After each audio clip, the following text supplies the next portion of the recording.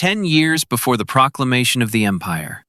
Father's speeder hummed as it climbed the air corridor above Corellia's industrial district. The old Sorosub Personal Luxury 3000, once an elegant mid-size car, was now a sad sight. The blue paint had peeled and faded to a dirty gray. A deep scratch on the left side from a collision with a cargo platform a month earlier yawned, and the chrome trim was covered in rust. The engine ran rough. Korren had been putting off repairs for 3 months now, saving credits. The smell of overheated oil and ozone from worn repulsor coils oozed from the vents. Alex pressed himself against the cracked porthole, watching the bustling life of the spaceport below. The air trembled with sound waves. The roar of ships taking off mingled with the hum of loading equipment, the cries of dockworkers, and the wail of sirens. Massive cargo ships landed and took off, leaving behind bluish trails of ion engines that slowly dissipated in the oily atmosphere. Small vessels darted between them, battered independent merchant ships with patches on their hulls, courier corvettes with peeling paint, private yachts of dubious origin, their identifying marks carefully painted over. The air currents above the spaceport were turbulent and unpredictable. Hot air from the engines created rising thermals that tossed the lightweight speeders around like toys. Korren gripped the control column tightly, maneuvering between the air corridors.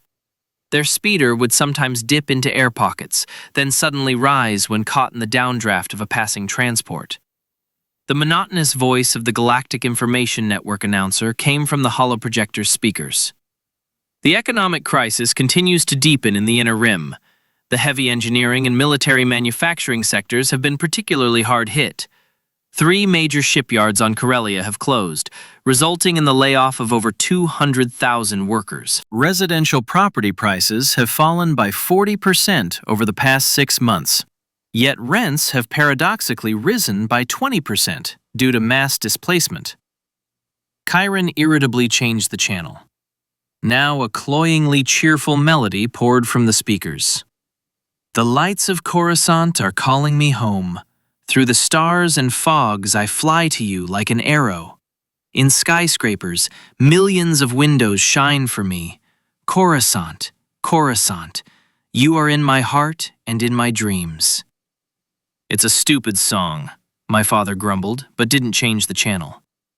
You'll get used to the noise eventually, he said, maneuvering between 2 cargo platforms, their massive containers swaying on magnetic suspensions. It'll keep you awake for the first few weeks. Their new home was located in the middle level of the Star Haven apartment complex, a dreary gray building built to a standard design 50 years earlier. The apartment's windows looked directly onto the runways, and every few minutes, the roar of the engines rattled the glass. The apartment was smaller than before, only 3 rooms instead of 5, the walls thinner, and the soundproofing practically non-existent.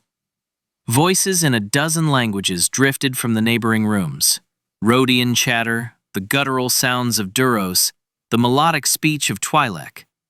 Here lived dockworkers with calloused hands and tired eyes, technicians in greasy overalls, small ship pilots with distinctive crash scars, artisans who repaired everything from droids to kitchen machines. All those who maintained the endless stream of ships passing through Corellia but could never afford to travel to the stars themselves. The air was pervasive with the scent of ozone from repulsor engines and cheap synthetic food. In the evenings, this bouquet was complemented by the aromas of exotic spices. Each family prepared dishes from their home planet, creating a fascinating blend of aromas. "Dad, why did we move?" Alex asked, even though he partially knew the answer. Father's face darkened. He parked the speeder on the platform and turned off the engine, which idled for a few more seconds before finally dying. "The shipyards are cutting back," he said, looking at his hands. "Military orders have declined since the peace agreements with the Outer Rim. And civilian ships are now built more cheaply at the automated stations of Kainon and Fondor." He paused, collecting his thoughts. "The Corellian shipyards can no longer compete. The wages are too high, the equipment is too old, there's too much bureaucracy." "What happened to your job?" They offered me either a demotion to third-class technician with half the pay or a 3-month layoff with compensation, Korren said, with barely concealed bitterness. Now they think a droid can do the job better and cheaper. What about work at the spaceport? Senior merchant ship maintenance technician. Korren tried to smile, but it came out sour. Sounds good, right? In reality, it means crawling through the holds of smugglers' ships, repairing engines that should have been decommissioned 10 years ago. Working with captains who cut corners on everything, including safety. Turning a blind eye to non-standard modifications that violate half the galactic standards. Alex understood. His father had spent his entire life working with the finest technology. Warships where every detail was a masterpiece of engineering, where reliability was more important than cost. Now he was dealing with ships held together by the sheer weight of their pilot's word, duct tape, and luck. The news came from the holoprojector in the neighboring apartment. Cargo transportation in the sector has fallen by 30%. Many independent traders can't afford fuel at the new prices. The Transporters Guild is asking the government for subsidies, but the Senate hasn't made any decisions yet. The new school greeted them with the smell of cheap cleaning products and the sounds of a spaceport. The building of Technical Lyceum No. 47 was old and functional, constructed of gray plastic concrete without architectural frills. The corridors were wide but gloomy, the lighting bright but cold. Motivational posters with faded slogans about the importance of technical education hung on the walls. The classrooms were filled with children of all races and social classes. At the next desk sat Keltor, the son of a blue-skinned Twi'lek mechanic with long leku adorned with traditional metal rings. His father maintained the climate control systems in residential complexes, and the family lived in a tiny apartment on the lower level. In the corner of the classroom sat Zara, the daughter of a Zabrak engineer with distinctive horny growths on her scalp and traditional facial tattoos. Her family was wealthier. Her father worked for a private company that modernized old ships. The teachers were different too. Less formal, more practical, with calloused hands. Ms. Valara, who taught engineering, had once been a chief engineer on YT-class merchant ships. Her hands were covered in scars from working with hot metal and chemicals. Her left index finger was a prosthetic from an accident with a plasma cutter, and she explained theory using real-life examples. Quantum fluctuations in hyperspace, she said, drawing a diagram on an old holotape, are not abstract textbook physics. This is what could kill you all if the navcomp fails mid-jump. I saw a ship emerge from hyperspace with its forward section inside out. The crew, she paused. The crew was gone. Alex quickly realized that a change of scenery opened up new opportunities. At the elite school in the upper reaches of the city, everyone had known each other since childhood. Social ties were established, and any newcomer was viewed with suspicion. New students were constantly arriving, children of families who had migrated in search of work, refugees from war-torn planets, orphans taken in by distant relatives.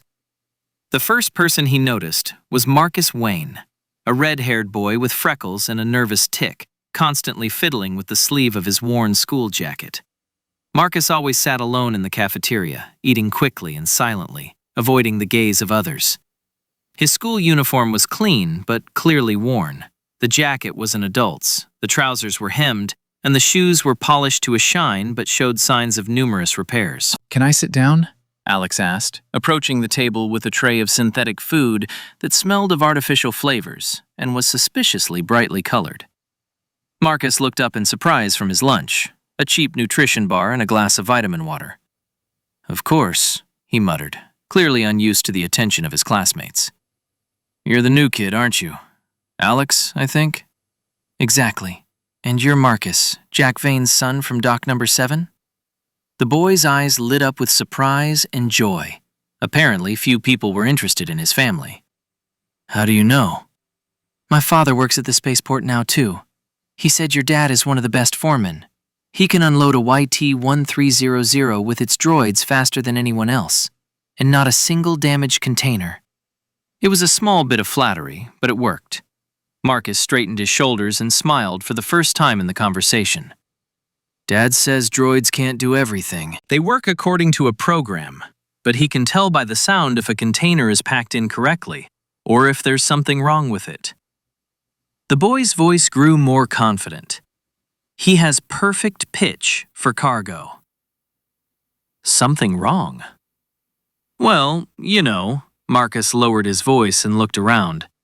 Sometimes documents say one thing, but inside they say something completely different. Dad learned to spot that back when he worked at the Cassell shipyards.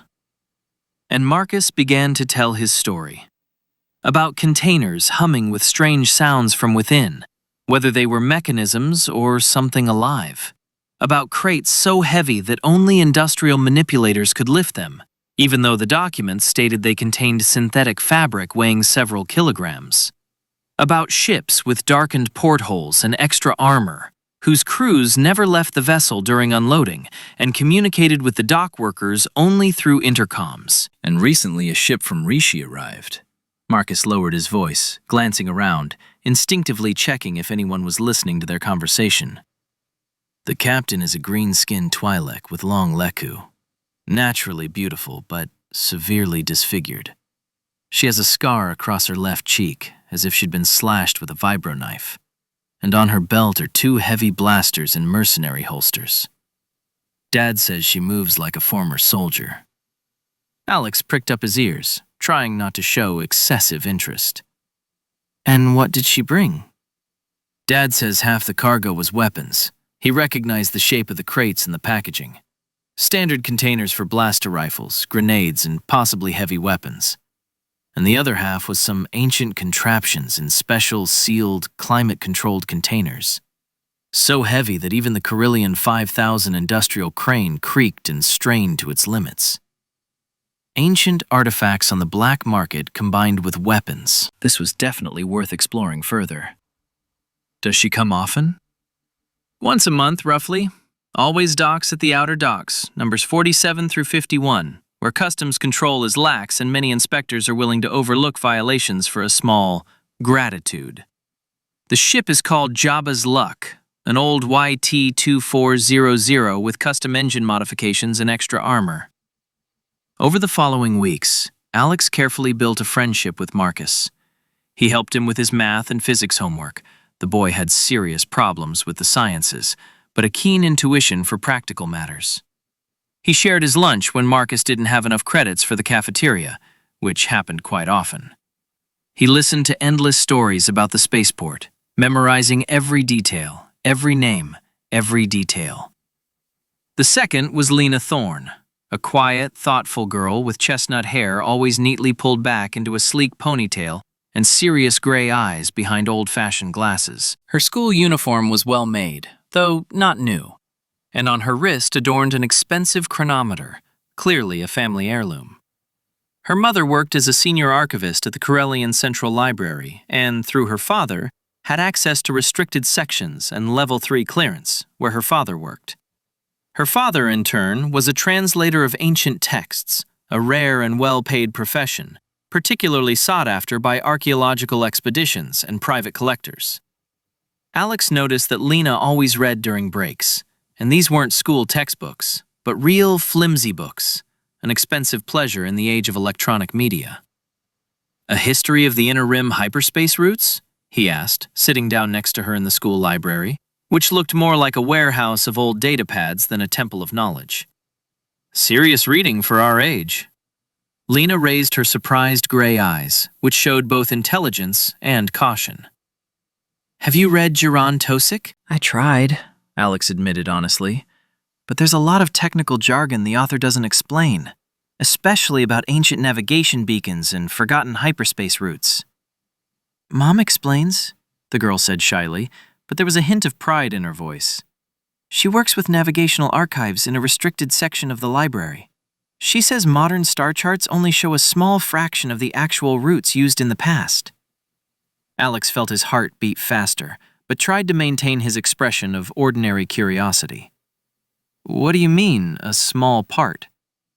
Well, Lena glanced around, making sure the old 3PO librarian droid was busy sorting datapads and not paying them any attention. Mom says the archives contain route maps that are no longer officially used. Some lead to worlds considered lost or uninhabited. Others lead to systems classified for military or political reasons. Can I look at them? They're in a restricted area. You need level 3 clearance and special permission from the archive's curator. But, she paused, clearly unsure whether to continue. Sometimes Mom takes me to work on weekends when she needs help with cataloging. If you're really interested in ancient history and navigation, we could go together sometime. Alex smiled the most charming and sincere smile he could muster. That would be amazing. I'm seriously into ancient history, especially the technological aspects.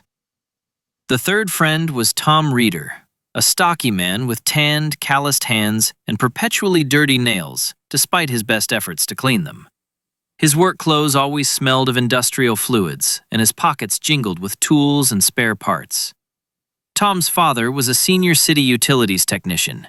He maintained the power grid, water pipes, communication systems, climate control, all the complex machinery that kept a city of millions functioning as a single organism. Alex met him during a chance meeting at the entrance to the technical tunnels under the school, where Tom sneaked in to smoke the capsules with mild stimulants he had stolen from his father.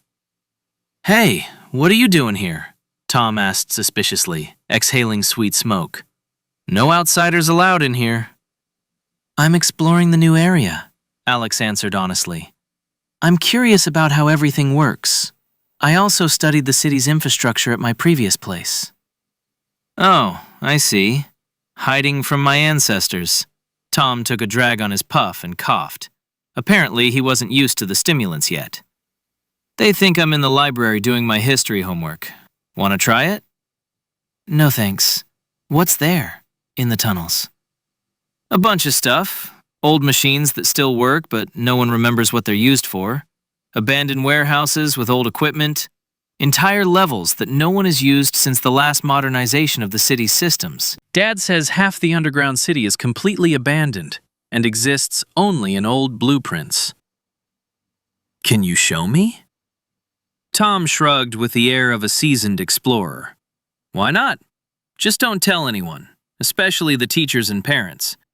And if we get caught on security patrol, you don't know me, and we met by chance." Thus, Alex gained unofficial access to Corellia's underground. Tom knew safe, unpatrolled routes, security patrol schedules, hiding spots in case of danger, and, most importantly, where his father kept spare keycards for the technical rooms. The fourth was Sarah Kane, the daughter of the owners of a small but thriving auto parts store called Kane's. A lively, energetic girl with short black hair cut in a fashionable style and laughing brown eyes that seemed to see everything and memorize every detail. Her parents sold everything from the simplest droid components to complex speeder parts and even ship equipment of dubious origin. "Are you new to our class?" she asked, approaching Alex after the astrogation lesson with her characteristically confident, businesslike gait. "I'm Sarah. I saw you talking to Marcus and Tom." "Alex, nice to meet you." "Strange company for a newcomer," she remarked with a shrewd smile. "Marcus is the local quiet one and outcast. Tom is a troublemaker from a working-class family. And you," she studied him with the attentive, assessing gaze of a merchant, "you resemble neither. Too smart to be a troublemaker, too outgoing to be quiet." Alex sensed danger. The girl was too observant and perceptive for her age. "Who do I look like?" "Someone who always knows more than he says," she answered bluntly, continuing to study him with interest. "And someone who knows how to find what he needs." It was too insightful, perhaps even dangerous, but Alex decided to take a risk and go all in. "And you look like someone who can get anything and knows the value of any information." Sarah laughed, a loud, genuine laugh. "My parents have been trading spare parts for 20 years. We have connections all over the galaxy, from Coruscant to the Outer Rim. If you need something special or rare, just ask. For a reasonable fee, of course, or a mutual favor. Gradually, the four friends began spending time together. Alex cautiously suggested forming an urban explorers club, ostensibly to study the history and architecture of Corellia. In reality, it was the perfect cover story for their joint expeditions to abandoned places and the search for interesting information. "We can create a detailed map of all the interesting places," he explained to his friends in an abandoned warehouse Tom had found in an industrial area. The space was enormous, with high ceilings and rusty beams, and dust-covered boxes with unknown contents piled in the corners. Old buildings with history, utility tunnels, places where important historical events took place. "Why do we need this?" asked the practical Tom, fiddling with a strange, unspecified part he'd found there. "Because this is our city," Alex replied with genuine enthusiasm. "Isn't it interesting to know where we live? What secrets the old walls hold? Besides," he lowered his voice to a conspiratorial whisper, "sometimes you can find something truly valuable in abandoned places." Sarah's eyes lit up with commercial interest. "Do you mean real treasures?"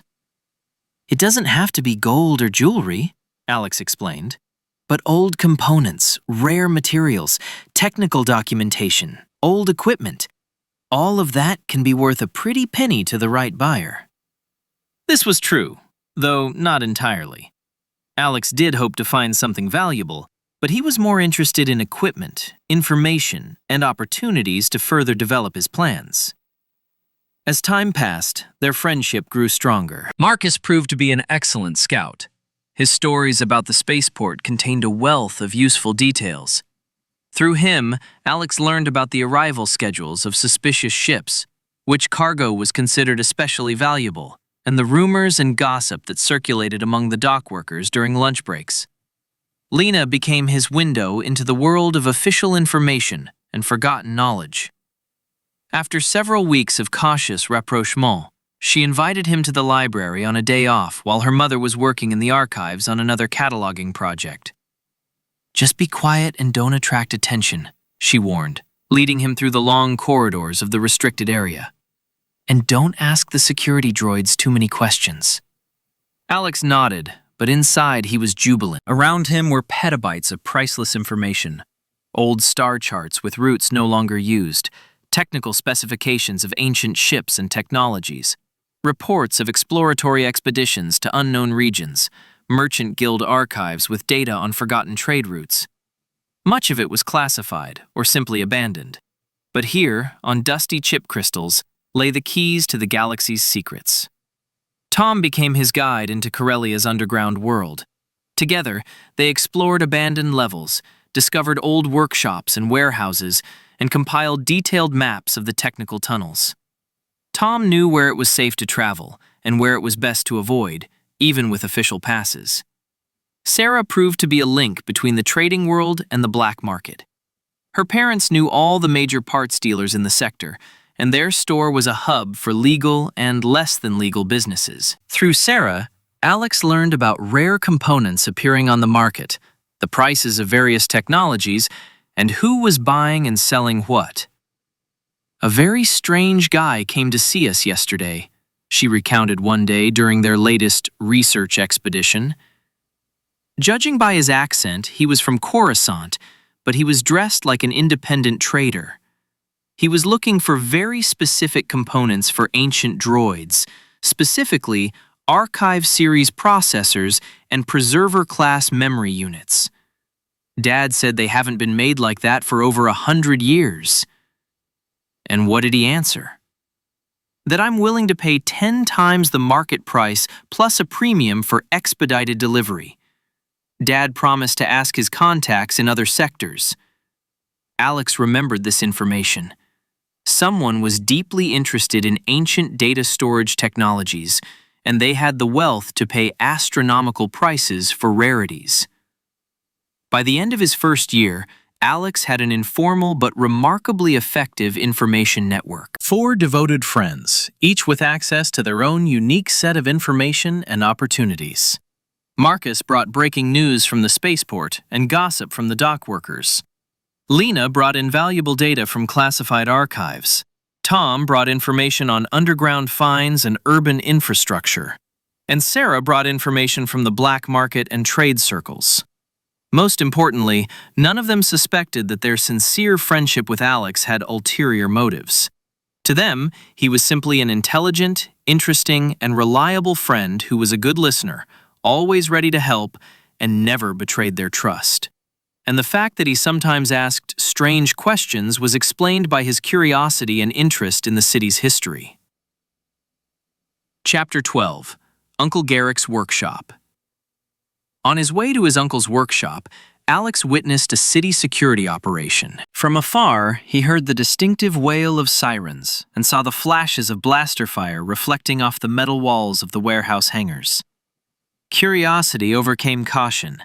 He veered off the main route and cautiously approached the scene, hiding behind cargo containers. The scene unfolded like a scene from an action movie. An old YT-1300 class freighter, its hull darkened by time and crudely modified, was surrounded by city security speeders. Their red and blue flashing lights created a whimsical play of light and shadow in the industrial gloom of the spaceport.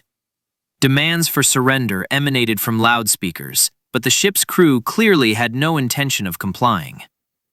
Alex settled behind a massive loading crane and watched the events unfold. Gunfire erupted from both sides. The ship's defenders fired their broadside cannons and hand blasters, while the security forces responded from the cover of their speeders. The air trembled with energy discharges, and the smell of ozone and burnt metal grew stronger. Half an hour later, the siege was over. One of the ship's defenders attempted to break through to the emergency exit, but was shot down by a well-aimed sniper. The others, apparently realizing the futility of resistance, surrendered. Alex saw 3 people in handcuffs being led out of the ship, 2 men and a Twi'lek woman with distinctive leku. Even from a distance, it was clear they weren't ordinary traitors. They were holding themselves at gunpoint with an almost professional air. When the commotion died down and the convoy took away the arrested, Alex headed to his uncle's workshop, overwhelmed by the impressions of what he had seen. The distinctive smell of the workshop greeted him at the entrance.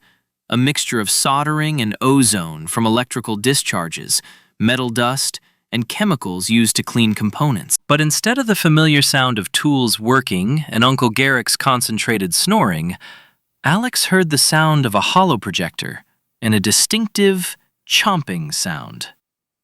Uncle Garrick sat in an old chair in front of a small holoscreen, holding a steaming plate of questionable-looking food.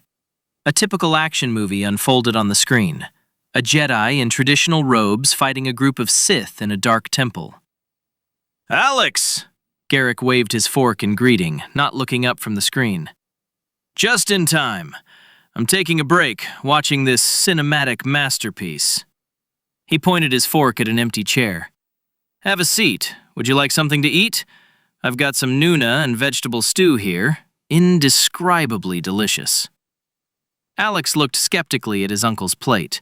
The stew was a brownish mass with floating chunks of something of indeterminate color and shape. The smell was peculiar. "Thanks, I've already eaten," he replied quickly, sitting down next to her. "Uncle, did you know I saw a real shootout on the way here? The city guards were storming some ship on the distant docks." Garrick chewed another mouthful of his stew and grinned. "It's a common occurrence, kid. Fools who think they're the smartest get caught all the time." He pointed his fork at the screen, where the Jedi was fending off attacks from several opponents simultaneously. "Just like in the movies, they think they're elusive, but in reality..." "And what in reality?" "In reality, they're always caught doing the same thing, looking for a buyer." Garrick put down his plate and turned to his nephew.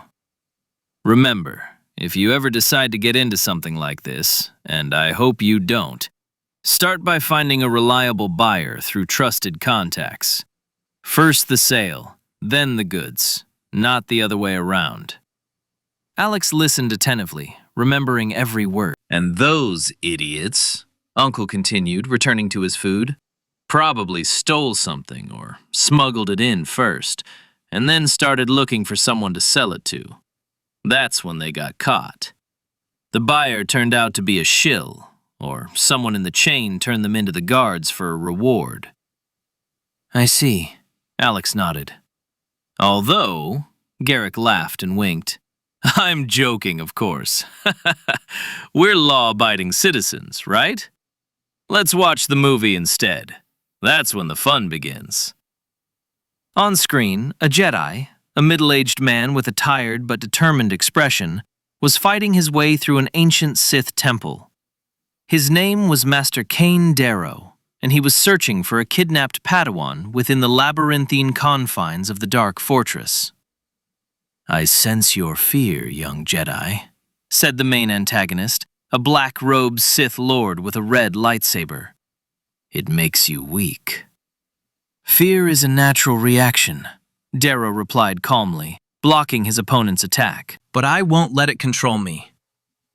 Your Padawan is already dead. You're late, as always. Perhaps, the Jedi replied calmly, continuing to fight. But even if that's true, you still won't leave here. I saw what you did to the villagers. The screen showed a flashback of burnt houses and bodies of civilians. You can't stop me, Darrow. I have an army, and all you have is an old lightsaber and a fading force. I have something else. The Jedi made a sudden lunge, and his blade passed through the Sith's leg. Patience, and a good memory of your weak points from our last encounter. The Sith Lord fell, clutching his injured leg. Uncle Garrick snorted with laughter. A practical approach. I remembered where the opponent was injured last time and used it. Now that's realistic. Why can't he just heal himself with the Force? Alex asked. Because the Force isn't a panacea, Uncle replied. At least, not in good movies. Watch on. There's a Padawan rescue scene coming up. Indeed, on the screen, Master Darrow found his student in the temple dungeon, a young man, beaten but alive. Master, the Padawan said weakly, I thought you weren't coming. I always come for my students, the Jedi replied, cutting the shackles with his lightsaber. Can you go? I think so. And Lord Valcor? No longer a problem, at least until she finds a good prosthetist. At that moment, the workshop's communicator rang. Garrick reluctantly tore himself away from the film and activated the connection. Garrick's workshop, I'm listening, he said into the microphone. A strange voice came from the speaker, too high-pitched, with unnatural intonations, as if the speaker was using a voice modulator. Good afternoon, Master Korren. I've heard of your special abilities when working with unusual droid models. Garrick was wary. This kind of conversation usually signaled a problem client. I'm listening. What model are you talking about? A 3PO series protocol droid, but with significant modifications. Requires full maintenance and delicate adjustments to some systems. Can we bring the droid in for diagnostics? Garrick asked. Of course, but there are certain features that should be warned about in advance. The voice became even stranger, with metallic notes. The droid is in deep sleep mode, but its security systems remain active. If handled incorrectly, an unwanted reaction is possible. What kind of reaction? Garrick exchanged glances with Alex. The built-in self-defense system includes a compact laser emitter disguised as an optical sensor. If a threat is detected, it activates automatically and can burn a hole in the forehead of a potential enemy. Garrick whistled. I see. That means we'll have to work extremely carefully. That's precisely why I'm turning to you, Master Korren. Your reputation suggests you know how to handle difficult clients. When do you plan to bring the droid? Tomorrow evening, after the official offices close. Say at 10 p.m. local time. Would that suit you? It will do, but I warn you right away, working with such systems is expensive. Money is no problem. I have only one request. Strictly adhere to the maintenance protocol I'll provide with the droid. Don't meddle beyond that. Don't try to study additional systems or delve into hidden memory sections. The client's voice took on a threatening tone. The droid contains information that could be dangerous to the curious. I hope we understand each other? Absolutely, Garrick replied. We work strictly according to the agreed-upon protocol. No amateurish activities. Excellent. See you tomorrow, Master Korren. The connection was lost. Garrick scratched his chin thoughtfully. Interesting client, he muttered. A protocol droid with a laser weapon in its head. Modifications like that cost a fortune. What could be so dangerous in his memory? Alex asked. All sorts. Compromising conversation recordings, access codes to classified systems, coordinates of secret bases, lists of agents. Garrick shrugged. In our business, it's best not to ask unnecessary questions. The client pays for the service, we provide it, and everyone's happy.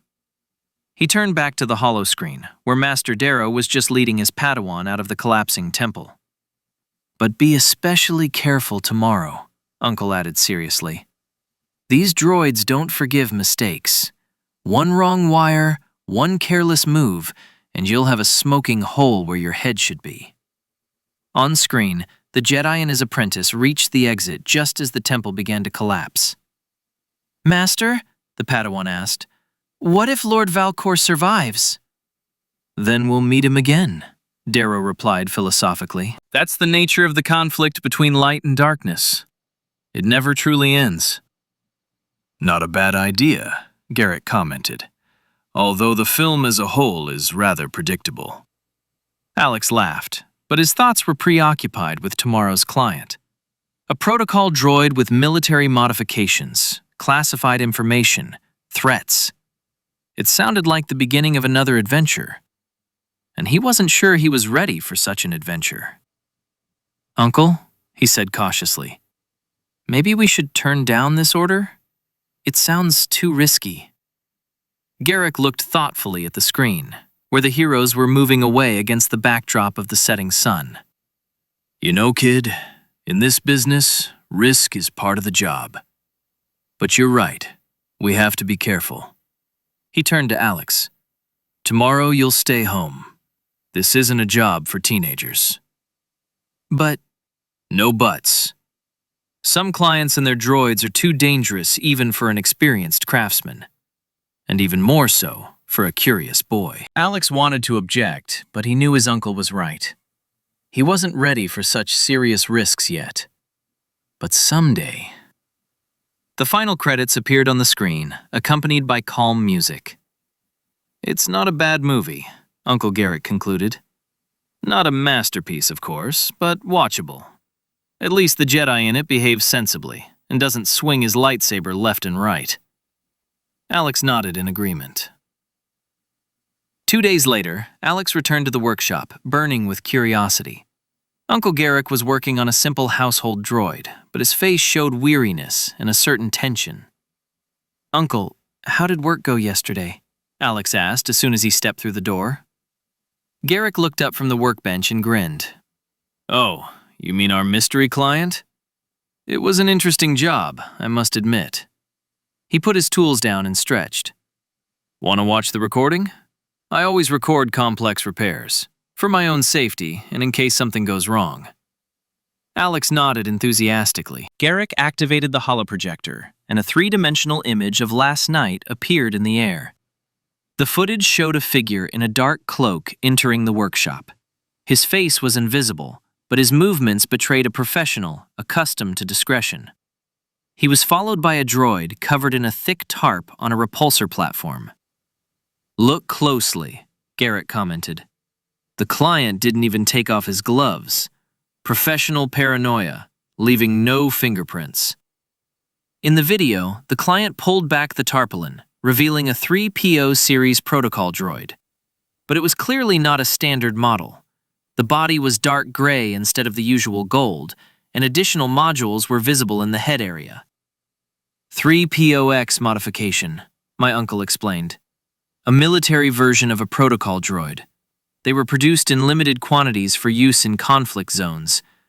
Officially, no such models exist. And unofficially? Unofficially, they were made for the secret services and the very wealthy and paranoid. A full package of diplomatic protocols plus combat survival systems. The footage showed Garrick carefully connecting diagnostic cables to a disabled droid. Every movement was slow and precise. See those red indicators on your head? Uncle pointed at the screen. The self-defense system is active, even in sleep mode. One wrong signal, and the laser emitter will burn a hole in anyone it deems a threat. How did you know it was safe to work? The client gave me a special access code and a detailed diagram for disabling the protection, Garrick said, demonstrating on the screen how he was entering a complex sequence of commands. 17 steps, each one must be performed in precise order. Make a mistake, and hello to the afterlife. In the recording, the droid finally fell asleep completely. The red indicators went out, and Garrick was able to begin his main work. And here's where the fun begins, Uncle said, speeding up the playback. Look at the interior architecture. Alex leaned closer to the projector. The droid's internals were radically different from the standard 3PO. Additional processors, reinforced armor, hidden compartments with unknown equipment. What are these modules? He asked, pointing to the strange cylindrical devices in the droid's chest cavity. I have no idea, and I don't want to know, Garrick replied seriously. The client clearly told me not to interfere with hidden systems. I only perform standard maintenance, cleaning sensors, calibrating motor functions, updating language databases. The screen showed my uncle methodically working with open systems, carefully avoiding mysterious modules. But I did notice something, he added more quietly. The droid's memory contains sections encrypted with military algorithms, the same level of protection as government systems. Have you tried to hack them? Are you crazy? Garrick shook his head. These systems aren't just protected, they're actively defended. An unauthorized attempt at access could result in the droid's self-destruction, and half the workshop, too. The recording showed the work nearing completion. Garrick carefully closed the access panels and activated the droid's systems. It slowly awoke, its optical sensors glowing softly yellow. Diagnostics complete, Master, the droid said in a standard 3PO voice, but with a subtle metallic edge. All systems are functioning within normal limits. Thank you for your excellent service. He even speaks like a regular protocol officer, Alex noted. That's its primary function, camouflage, my uncle explained. Who would suspect a simple translation droid of being a spy device? The client in the recording was satisfied with the work, paid generously, and disappeared as quietly as he appeared. Interesting work, Garrick concluded, turning off the projector. But I'm glad it's over. Clients like that bring in good money, but also headaches. Alex looked thoughtfully at the place where the hologram had just been. Uncle, can I? He began cautiously. What can I do? Well, officially working here. After school and on weekends. The words flowed. I've learned a lot from watching you, and today's recording showed me I still have a lot to learn. I want to understand complex systems like these, be able to work with dangerous droids. Garrick studied his nephew's face carefully. I understand your interest, man. But working with clients like these is no game. One mistake could cost you your life. I understand the risks, Alex insisted, and I'm willing to learn caution. Besides, he lowered his voice, my father and I could use some extra credit right now. It was a powerful argument. Garrick knew of his brother's financial difficulties. Okay, he said after a long pause, but on certain conditions. First, no independent action. Do only what I say, and only under my supervision. Agree. Second, I'm the only one working with particularly dangerous clients. You can observe and learn, but you can't participate. It's clear. And third, complete confidentiality. What you see and hear in the workshop stays in the workshop. No talking to friends, classmates, or even your father. Alex nodded seriously. I promise. Then welcome to the team. Garrick extended his hand for a handshake. 500 credits a week, plus a commission on particularly challenging assignments. But the most important thing is experience. Here, you'll see technologies you won't see at any school. It was true. In his first few weeks on the job, Alex encountered droids he'd never even suspected existed.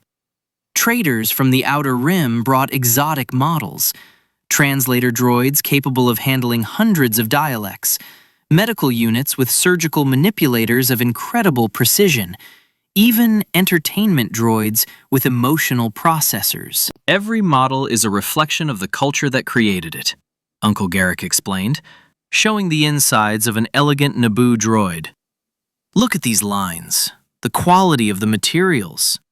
The Naboo create art, even when they make a simple household assistant. Although they don't make it themselves, but more on that later. They love to show off.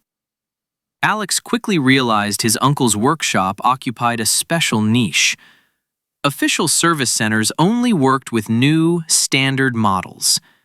Garrick specialized in everything else: old droids, exotic models, and units of dubious origin. The clientele was appropriate: smugglers who couldn't turn to official centers, antiquities collectors, traders operating in the gray areas of galactic law.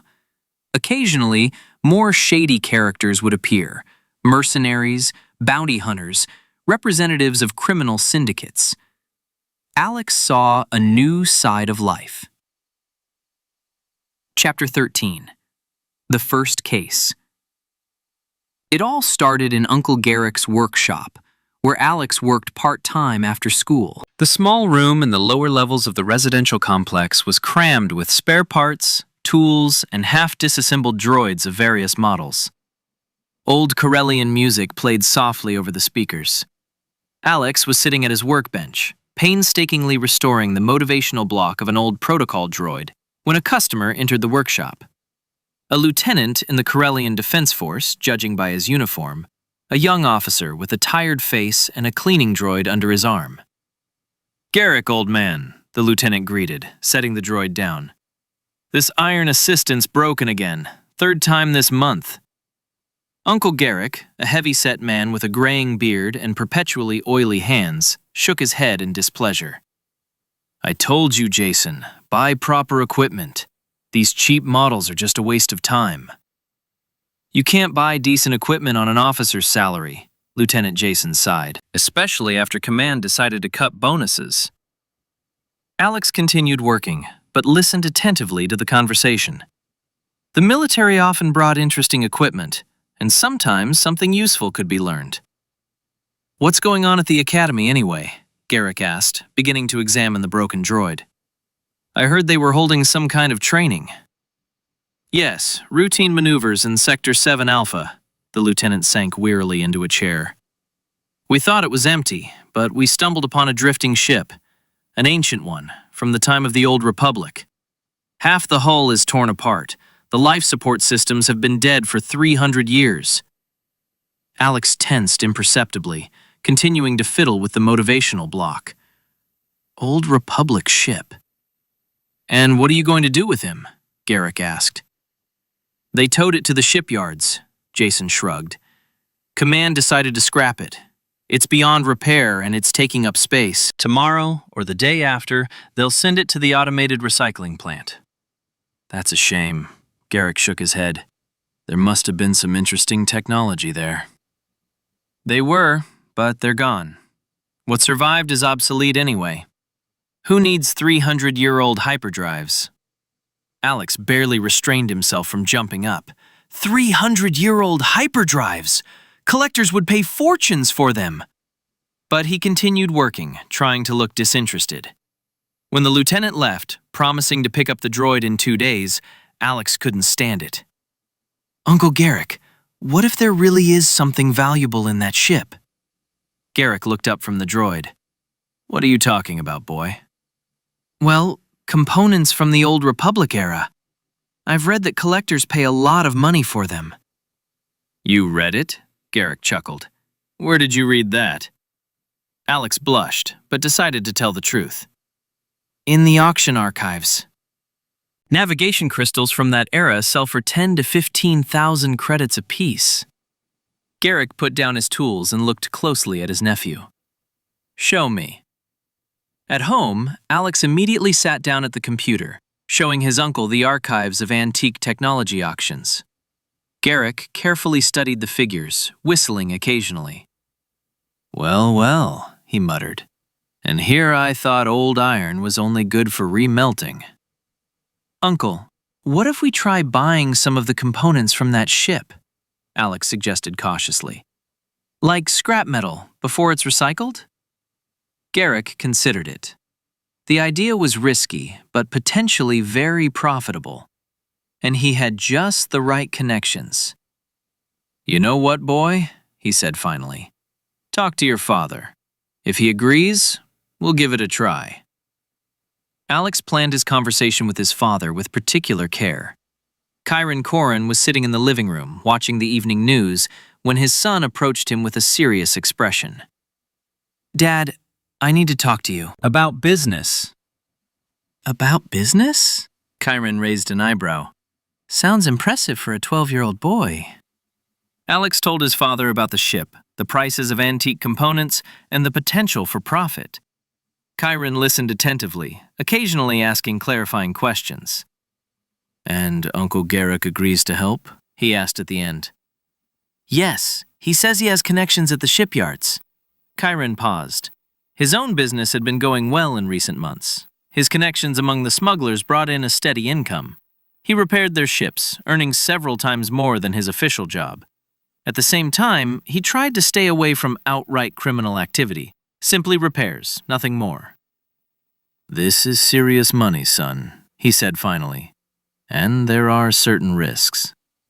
"But we're not stealing anything," Alex objected. "We're just buying scrap metal for recycling." "Technically, you're right," Kyron agreed. Okay, I'll talk to Garrick. The next day, the Korren brothers met in the workshop after closing. Garrick poured glasses of Corellian whiskey and looked at his brother seriously. "Kyron, it's a risky but profitable business," he began. "I have a contact at the salvage yard. For the right price, he can sell us some of the components as scrap metal." "How much?" asked Kyron. 5,000 credits in bribes, plus the official value of the scrap metal, another 1,000. A total of 6,000 in investments. "And the potential profit?" "If the boy is right about the prices, it will be between 100 and 200,000 credits." Kyron whistled. That kind of money could change the family's life dramatically. "But there's a moral side to the issue," he added. "It's still about bribes." Garrick waved his hand. "Kyron, wake up. Look at what's happening around you. The Republic is rotting from within. Corruption at every level. Bureaucrats stealing millions, and ordinary people barely making ends meet. Do you think anyone cares about our morals?" He took a sip of whiskey and continued. "We don't steal. We buy scrap metal that will be melted down tomorrow anyway. We just buy it before it's recycled, not after. It's all fair." "But bribes?" "Without bribes, nothing works in this system," Garrick interrupted. "You can see the Republic is going to hell. Complete disintegration. Mark my words, this will end very badly, and sooner rather than later. We need a safety net." Kyron was silent, considering his brother's words. He was right. The system was indeed crumbling. Corruption, bureaucracy, injustice at every turn. "Besides," Garrick added more quietly, "you have connections among the smugglers. You're not exactly clean anymore, brother. So why not make money from it?" "I just repair ships," Kyron countered. "I don't ask what they're carrying." Exactly. And it's the same here. We simply buy scrap metal. We don't ask where it came from. Chiron finished his whiskey and nodded. Okay, but let's proceed with caution. Of course, Garrick smiled. I have a plan. The Corellian shipyard's automated recycling plant operated around the clock, methodically converting decommissioned ships into standard metal ingots. Enormous manipulators gripped the hulls, cut them into manageable pieces with plasma cutters, and then a conveyor system fed the metal into smelting furnaces. The entire process was automated. From the moment a ship arrived to the moment the finished ingots emerged, it took no more than 8 hours. But before being sent for recycling, all ships were first dismantled at a recycling depot. Here, workers removed potentially hazardous components, nuclear reactors, ammunition, and toxic substances. The rest was considered safe waste and sent for remelting. It was at this stage that action could be taken. Garrick's contact at the salvage yard turned out to be a middle-aged man named Bob Korren. The shift supervisor, he had access to all ships arriving for salvage and could sell some of the components as scrap metal without asking any questions. The meeting took place in a small bar on the outskirts of an industrial district. Korren turned out to be a short, plump man with a perpetually tired expression. Garrick says you're interested in scrap metal, he said, sipping his beer. Exactly, Chiron nodded. We're interested in the components from that ancient ship. We can arrange it. Korren lowered his voice. But it will cost 5,000, plus the official price of scrap metal. I see. Chiron handed him the credit card. When can we pick it up? Tomorrow evening. Come after your shift. We'll process it like a regular scrap metal sale. The next evening, Chiron, Garrick, and Alex arrived at the salvage yard. The ancient ship lay in the far corner of the hangar, partially disassembled. Workers had already removed the hazardous components, leaving only the safe waste. Here's your scrap metal, Korren said, gesturing to several containers of components. A ton of high-quality metal. Alex carefully examined the contents of the containers. His heart beat faster. Among the garbage, he saw navigation crystals, processors, and power cells. True treasures that would have been reduced to faceless ingots tomorrow. Excellent metal, said Chiron, handing Korren the purchase documents. Just what we need. The deal was finalized in half an hour. Officially, the Korren family purchased a ton of technical waste for 1,000 credits. Unofficially, they paid an additional 5,000 for the opportunity to purchase the waste before processing. The transport went smoothly. Garrick arranged for a truck through his contacts, and the containers were delivered to his workshop. When the containers were opened, even the experienced Garrick could not contain his admiration. My God, he muttered, pulling out a fist-sized navigation crystal. This is a work of art. And it cost as much as a new speeder, added Chiron. Alex methodically cataloged the finds. 15 navigation crystals of various types, 23 pre-war processors, numerous power cells, sensors, and regulators. The preliminary estimate is 130,000 credits, he announced. Maybe more if we find the right buyers. The sale took a month and a half. Garrick used his connections among parts dealers, while Chiron used his connections among smugglers who valued high-quality components. Alex personally consulted with the buyers, demonstrating his expert knowledge. When everything was sold, the total profit was 147,000 credits. After deducting expenses, the net profit was 141,000. Not bad for a first time, Garrick said, counting the credit cards. And this is just the beginning, added Chiron. Ships are regularly sent in for scrap. Alex received his share, a third of the profits, 47,000 credits. For a 12-year-old boy, this was incredible wealth. But the main thing he learned from this operation was that the system was truly rotten. Valuable technologies were being destroyed due to bureaucratic stupidity, and the only way to save anything was through bribes and semi-legal schemes. Uncle Garrick was right, he told his father that evening. The Republic is truly rotting. Yes, son, agreed Chiron. And we need to be prepared for what comes next. The operation's success strengthened the Korren family's connections in the shadow world. Chiron gained new clients among smugglers who valued his discretion and professionalism. Garrick gained connections among antique technology dealers. Gradually, they delved deeper into the shadow economy, finding it more fair and honest than the Republic's official structures. Professionalism was valued here. Payments were made promptly and no questions asked. And Alex planned new operations, realizing that this was only the beginning of a long journey. Chapter 14. Your Space. 9 years before the proclamation of the Empire, Alex sat in the corner of Uncle Garrick's workshop, carefully turning a small crystal processor in his hands. Corellia's evening light filtered through the dusty windows, tinting the air with golden hues. The palm-sized device shimmered in the soft light like a living gem, its internal structure seeming almost organic. A network of delicate energy channels pulsing with a subtle glow. "Interesting piece," Uncle Garrick said, peering over his shoulder. His rough, scarred hands were busy with the tools on the workbench, but his gaze was fixed on the processor. "How much for one of these?" "About 3,000, Alex replied, not taking his eyes off the device. He held it closer to the lamp, and the patterns inside sparkled with new colors. But I think it might be worth more. See those patterns inside? They're not just decorations." The patterns were truly extraordinary. They formed a complex, three-dimensional network that seemed to follow some kind of internal logic. Alex had seen similar structures before, but never one so perfectly executed. Every line, every curve served a purpose, creating a system that was both functional and beautiful. "Patterns don't add value, boy," Garrick chuckled, wiping his hands with an oily rag. "Buyers pay for functionality, not beauty." Alex nodded but continued to study the device. He wanted to disassemble it, understand its workings, and discover the meaning of those mysterious patterns.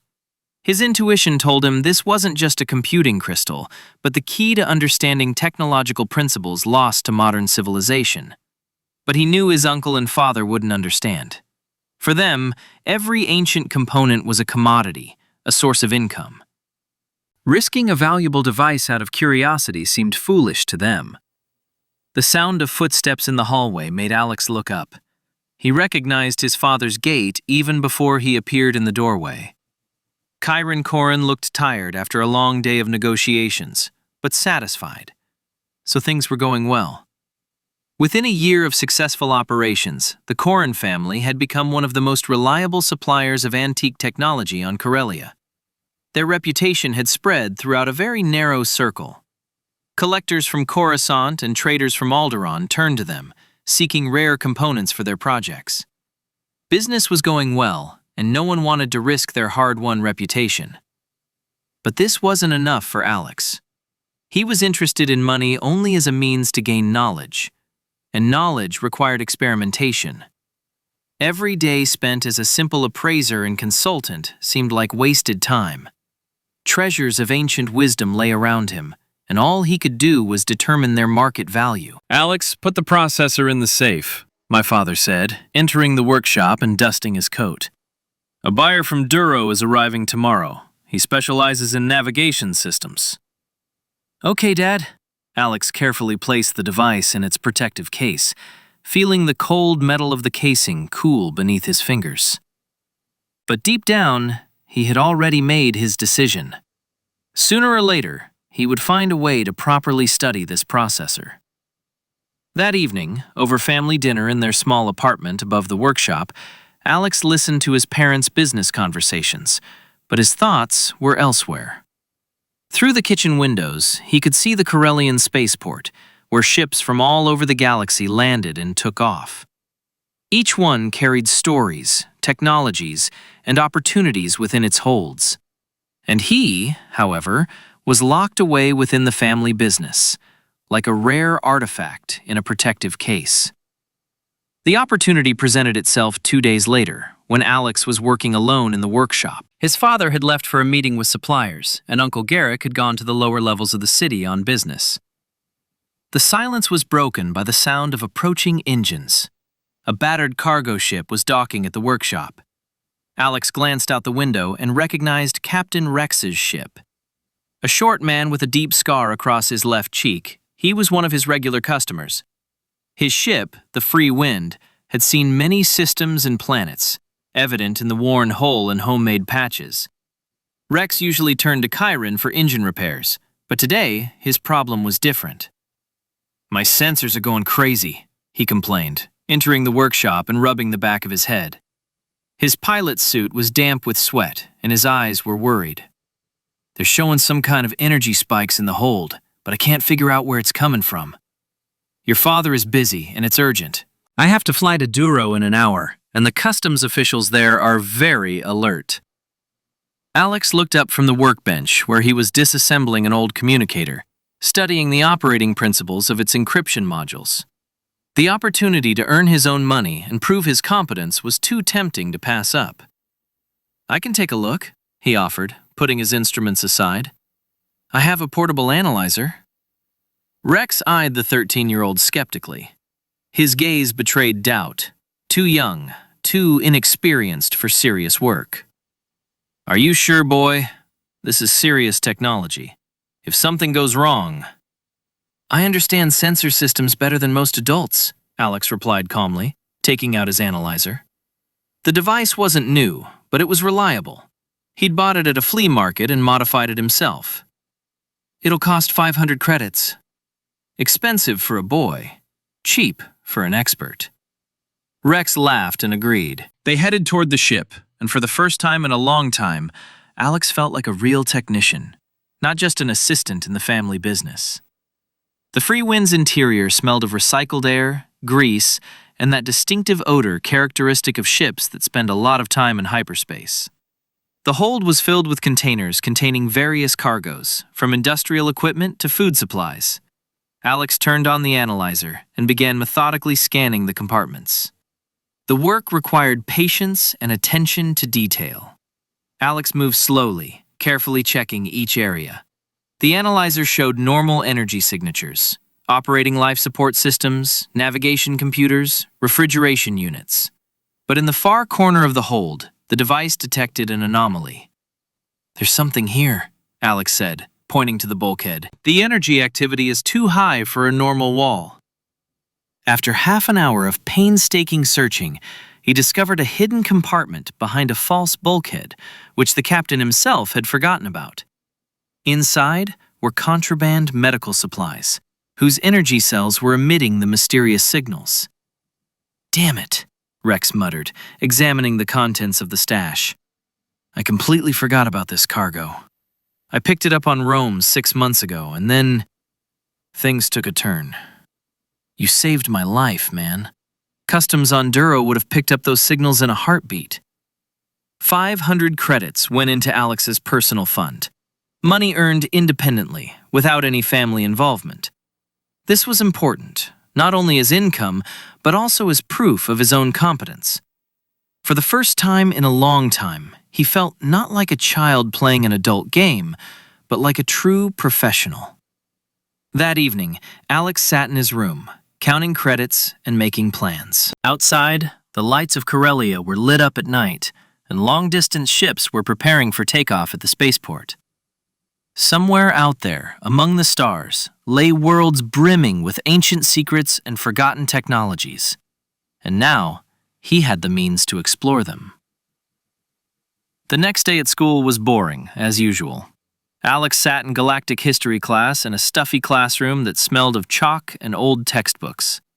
Outside, the city bustled, living its complex life, but here, time seemed to stand still.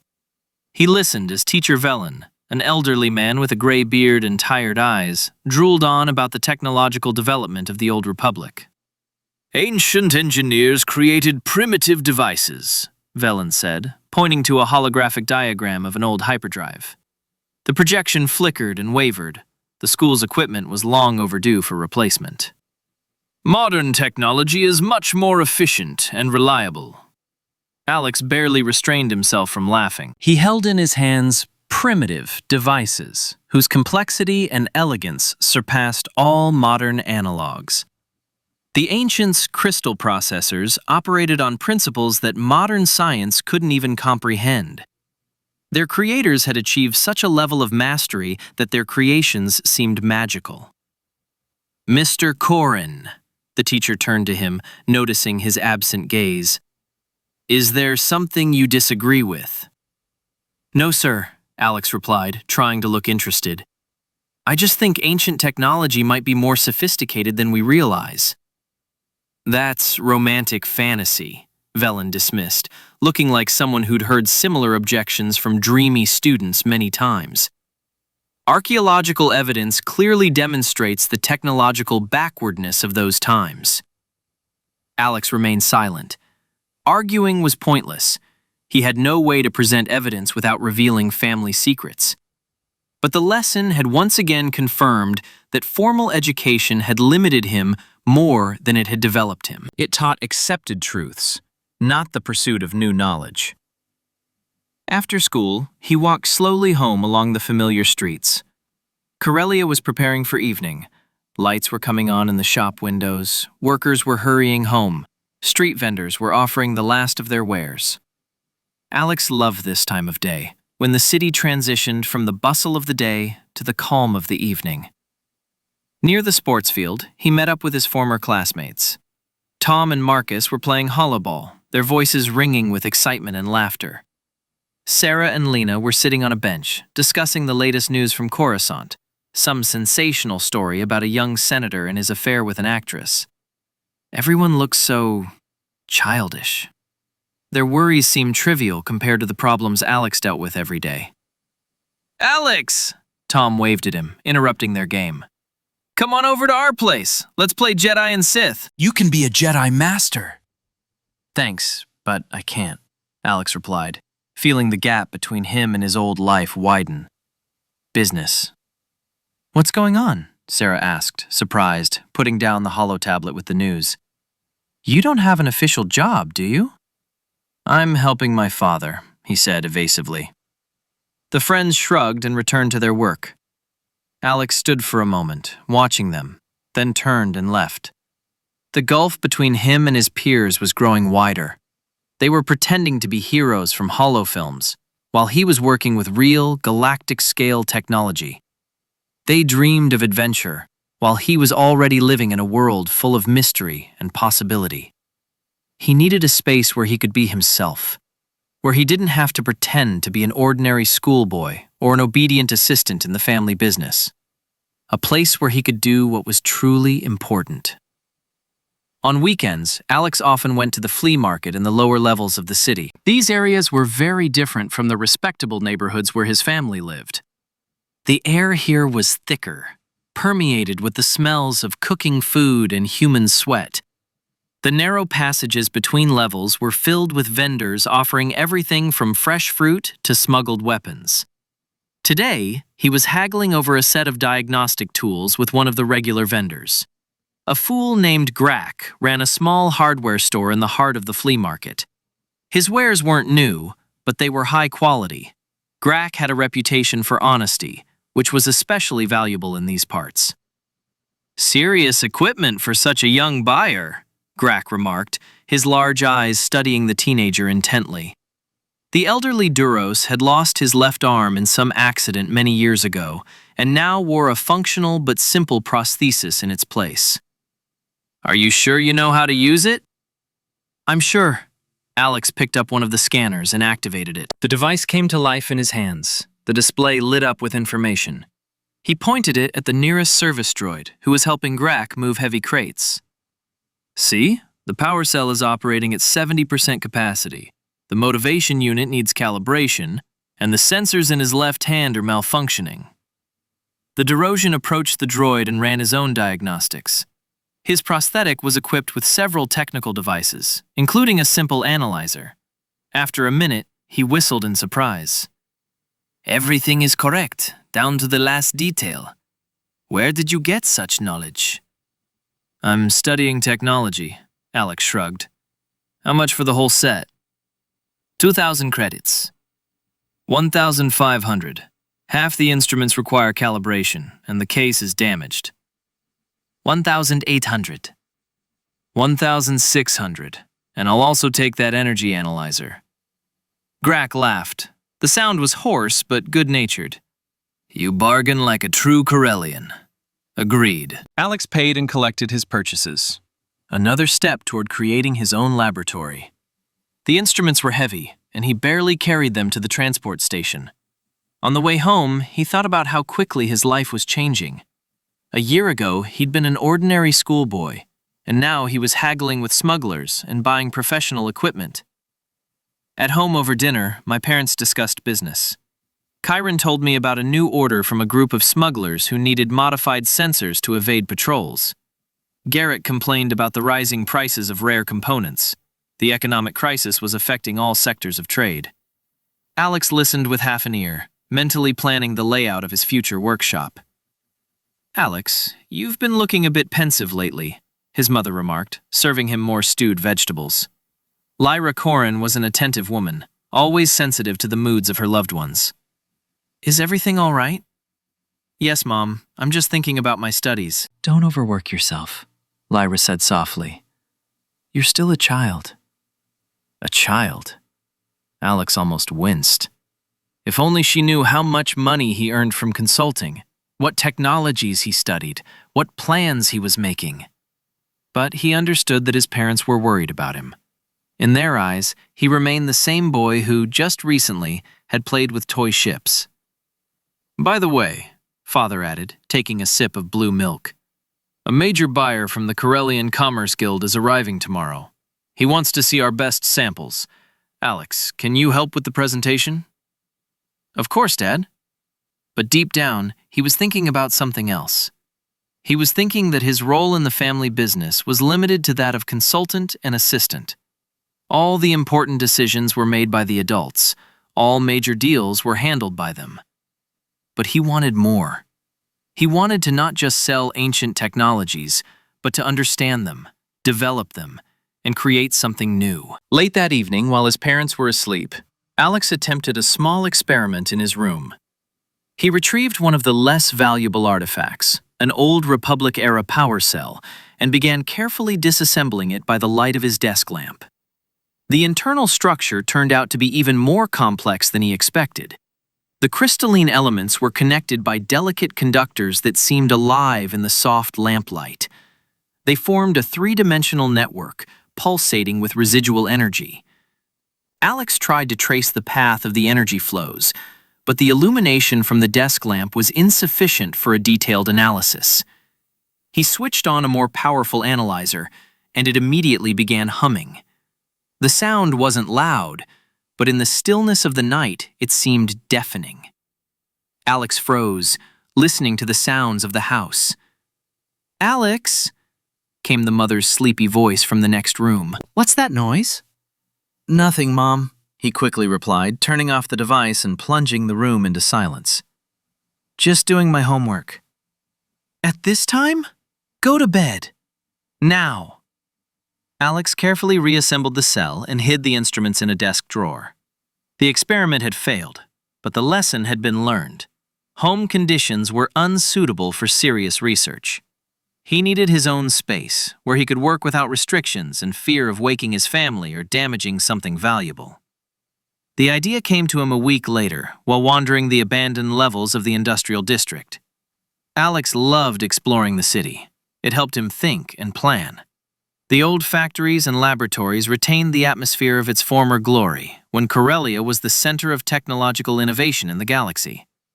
These walks became a kind of meditation for him. Here, among the empty corridors and abandoned workshops, he could contemplate the future without the distractions of everyday worries. The sound of his footsteps echoed off the walls, creating a rhythm that was easy to think to. Now these districts were a reminder of how the Republic was wasting its resources.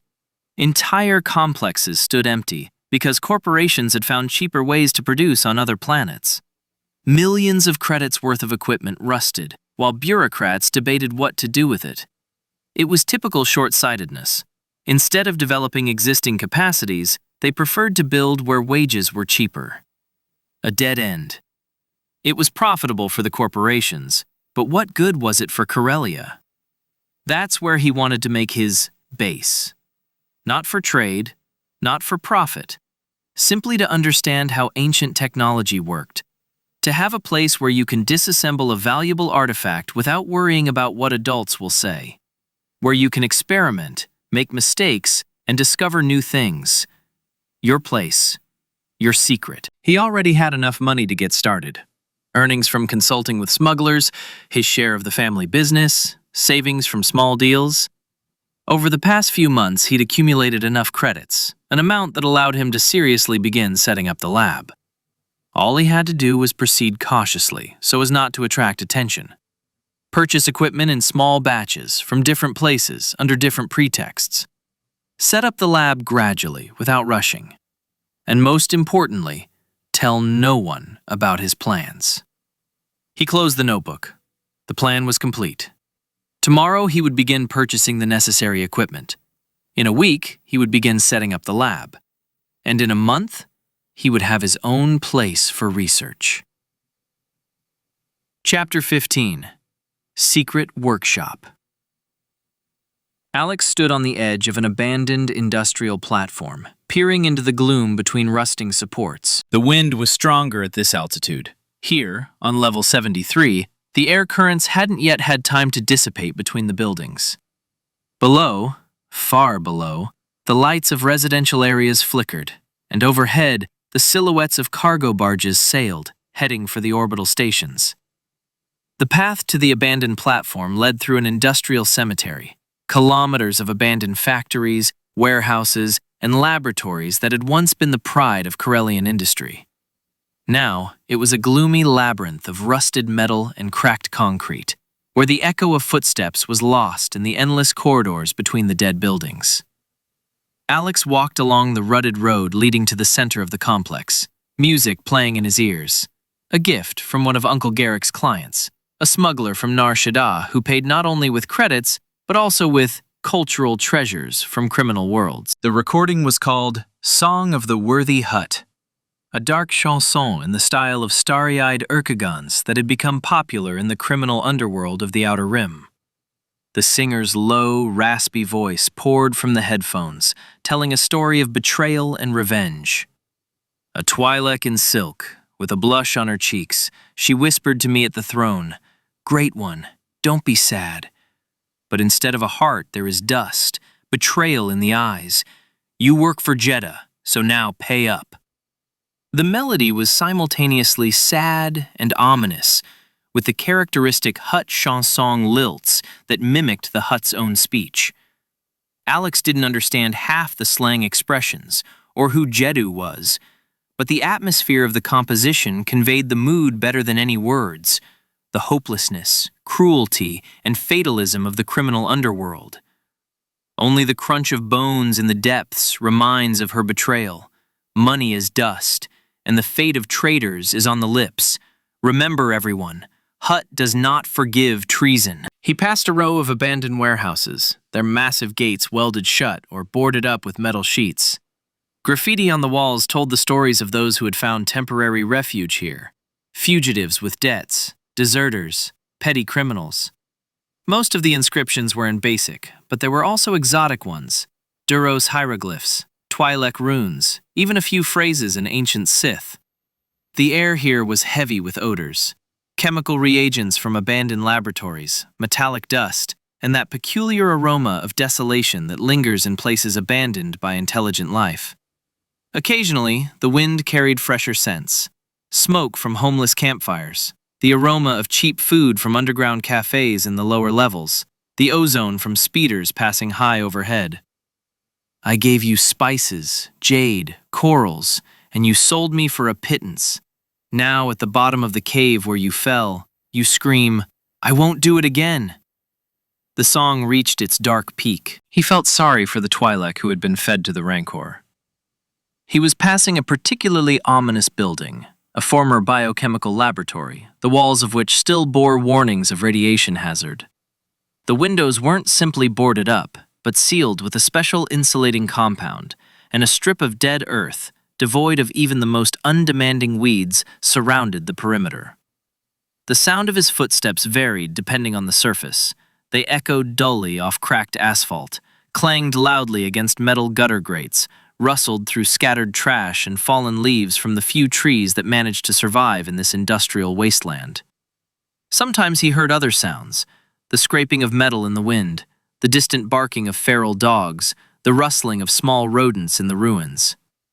This section of the industrial district had been abandoned for 10 years, ever since Corel Industries moved its production to new factories closer to the spaceport. Officially, the buildings were sealed, pending demolition. But in practice, city officials simply forgot about them. There were too many other problems, too little budget, and disposing of industrial waste was too expensive. Baby, did you think you were smarter than the Kajidiks? But even the worms on Nar Shaddaa know. A traitor doesn't fly to heaven, but to a pit with rancors.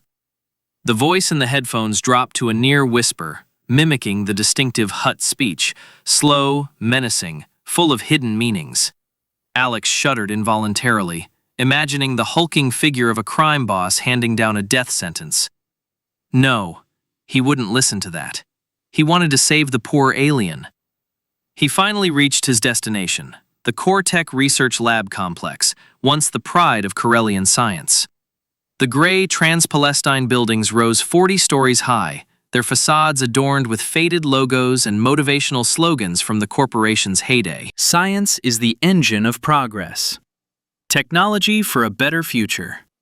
Cortech, your path to the stars. Now these words seemed bitterly ironic.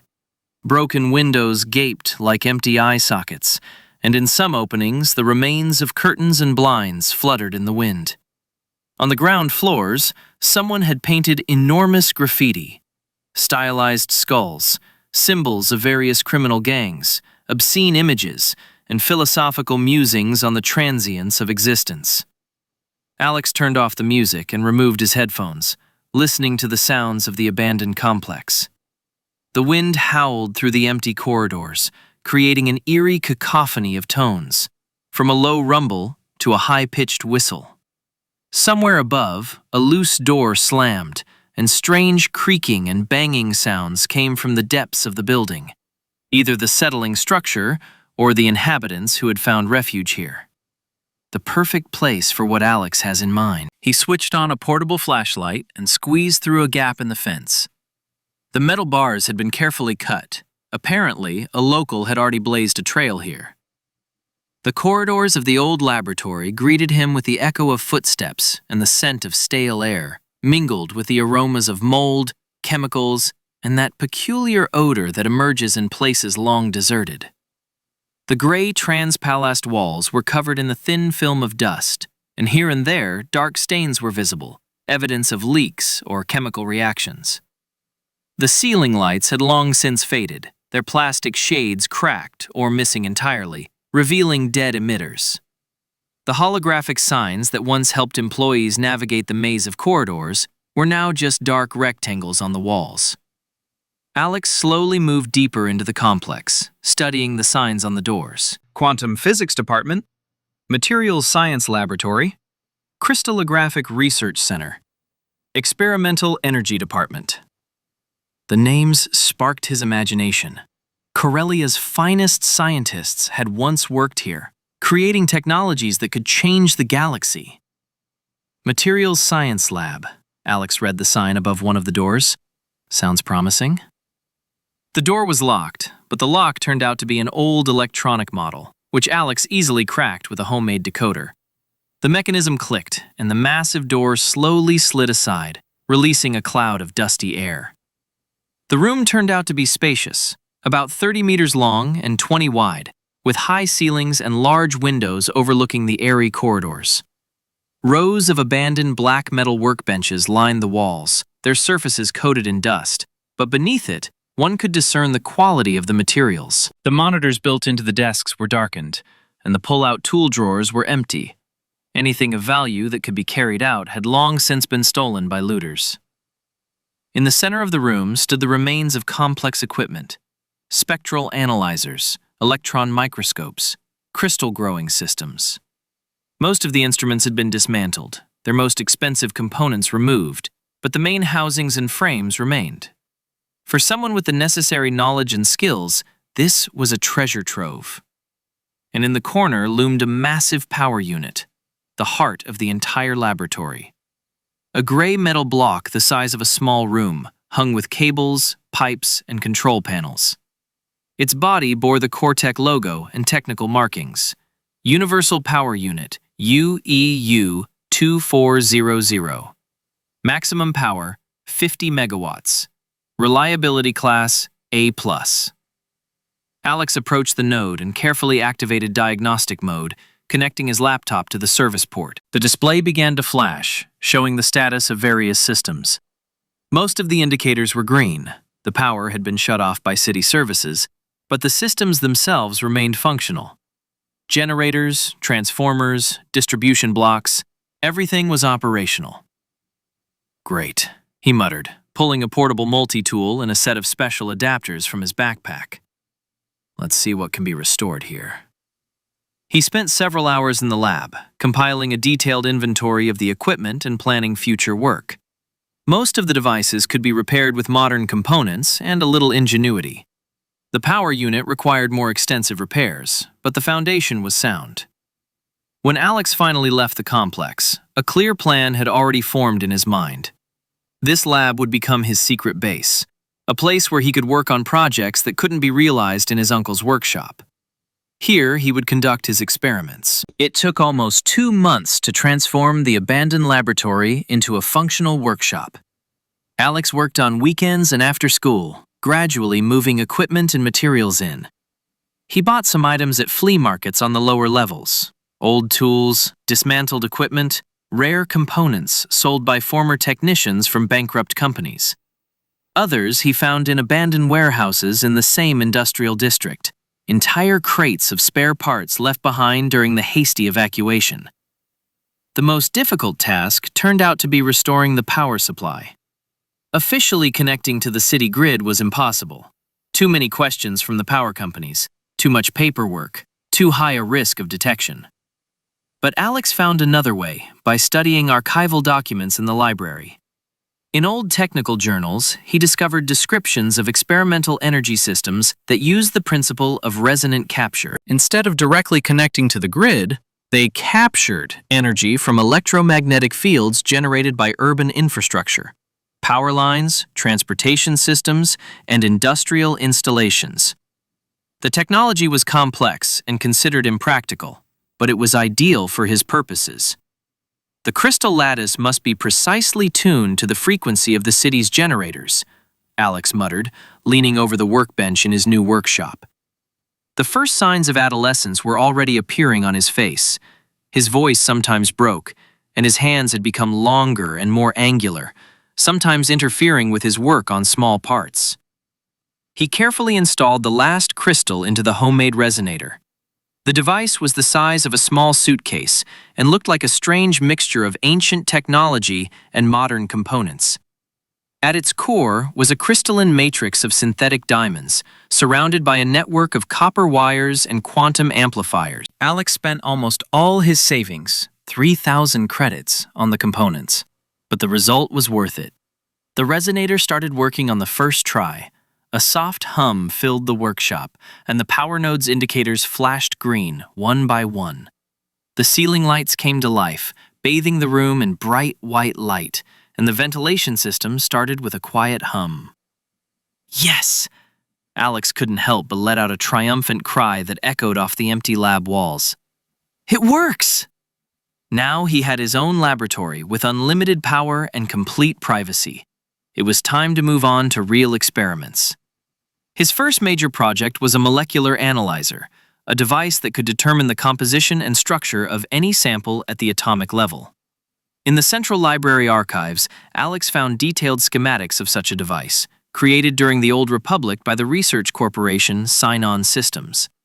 The work proved more complex than he expected. Ancient engineers employed principles considered impossible or impractical by modern science. Crystal processors capable of processing information at speeds unmatched by their electronic counterparts.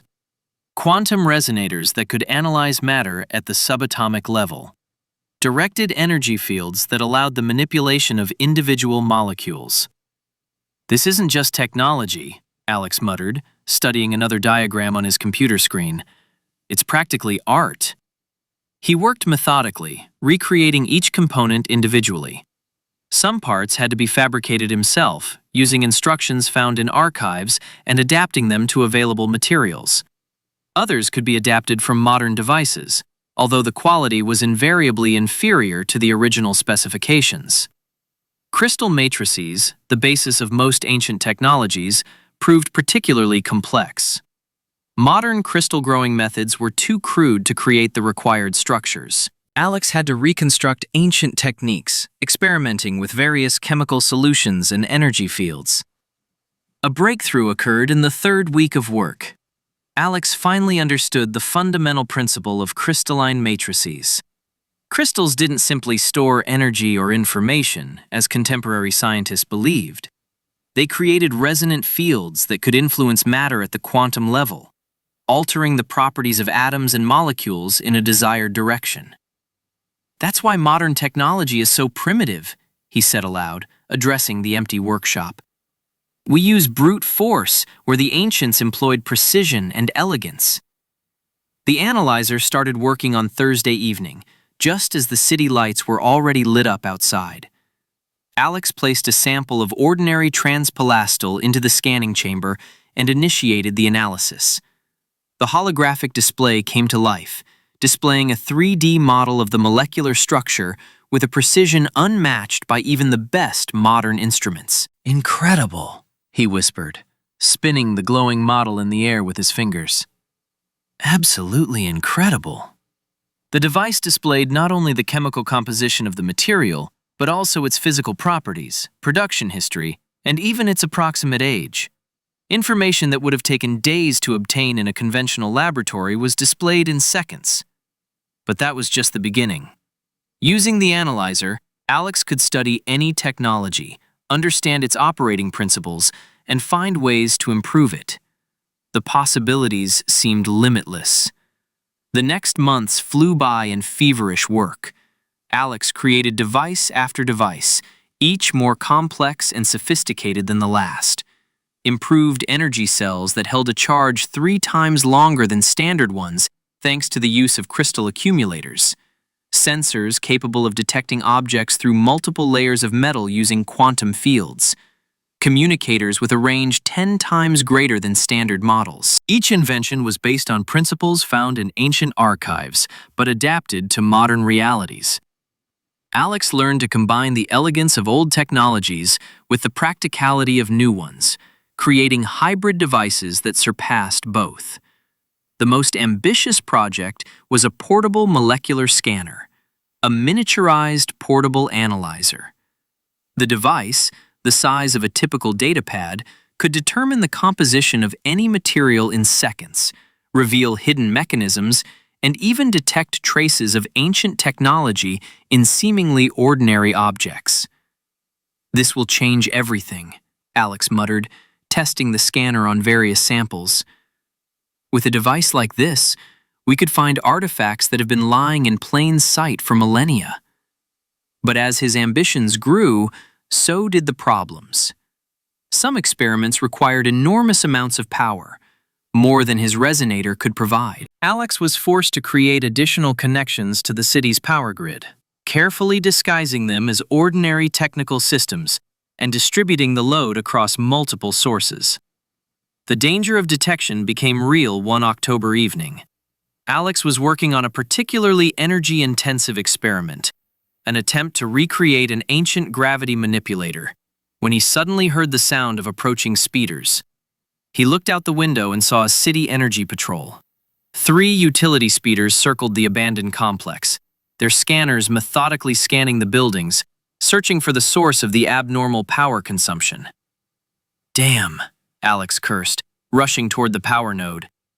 "We've detected a spike in consumption." He quickly shut down all non-essential systems and activated the cloaking mode he'd developed for just such a situation. The resonator switched to minimum power, simulating the background radiation of abandoned equipment, and special shielding fields concealed any traces of its activity. The speeders circled for a few more minutes, their scanners unsuccessfully attempting to locate the source of the anomaly. Finally, finding nothing suspicious, the patrol flew off to other objects. But Alex realized he needed to be even more careful. By the end of the school year, the workshop had transformed into a veritable laboratory of the future. The walls were adorned with holographic diagrams and blueprints. The workbenches were overflowing with tools and components of every imaginable kind, and specially protected boxes held a collection of recreated ancient devices, each worth a fortune and capable of revolutionizing entire fields of science and technology. Alex sat at his desk, writing in an encrypted electronic journal. At 13, he already understood the critical importance of documentation. Every experiment, every discovery, every failure must be recorded for future reference and analysis. Project 47, Advanced Gravity Compensator, he typed. Efficiency exceeds standard models.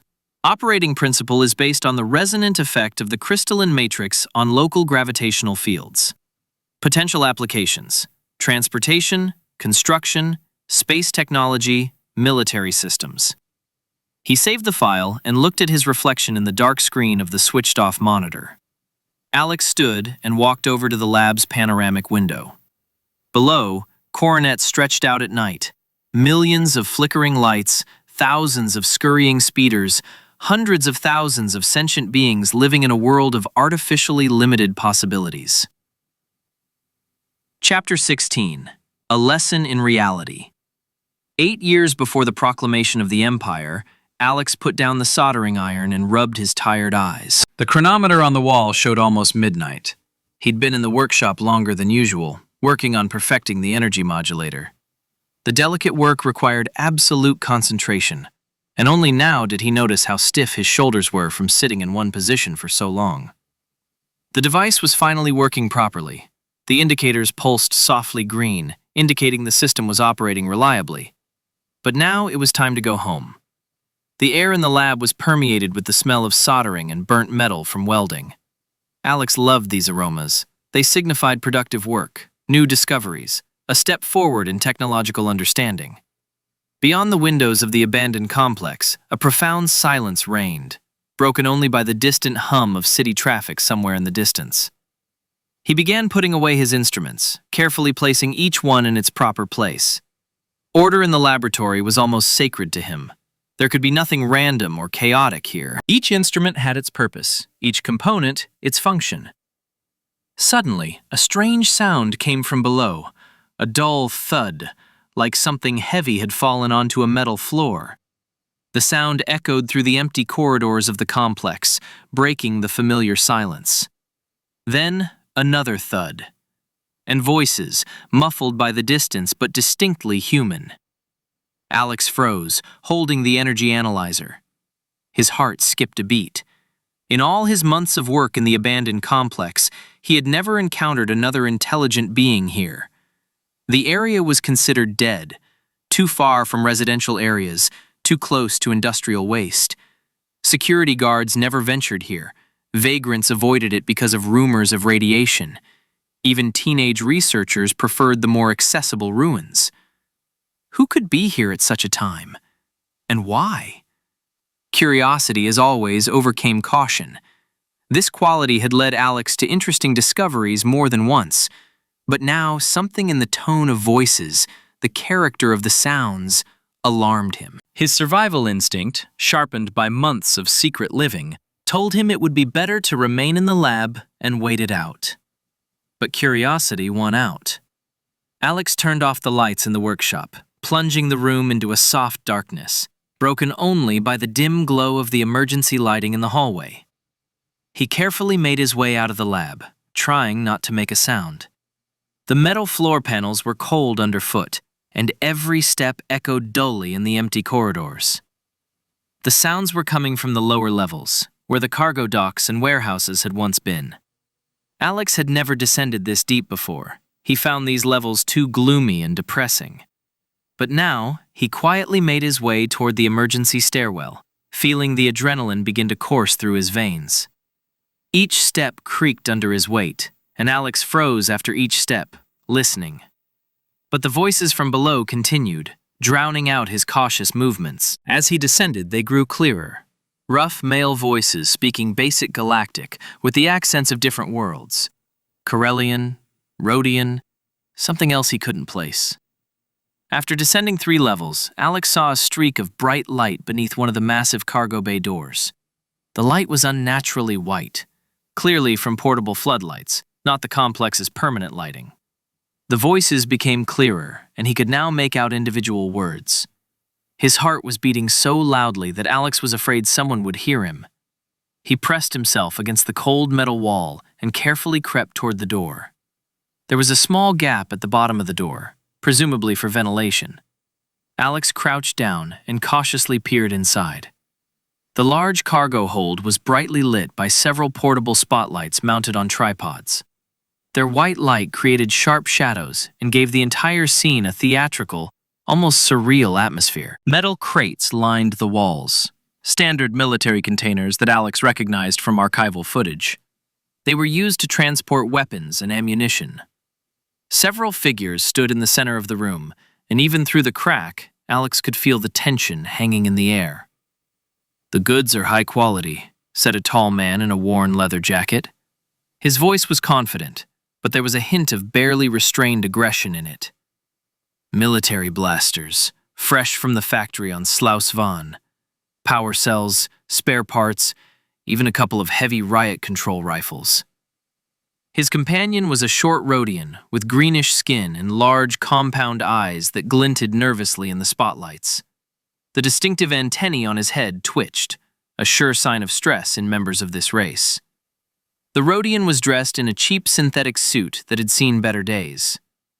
"The price is too high," the Rhodian hissed in broken galactic basic, his accent making the words almost unintelligible. We agreed on a different amount. You are deceiving me, human. That was before the Republic Patrol stepped up inspections in the sector, the man shrugged, his leather jacket creaking. "The risk is increased and so is the cost. That's life, friend." Alex felt his heartbeat quicken. Blood rushed to his face and a metallic taste appeared in his mouth, the telltale signs of an adrenaline rush. Arms smugglers. He'd accidentally stumbled upon a real criminal enterprise, the very same criminal underworld he'd read about in the news but never encountered firsthand. A young man stood next to the Rhodian, almost a boy, perhaps 16. His blonde hair was carelessly cut, his nervous movements betrayed inexperience, and his cheap clothes spoke of poverty. He was clearly not the main figure in this operation, more like an assistant or courier.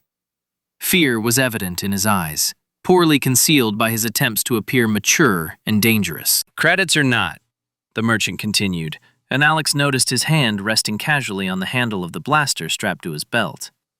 The gesture seemed casual, but the threat was clear. "Yes," the Rhodian nodded to his young companion, and his antenna twitched even more vigorously.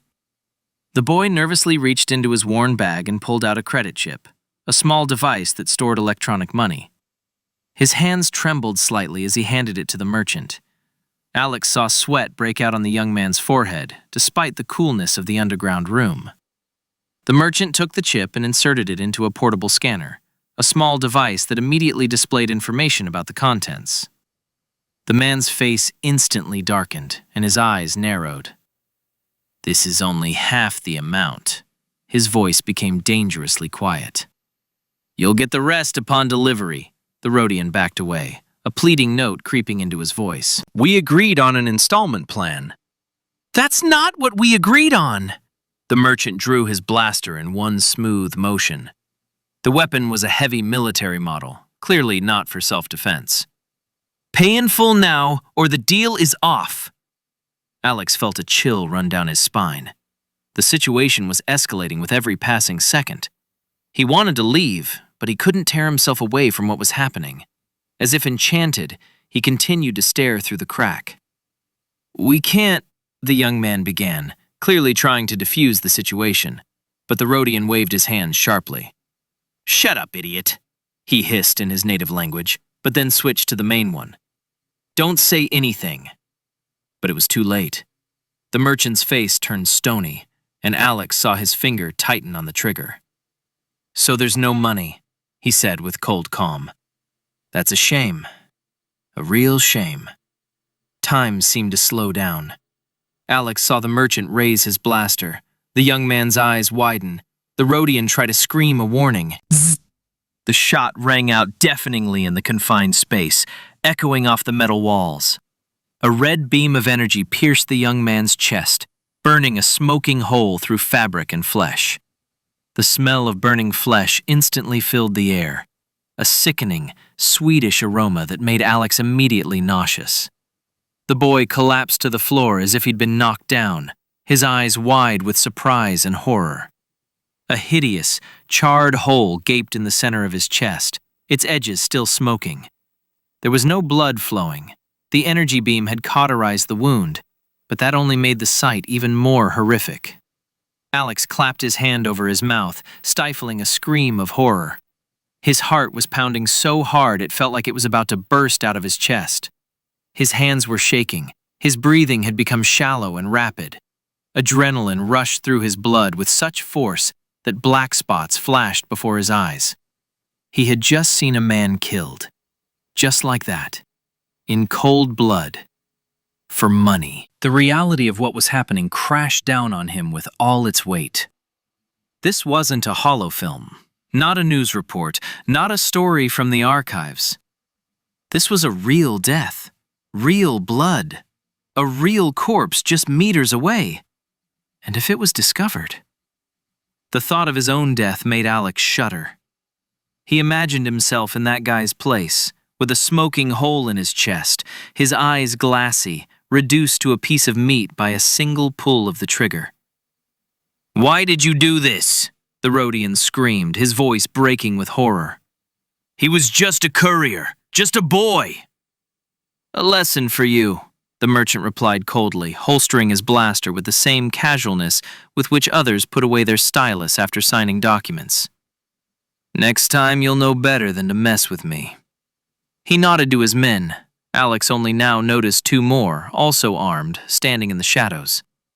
One of them, a massive Zabrak with traditional tattoos on his bald head, approached the body. His face was expressionless, as if he were looking at a broken machine rather than a dead man. "What should we do with him, boss?" the Zabrak asked, poking the lifeless body with his boot. "Standard procedure," the merchant shrugged. "Down to the waste processing level. Let the recyclers handle it." Alex realized with horror what they were about to do. The lower levels of Coronet housed automated waste processing systems, massive crushers and smelters that transformed the city's waste into reusable raw materials. All sorts of junk from the upper levels, from broken equipment to organic waste, was regularly dumped there. And apparently, that's where the inconvenient corpses ended up. The Zabrak grabbed the body by the legs, and his companion, a blue-skinned Twi'lek with distinctive growths on his head, grabbed his arms. The dead boy dangled between them like a rag doll, his head thrown back, exposing his neck. They carried the body to the cargo hatch in the floor, and Alex watched in disgust as the dead man's head slammed against protruding pieces of equipment. First the edge of the container, then the base of the searchlight. With each impact, it bounced and bounced like a ball, while his dead eyes stared blankly at the ceiling. "Wait," the merchant stopped them. "Check your pockets. Maybe you'll find something useful." They dropped the body to the floor, and it landed with a dull thud. The Zabrak crouched down and began methodically searching his pockets. Documents, a few chip credits, a communicator, all went into a special container. "Clean," the Zabrak reported, standing up. "Just a regular courier. Nothing interesting." "Then go ahead." The hatch opened with a metallic screech, revealing a black abyss. Below, a dark shaft yawned, a transport system leading into the very depths of the city, where gigantic machines ground up everything they encountered. From there, the distant hum of machinery and the smell of chemicals drifted. They picked up the body again and unceremoniously dropped it into the hatch. Alex heard it hit the shaft walls several times as it fell. And then there was silence. The body disappeared into the darkness without a trace, as if the person had never existed. Alex felt sick. His stomach twisted into a painful knot, and a sour taste appeared in his mouth. This guy had been almost his age. Maybe he too had dreamed of something, made plans for the future, loved someone, hoped for a better life. And now he was simply discarded like trash, like a broken-down car. Fear washed over him with renewed vigor. His hands shook so violently he could barely hold onto the wall. His breathing became shallow, his heart pounding. If they discovered him, if they realized he'd seen everything, he'd end up the same way. A smoking hole in his chest, a flight into the recycling bin, transformation into an anonymous mass of processed raw material. Okay, the merchant turned to the Rhodian, who stood pale green with terror, his antenna trembling slightly. Now let's talk about your debt. I'll bring the rest of the money tomorrow, He stammered, his voice breaking. I swear I will. Tomorrow? The merchant grinned, and that smile was more terrifying than any threat. And what guarantees me you won't run away? That you won't turn to the authorities? I won't run away. I swear by all the gods of Rhodia, I won't tell anyone. Oaths are cheap. The merchant shook his head. I need guarantees. Although, what guarantees do you need? He nodded to the Zabrak, who grabbed the Rhodian by one of his antennae. The alien yelped in pain. Rhodian's antennae were extremely sensitive, and any impact on them caused excruciating pain. Here's what we'll do, the merchant continued calmly, as if discussing the weather forecast. You'll bring the money in 2 days. Exactly 2 days. Same time, same place. If you're late or try to cheat me again... He didn't finish, but he looked meaningfully at the open hatch where the body had recently disappeared. The meaning was crystal clear. Got it, the Rhodian nodded so vigorously that his antennae fluttered like flags in the wind. 2 days, exactly 2 days. Excellent, the merchant smiled. Now get out of here before I change my mind and send you after your friend. The Rhodian rushed toward the exit, not even glancing back at the spot where his companion had just lain. His footsteps echoed down the corridor, growing ever quieter. The merchant and his men began putting the weapons back in their crates, working quickly and efficiently. Alex realized he had to leave before they decided to check the entire complex. If they discovered his lab, if they realized someone was working here... He carefully crawled away from the door, trying not to make a sound. Every movement was effortful. His legs felt like lead. His arms wouldn't obey him. The adrenaline was still raging through his blood, causing his heart to pound wildly. The staircase seemed endless. Each step creaked under his weight, and Alex froze after each step, listening to the sounds below. But the criminals were busy with their own affairs and ignored the faint sounds from above. Only when he reached his lab did Alex allow himself to catch his breath. He leaned against the door and slowly slid down to the floor. His hands were shaking so badly that he couldn't hold on to his tools as he tried to gather them. The image of the falling body wouldn't leave his mind. Again and again he saw the surprised eyes, the smoking hole in his chest, the lifeless face. The fear was almost palpable. It sat like a heavy lump in his chest, making it hard to breathe, making him flinch at every sound. Alex realized he had witnessed a murder, that he knew something he shouldn't, and this knowledge made him mortally dangerous to criminals. If they find out about him, if they realize there's a witness in the complex, he'll end up in the same disposal unit, turning into the same anonymous mass of recycled material. The drive home seemed endless. Alex rode a public speeder, looking out the window at the city lights but not seeing them. The murder scene was still vivid in his mind's eye. The red flash of a gunshot, the falling body, the indifferent faces of the killers. Corellia went about its normal life. Wealthy families dined in the upper-level cafes, private transports glided through the airborne corridors, and music played in the entertainment centers.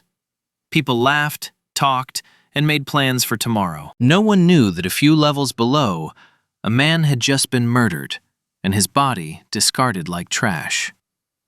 Alex looked at these people and felt separated from them by an invisible wall.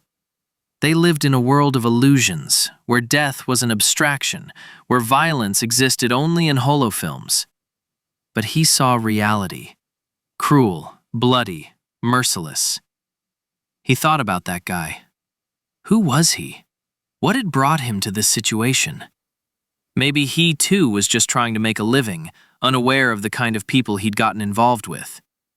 Maybe he had a family waiting for him at home, who would never know what happened to him. What if Alex himself were in his place? The thought made him shudder. All his knowledge, all his inventions, all his plans for the future. What would it mean against a blaster in the hands of a ruthless killer? Nothing. Absolutely nothing. Intellect couldn't stop an energy beam. Education offered no protection from a bullet. Dreams of great discoveries crumbled to dust in the face of brute force. At home, Alex couldn't sleep for a long time. He lay in bed, staring at the ceiling, replaying the events in his head. Over and over again, he saw the flash of a gunshot, the falling body, the indifferent faces of the killers. He heard the sound of the dead man's head hitting metal objects. He smelled the smell of burnt flesh. At school, he was taught that knowledge is power. In the archives, he read about great scientists and inventors who changed the galaxy with their discoveries. He dreamed of becoming one of them, of going down in history as the man who unlocked the secrets of ancient technologies. But today he realized there was another force at work in the real world. More primitive but more immediate. The force of weapons. The force of fear. The force of those willing to kill for money, power, or simply because they can. And if he wants to survive in this world, if he wants to protect his discoveries and achieve his goals, he must be prepared to confront this force. He must learn to defend himself not only with knowledge, but also with something more tangible. Alex stood and walked to the window. Below, the nighttime coronet stretched out, an endless labyrinth of lights and shadows. Somewhere out there, in the depths of the city, machines were grinding up trash. And among this trash, the traces of those who found themselves in the wrong place at the wrong time disappeared. He didn't want to become one of them. He didn't want his dreams and discoveries to disappear along with him into the jaws of the recycling plant. Tomorrow, Alex muttered, feeling a new determination growing within him. Tomorrow, I'll start learning to protect myself. Knowledge was important, but without the power to protect it, it could be useless. And at 14, Alex Korren already understood. In this galaxy, only those willing to fight for their lives survive. He returned to bed, but sleep never came. The whole night, the boy's face was before his eyes, surprised, frightened, dead. And Alex swore to himself he'd never find himself in that place again. Never. Chapter 17. Self-Defense Lessons. The morning sun beat down on his bare back as Alex stood in front of the mirror in his room, examining his reflection. Snippets of the morning news were playing over the home system speakers, a monotonous announcer's voice reporting on the state of the galactic economy. The Republic's national debt has reached a 500-year high, yet Chancellor Palpatine assures citizens that the economy is growing at an unprecedented rate. According to the head of state, current spending is being directed toward investments in security and infrastructure development, which will bear fruit in the coming years. My father's irritated voice came from the kitchen. "That's complete nonsense," grumbled Kyron Korren, obviously addressing his mother. "The economy is growing, of course. Half my colleagues haven't received their full salaries for a month, and they're telling us about record growth." "Hush, Kyron," her mother replied softly. "Alex might hear." "And let him hear. It's time he understood what kind of galaxy we live in." Alex ignored his parents' conversation, seeing that the galaxy was imperfect without them. He turned away from the mirror. He had noticeably grown taller in recent months. He would soon be 15, and his childish face was beginning to take on more adult features. But what bothered him most was that he still looked like a typical nerdy schoolboy. Fragile, defenseless, easy target. The image of the guy killed in the abandoned complex still haunted him. He didn't tell his parents back then. They would likely have banned him from doing something, but it wouldn't have made a significant difference. Alex understood that sooner or later, life itself would bring him into contact with dangerous people. And when that happened, he had to be prepared. "Alex, breakfast is ready," his mother called from below. "I'm coming," he replied, but paused for another minute, studying his reflection. It was time to change something.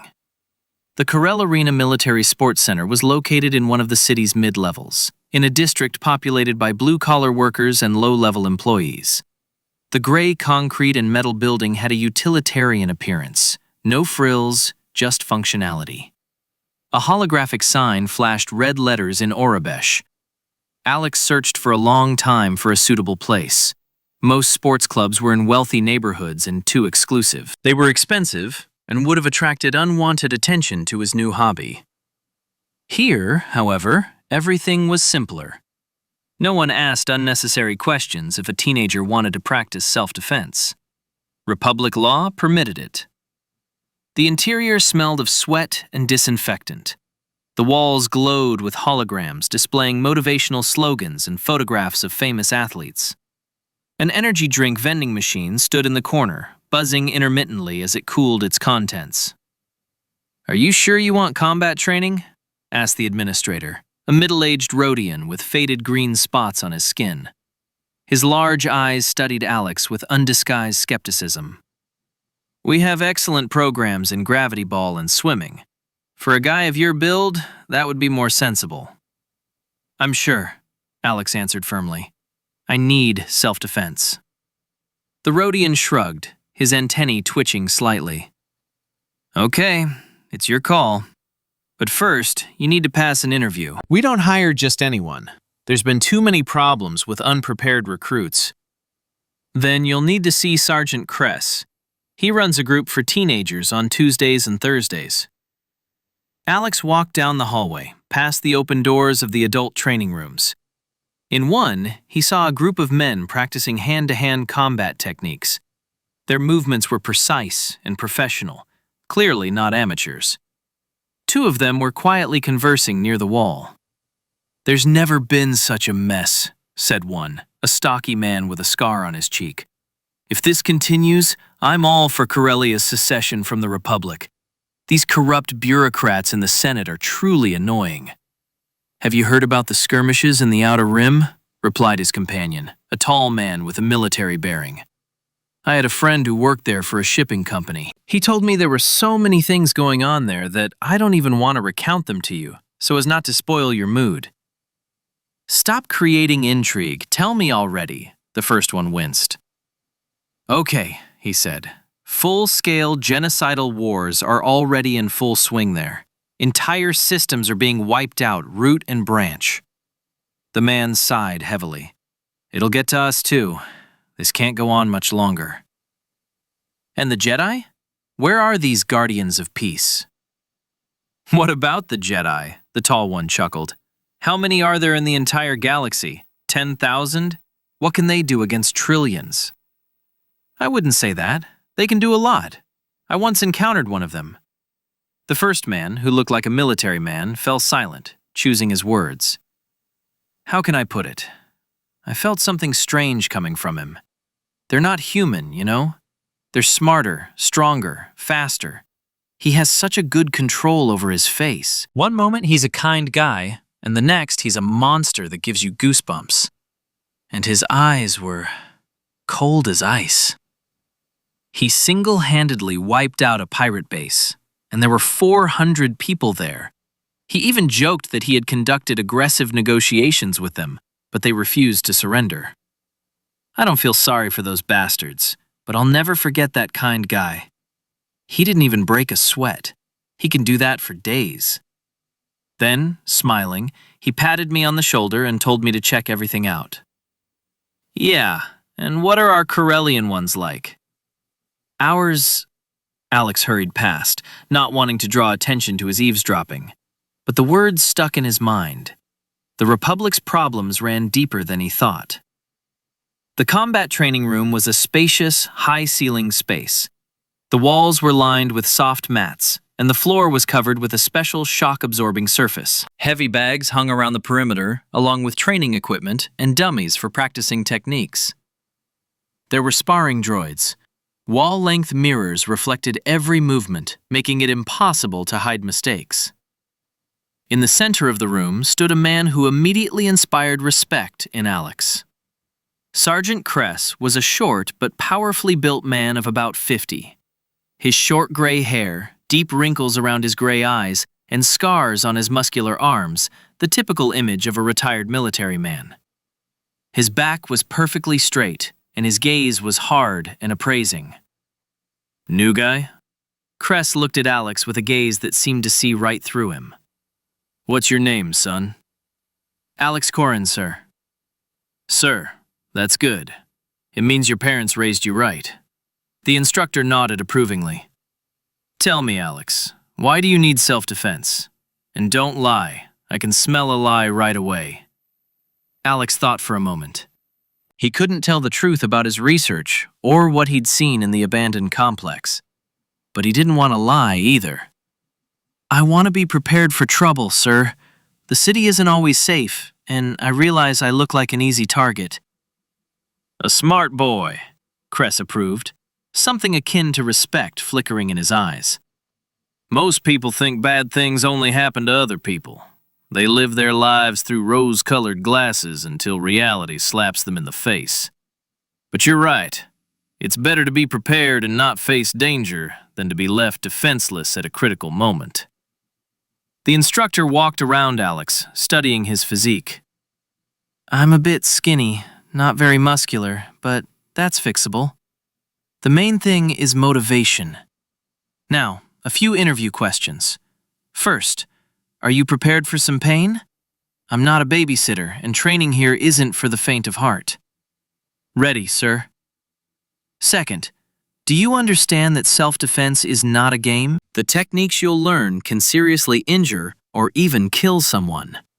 Are you ready for such responsibility? Alex remembered the dead guy in the complex. I understand, sir, and I am ready. Third, do you have any problems with the law? Criminal record, connections to criminal gangs? No, sir. Kress nodded and pointed to a group of teenagers who were warming up in the corner of the room. Okay, join them. We'll start with some general physical exercises. Today, we'll also learn the basics of avoiding confrontations. The first rule of self-defense is, the best fight is the one you avoid. Alex looked at the other trainees. Most were older than him, 16 or 17 years old. They all looked stronger and more experienced. Some already had bruises and scrapes, the marks of previous training. By the way, Kress added, since you asked about safety in the city, you should know your rights. According to the law on self-defense, every citizen of the Republic has the right to defend their life and health. This includes the right to bear and use weapons in the event of an immediate threat. But remember, with rights comes responsibility. Exceeding the limits of necessary defense is punishable by law. The first weeks of training were excruciating. Alex quickly realized his physical fitness left much to be desired. While he spent hours at the workbench and computer, his peers played sports and developed endurance. 10 more push-ups, Kress commanded, standing over him with a stopwatch. And don't slack off, Korren. Your life could depend on whether you can do a pull-up or run an extra mile when someone's chasing you with a knife. Alex gritted his teeth and continued his exercises. His arm muscles burned, sweat poured into his eyes, but he didn't give up. The image of the dead boy gave him the strength to continue when his body demanded he stop. The gym wasn't just for teenagers. Alex noticed that many of the older visitors had the hallmarks of former military personnel. The upright posture, the scars, the distinctive look that saw danger everywhere. They trained in the adjacent room, and sometimes their voices carried through the thin walls. Gradually, he began to understand the basics. How to fall correctly to avoid injury. Group, roll, distribute the weight. How to evade strikes by using the opponent's movement against them, sidestep, twist the body, and move out of the way. How to deliver precise strikes to vulnerable areas, the solar plexus, throat, knees, and groin. Self-defense isn't a fight, Kress explained, demonstrating the technique on one of the older students. It's the art of survival. Your goal isn't to defeat your enemy gracefully or to show off how tough you are, but to remain alive and unharmed. Sometimes the best way to win is to run away. No one will give you a medal for heroism if you end up crippled.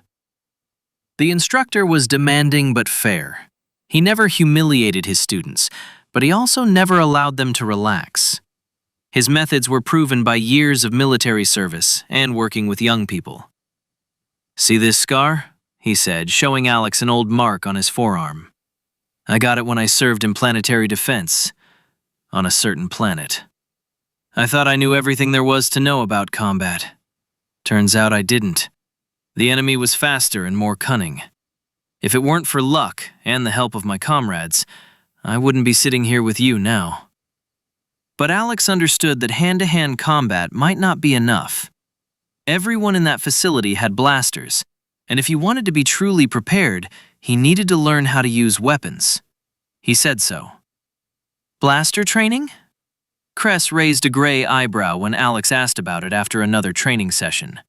They were alone in the hall. The other students had already gone home. Are you serious? You're only 14. "Yes, sir. I know it's dangerous, but I want to be prepared for anything." The instructor studied his face for a long moment with his piercing gray eyes. The room was quiet, save for the hum of the air conditioner and the sound of dripping water. How old are you, Alex? 14, sir. It's legal. At 14, I was already serving in the militia on the lower levels of Corellia, Kress said thoughtfully, looking off into the past. Those were hard times, a war with gangs from the Corellian underbelly. They used to raid the middle levels. Boys took up arms because their families wouldn't have survived otherwise. Maybe you're right. It's better to know how to handle a blaster than to be defenseless when you need one. He paused, rubbing an old scar on his hand, then nodded decisively. "Okay, but I have strict conditions. First, written parental consent. Second, you continue to practice hand-to-hand combat. Weapons are a supplement, not a replacement, for basic skills. Third, strict adherence to safety rules. One mistake, one violation, and you don't touch a weapon again." "Agreed, sir." "And one more thing," Kress placed a heavy hand on his shoulder. "Firing a blaster isn't some hollow game. It's deadly serious business. Every shot can take someone's life. Are you ready for that kind of responsibility?" Alex thought about the dead guy, about the criminals in the complex, about how his research could lead to dangerous encounters. "Ready, sir." Obtaining his parents' permission turned out to be easier than Alex expected. His father, who worked at a shipyard, dealt with a variety of people and understood the importance of self-advocacy. His mother, however, was too busy with her work to delve into the details. "If Sergeant Kress deems it safe and necessary, then I have no objection," Alex Korren said, signing the documents. "But be careful, son. Guns are not toys. One wrong shot can ruin a life." "I understand, Dad." "And remember, it should only be used as a last resort, when your life is truly in danger. Not to intimidate, not to resolve disputes, only for protection." The shooting range was located in the basement of a sports center. Thick walls made of reinforced transparent steel, professional soundproofing, automatic targets with holographic projectors. Everything was set up to military standards. The air was dry and cool, smelling of ozone from the energy discharges. "The first and foremost rule of handling a blaster," Kress said, holding up a training model with its power cell deactivated, "is to always consider it loaded and ready to fire. Even if you unloaded it yourself a second ago. Even if you saw someone else do it." Alex listened attentively, examining the device in the instructor's hands. The standard DL-44 blaster pistol is a popular model among civilians, smugglers, and mercenaries. Reliable, easy to maintain, and powerful enough for self-defense. The operating principle is relatively simple, Kress continued, disassembling the weapon. The power cell supplies power to the focusing chamber, where a focusing field is formed. Tabana gas is pumped into it under pressure, where it ionizes, turns into plasma, and is then ejected by a magnetic field. The result is a ball of plasma heated to millions of degrees in the focusing field, capable of burning through most known materials. Alex nodded, but his mind was already analyzing the design. He saw several ways to improve the system's efficiency, using the more expensive focusing matrices currently used in speeders. They just needed to be reprogrammed. He'd already learned how to copy programs to different crystals. Now try it, Kress handed him the unloaded blaster. Remember the proper stance, feet shoulder-width apart, body leaning slightly forward. Aim. Align the front sight with the rear sight and the target. Breathe. Fire with a natural pause. Trigger. Smoothly, without jerking. The first shots were inaccurate. Alex hit the target, but far off center, and the bright flash of the plasma beam blinded his eyes. But gradually, he began to understand how the weapon worked and how to breathe properly while firing. Not bad for a beginner, Kress approved after the first lesson, examining the results on the target. You have potential. Your hand is steady, your eye is sharp. The main thing is to take your time and follow safety precautions. Speed will come with experience. There were other people practicing at the shooting range too. Alex noticed several men and women shooting with professional precision. Their movements were precise, their hits clustered together. They were clearly former military or law enforcement officers.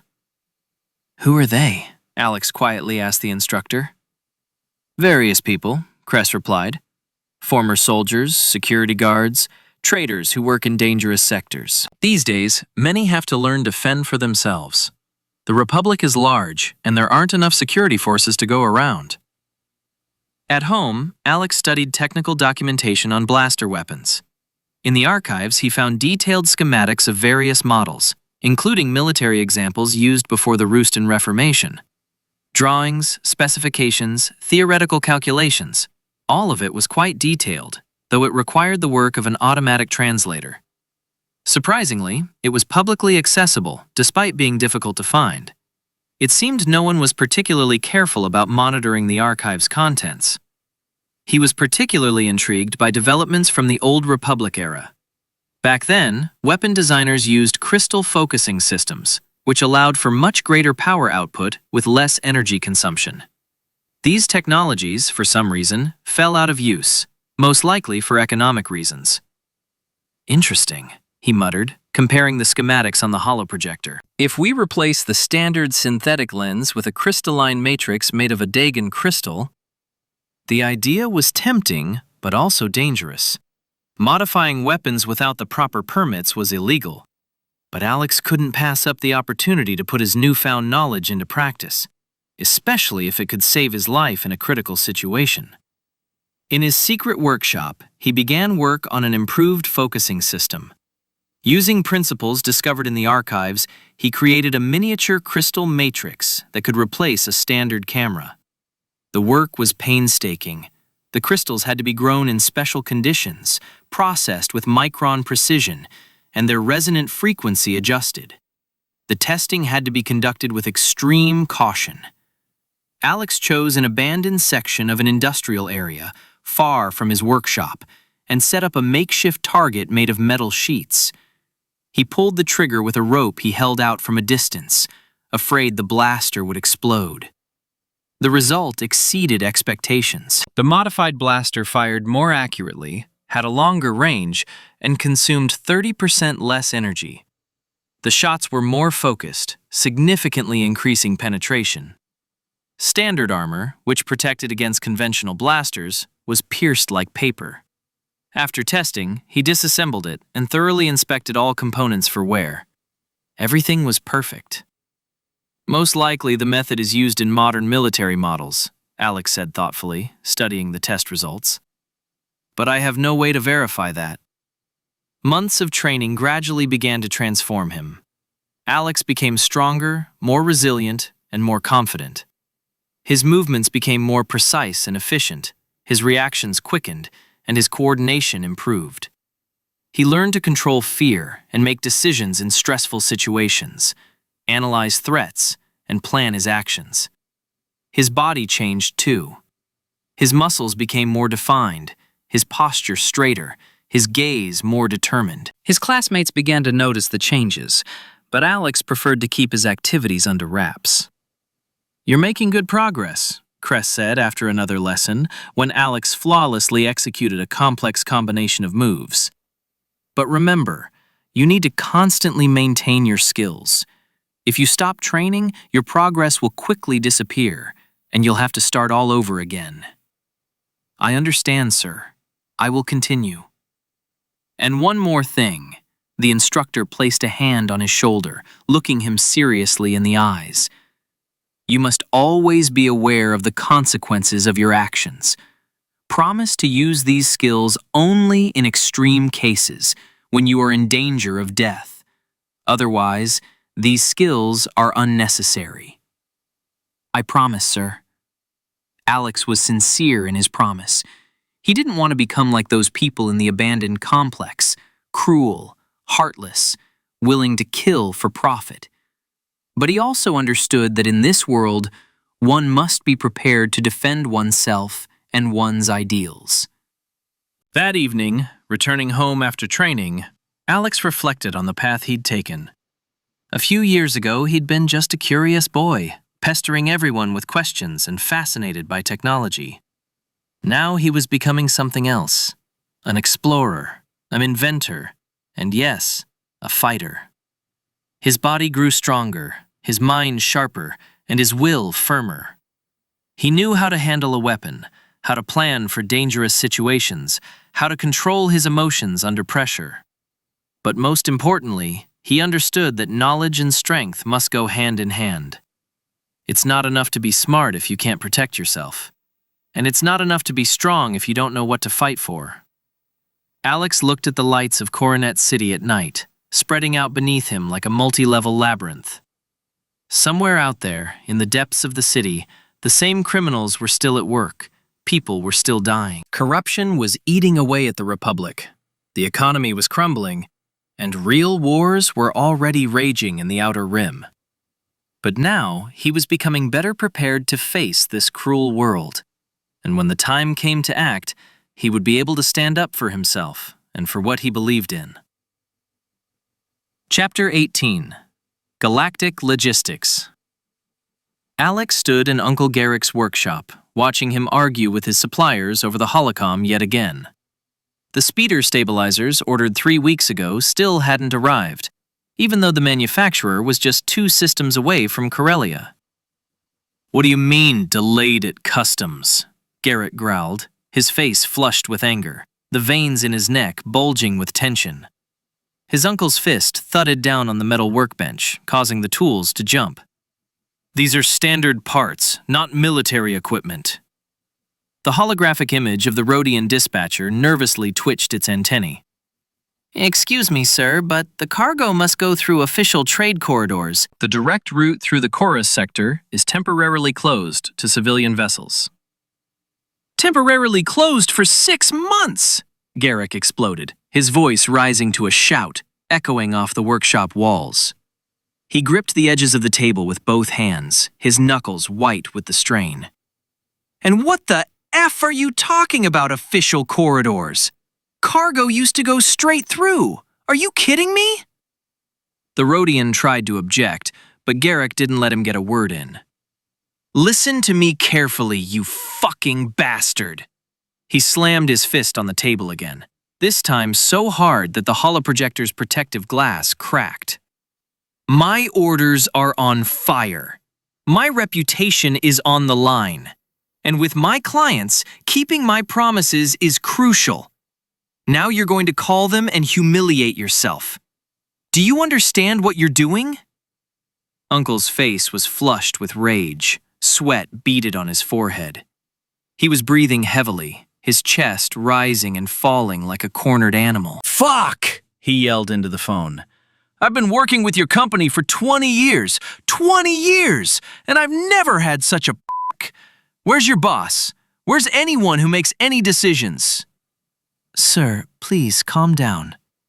Calm down? Garrick's voice cracked into a croak. I'll show you how to calm down. Do you know how much I lose because of your delays? How many clients are going to the competition? He grabbed the first tool he could find, a heavy hydraulic wrench, and hurled it hard at the opposite wall. The metallic clang made Alex wince. New safety regulations, sir, the Rhodian stammered. Can't help it. Safety regulations? Garrick clutched his head in his hands, ruffling his graying hair. What the f*** is safety about speeder stabilizers? They're just ordinary parts. They're shipped by the thousands every day. He leaned toward the holoprojector again, his face contorted with rage. Listen to me, you fucking Rhodian face. If my order isn't delivered within a week, I'll find a way to get to your office. And then you'll know what a real security problem is.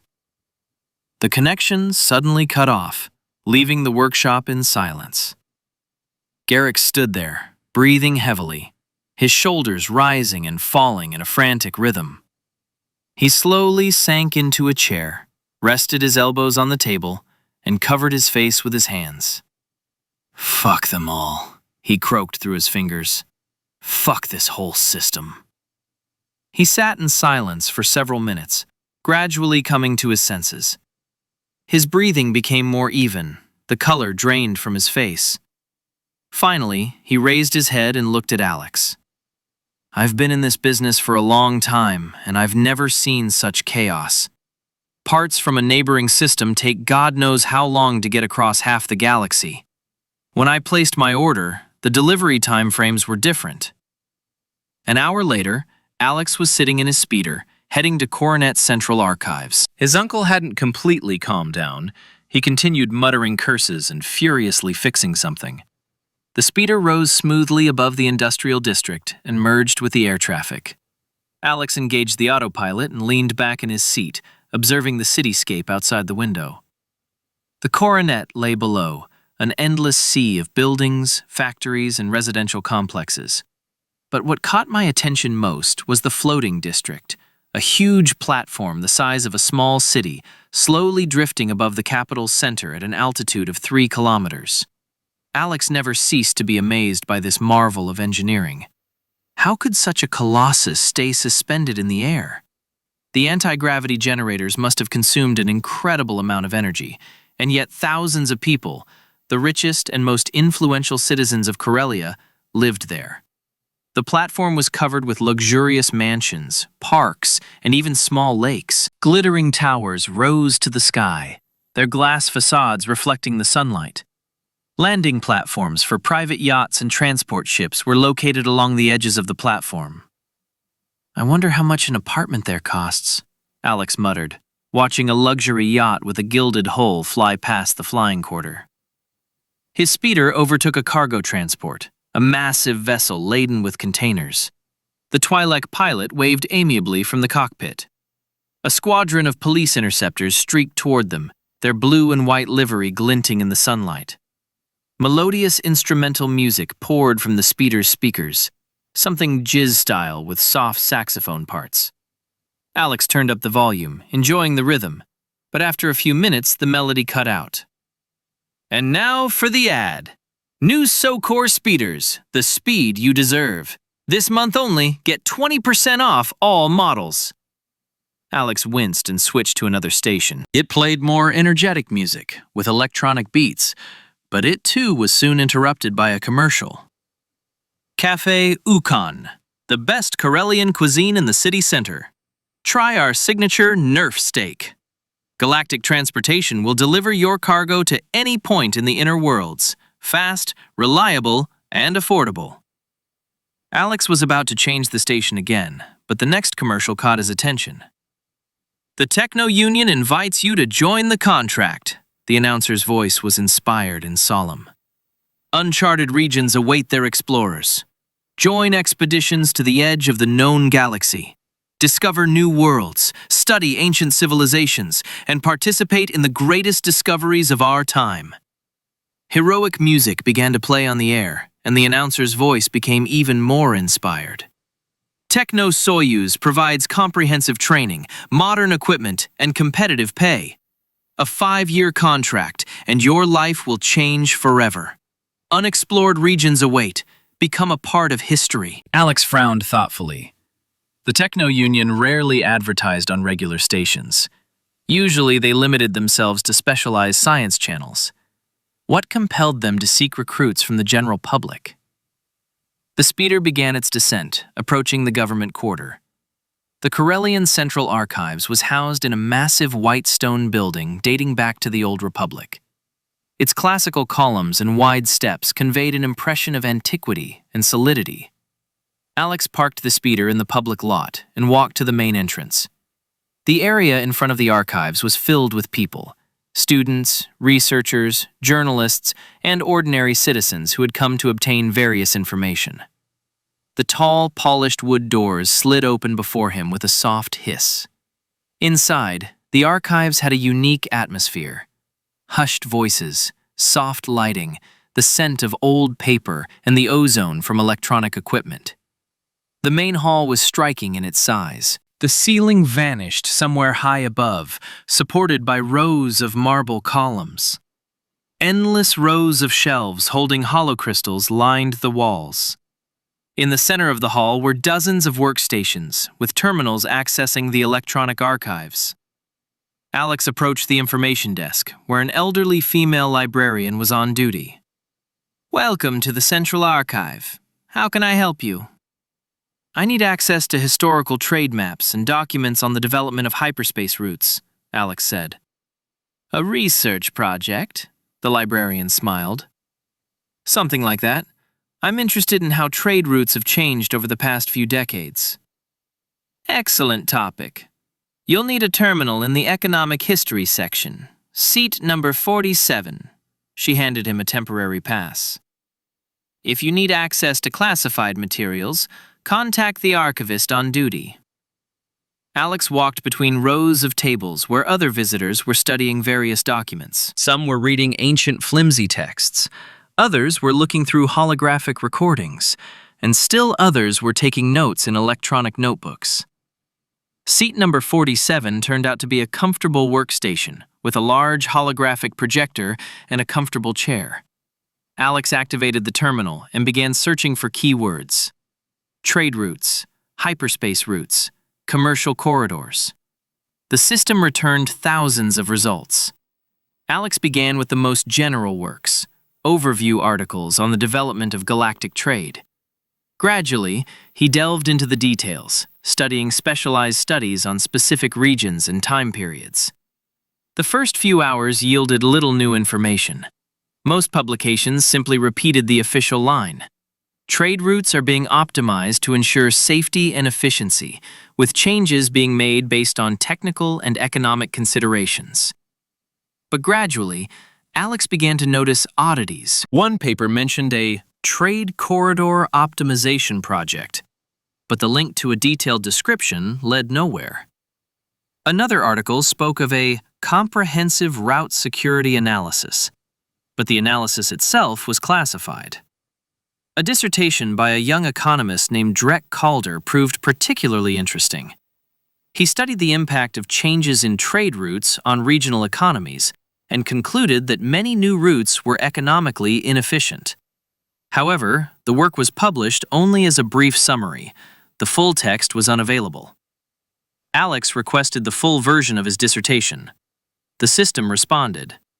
"The document is temporarily unavailable due to technical issues." "Interesting," he muttered, and tried to find other works by the same author.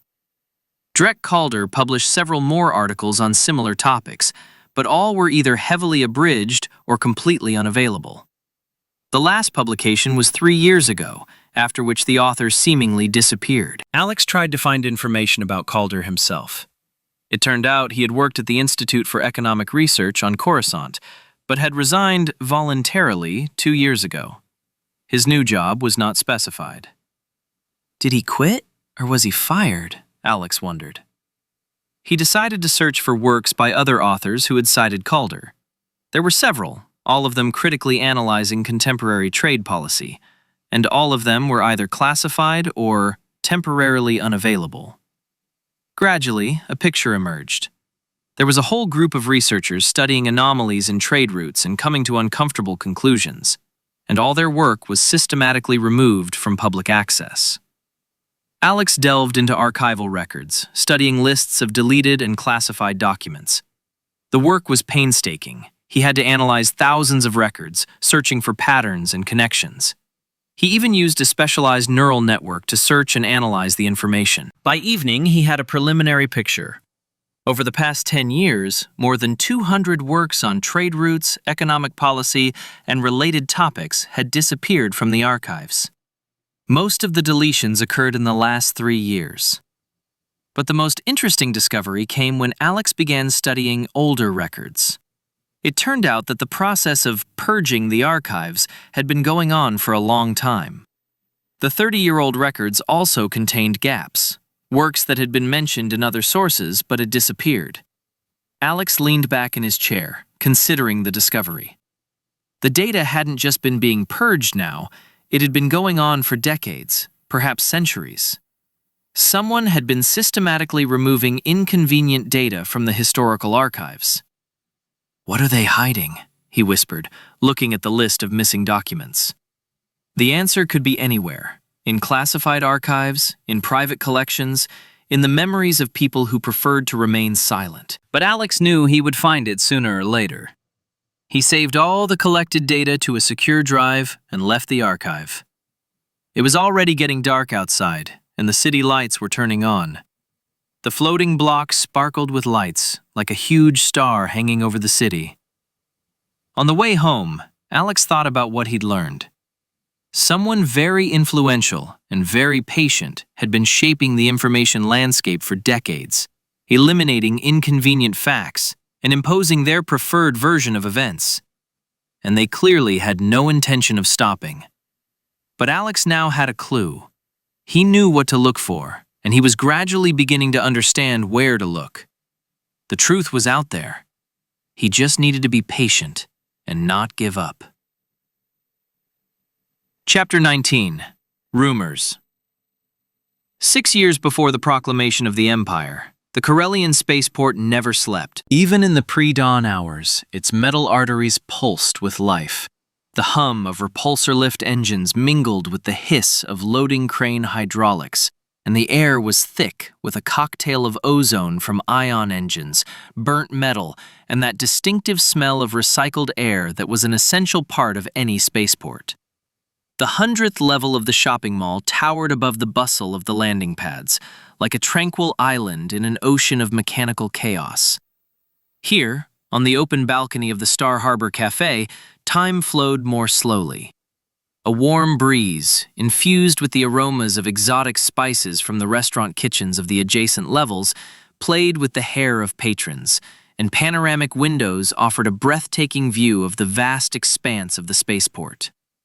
Uncle Garrick sipped his morning cuff leisurely, watching the cargo ships dance in the morning fog. His fingers, calloused from years of tool handling, carefully wrapped around the ceramic cup, and his eyes, those same piercing eyes of a craftsman that could spot a fault in any mechanism, looked at his nephew with paternal tenderness. Alex sat across from him, studying the holographic menu, but his attention kept drifting to the majestic view outside the window. The 15-year-old was no longer the 8-year-old who had asked naive questions about droids.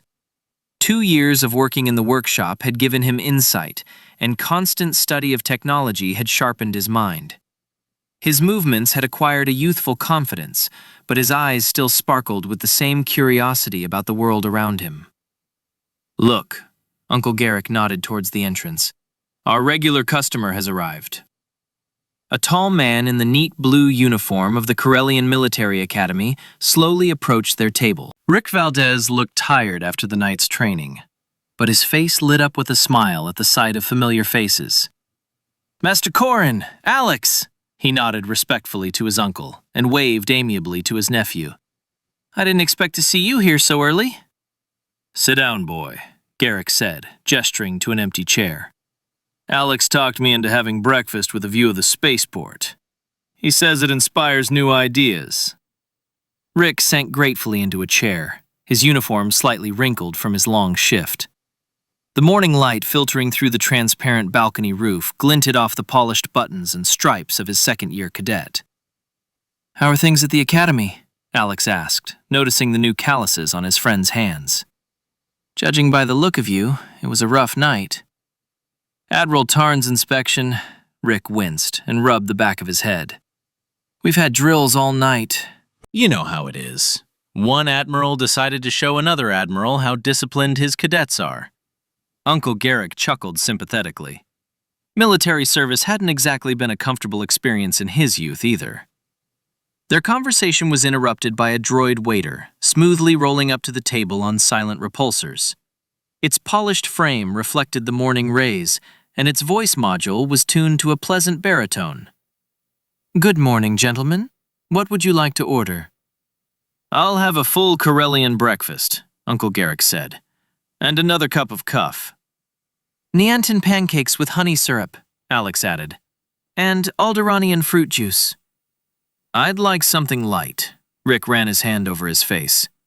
"And some strong tea, please. After a night like this, my stomach requires gentle handling." The droid recorded the order and left, and melodic music began to play from hidden speakers above the balcony. The cafe's entertainment system was set for the morning. Nothing loud or intrusive, just a soft background for leisurely conversation. "By the way, Rick," Alex leaned forward, lowering his voice.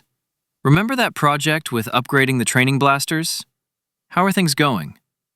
The cadet's face brightened. A month ago, Alex had proposed several technical solutions to improve the accuracy of training weapons, and the results had exceeded all expectations. "Fantastic!" Rick glanced around, making sure no one was eavesdropping. "Our group's shooting accuracy is increased by 20%. The instructors can't figure out what's going on. Sergeant Corvus even suggested we're secretly training at night." Uncle Garrick looked at his nephew with pride.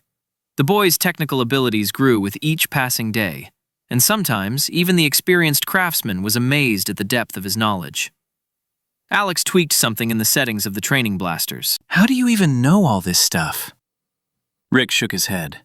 "At the academy, they teach us how to shoot and march, but no one explains how energy systems work at this level." "I read a lot," Alex shrugged, trying to look modest. "And Uncle Garrick sometimes explains interesting things." "Sometimes," Garrick chuckled. "The guy absorbs technical literature like a sponge absorbs water. I can't keep up with all his questions." At that moment, the droid waiter returned, carrying their orders on a built-in tray. The aroma of freshly prepared food mingled with the morning air, creating the cozy atmosphere of a home-cooked breakfast.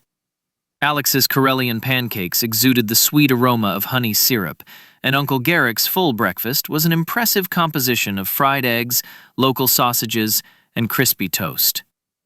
"Bon appetit, gentlemen," said the droid, and rolled away to the other tables. They began to eat, enjoying the rare opportunity to have a quiet breakfast away from the bustle of the workshop. Other breakfasters sat at the nearby tables, merchants discussing cargo manifests, pilots planning routes, tourists admiring the view of the spaceport. Suddenly, a cheerful melody began to play from the speakers, and a male voice began to sing a comical song. "Once upon a time, there was a young man. I dreamed of a golden life. I wanted to fly to a resort where you can sunbathe and sing. Ah, the resorts of Tatooine.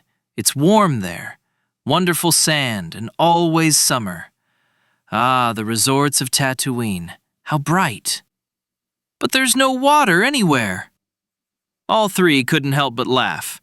The song was one of those folk humorous songs about a gullible provincial who's been sold a tour to Tatooine by a con man. "A classic," Uncle Garrick chuckled, cutting off a piece of sausage. "I've heard so many stories like this in my life. People are willing to believe anything, as long as it sounds tempting." "But Tatooine really does exist," Rick noted. "We studied it in galactic geography." "A desert planet in the outer rim." "It exists," Alex nodded, "but you can't really call it a resort. Double sun, water shortages, sandstorms. Although, perhaps for some, even such conditions might seem attractive." The song continued, recounting the misadventures of the hapless hero who, instead of a tropical paradise, found himself in a scorched desert. The light humor created a pleasant atmosphere, and even the tired Rick noticeably brightened up. "You know," he said when the music died down, "there are jokes about resorts at the Academy, too. Stories about secret resorts in asteroid fields are especially popular." "What? Aren't there such databases?" Alex asked innocently, sliding the credit chip toward Rick. "Well, technically they could be," Rick lowered his voice. "But not for a resort vacation." Uncle Garrick looked at the cadet carefully. Over the years of traveling the galaxy, he'd learned to read people and other things, and now he sensed the young man was eager to share some information. "Something specific on your mind?"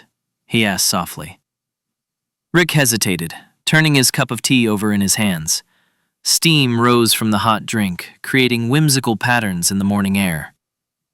"Well, it's not exactly a secret, but it's not for the general public either." He glanced around. "There are rumors around the Academy about some kind of special operation, an archaeological expedition under the auspices of the Senate." Alex felt his pulse quicken, but tried to keep a straight face. "Archaeology?" He feigned mild surprise. "Sounds rather peaceful for a military operation." "Exactly!" Rick leaned closer. "But for peaceful archaeology, they've assigned an escort of 3 cruisers. And they're recruiting specialists in ancient technology at very high salaries." "Interesting," Uncle Garrick muttered. Where are these excavations taking place? Officially, it's classified, but some of the guys have heard mentions of the unknown regions. Alex and his uncle exchanged glances. The unknown regions were one of the most mysterious parts of the galaxy, an area where standard navigation was impossible due to gravitational anomalies and cosmic storms. "What are they looking for?" Alex asked cautiously. "Nobody knows," Rick shrugged, "but they say they need specialists in energy systems, crystallography, and..." He paused. "And weapons technology." Silence fell over the table. Everyone was lost in their own thoughts, but the general trend of thought was clear. An archaeological expedition with a military escort and a search for ancient weapons sounded alarming. "Perhaps it's related to the artifacts found on old battlefields?" Uncle Garrick suggested. "The ancient wars left a lot of debris all over the galaxy." "Perhaps," Rick agreed. "But then why the unknown regions? The main battles took place in developed systems." Alex sipped his juice silently, pondering what he'd heard. The information fit into the larger picture of his own research into ancient technologies. If some corporation, or even the Republic itself, were truly searching for ancient artifacts, it could explain many recent events. "By the way," Rick suddenly perked up, "have you ever thought about trying your hand at something more serious than repairing academic equipment?" "What do you mean?" Alex looked up from his cup. "Well, I have a friend, a trader, Jaron Cole. He's looking for a navigation system specialist. He's having problems with routing in asteroid fields." Uncle Garrick raised an eyebrow. "Rick, the boy is 15 years old. Trade navigation systems are not toys." "I know, Master Korren." Rick raised his hands in a conciliatory gesture. "But Alex has already proven he understands technology better than most adults. And Jaron is a good man. He wouldn't exploit a teenager." Alex paused. Working with the merchant could open up new opportunities, access to rare materials, information about different worlds, connections with other specialists. "What are these navigation problems?" he asked. "The Corellia belt," Rick explained. "It's rich in rare metals, but standard systems are failing due to electromagnetic interference from the asteroids. They're just too dense there." "It's an interesting problem," Alex admitted. "Theoretically, we could use predictive algorithms instead of static navigation." "You see?" Rick turned to Uncle Garrick. "He's already thinking about a solution." Garrick shook his head, but there was pride in his eyes. "Okay," he said finally. "But I want to meet this merchant in person. and no experiments without my presence. Of course, Uncle, Alex smiled. I'm not going to risk someone else's property. Excellent. Rick finished his tea and stood up. Jaren usually hangs out at the Starry Wind Cafe on the second level.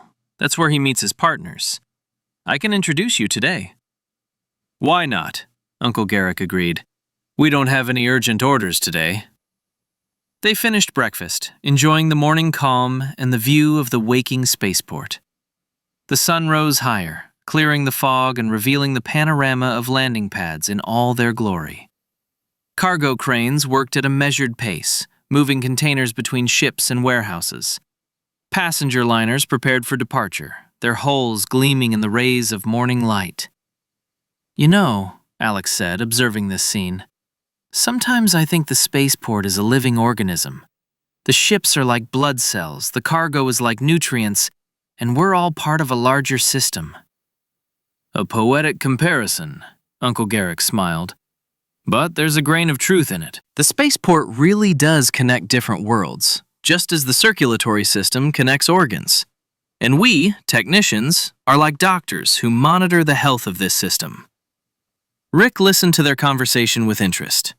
At the academy, he'd been taught to view space as a battlefield. But here, in the company of peaceful technicians, he saw the other side of the galaxy, the creative, unifying one. I have to go, he said, glancing at his chronometer. Tactics class starts in an hour. But I'm free this evening, if you'd like to meet Jaren. Agreed, Alex nodded. Could you find out anything else about this archaeological expedition? Just out of curiosity. I'll try, Rick shrugged. But military information isn't so easy to obtain. I understand. Just, if you hear anything interesting, let me know. I'll give you a bonus. The cadet said goodbye and headed for the exit, his neatly dressed figure quickly disappearing into the morning crowd of cafe patrons. He seems like a good guy, Uncle Garrick remarked, watching him go. But he's a chatterbox. Keep your secrets away from him. Yes, Alex agreed, but it's a useful source of information.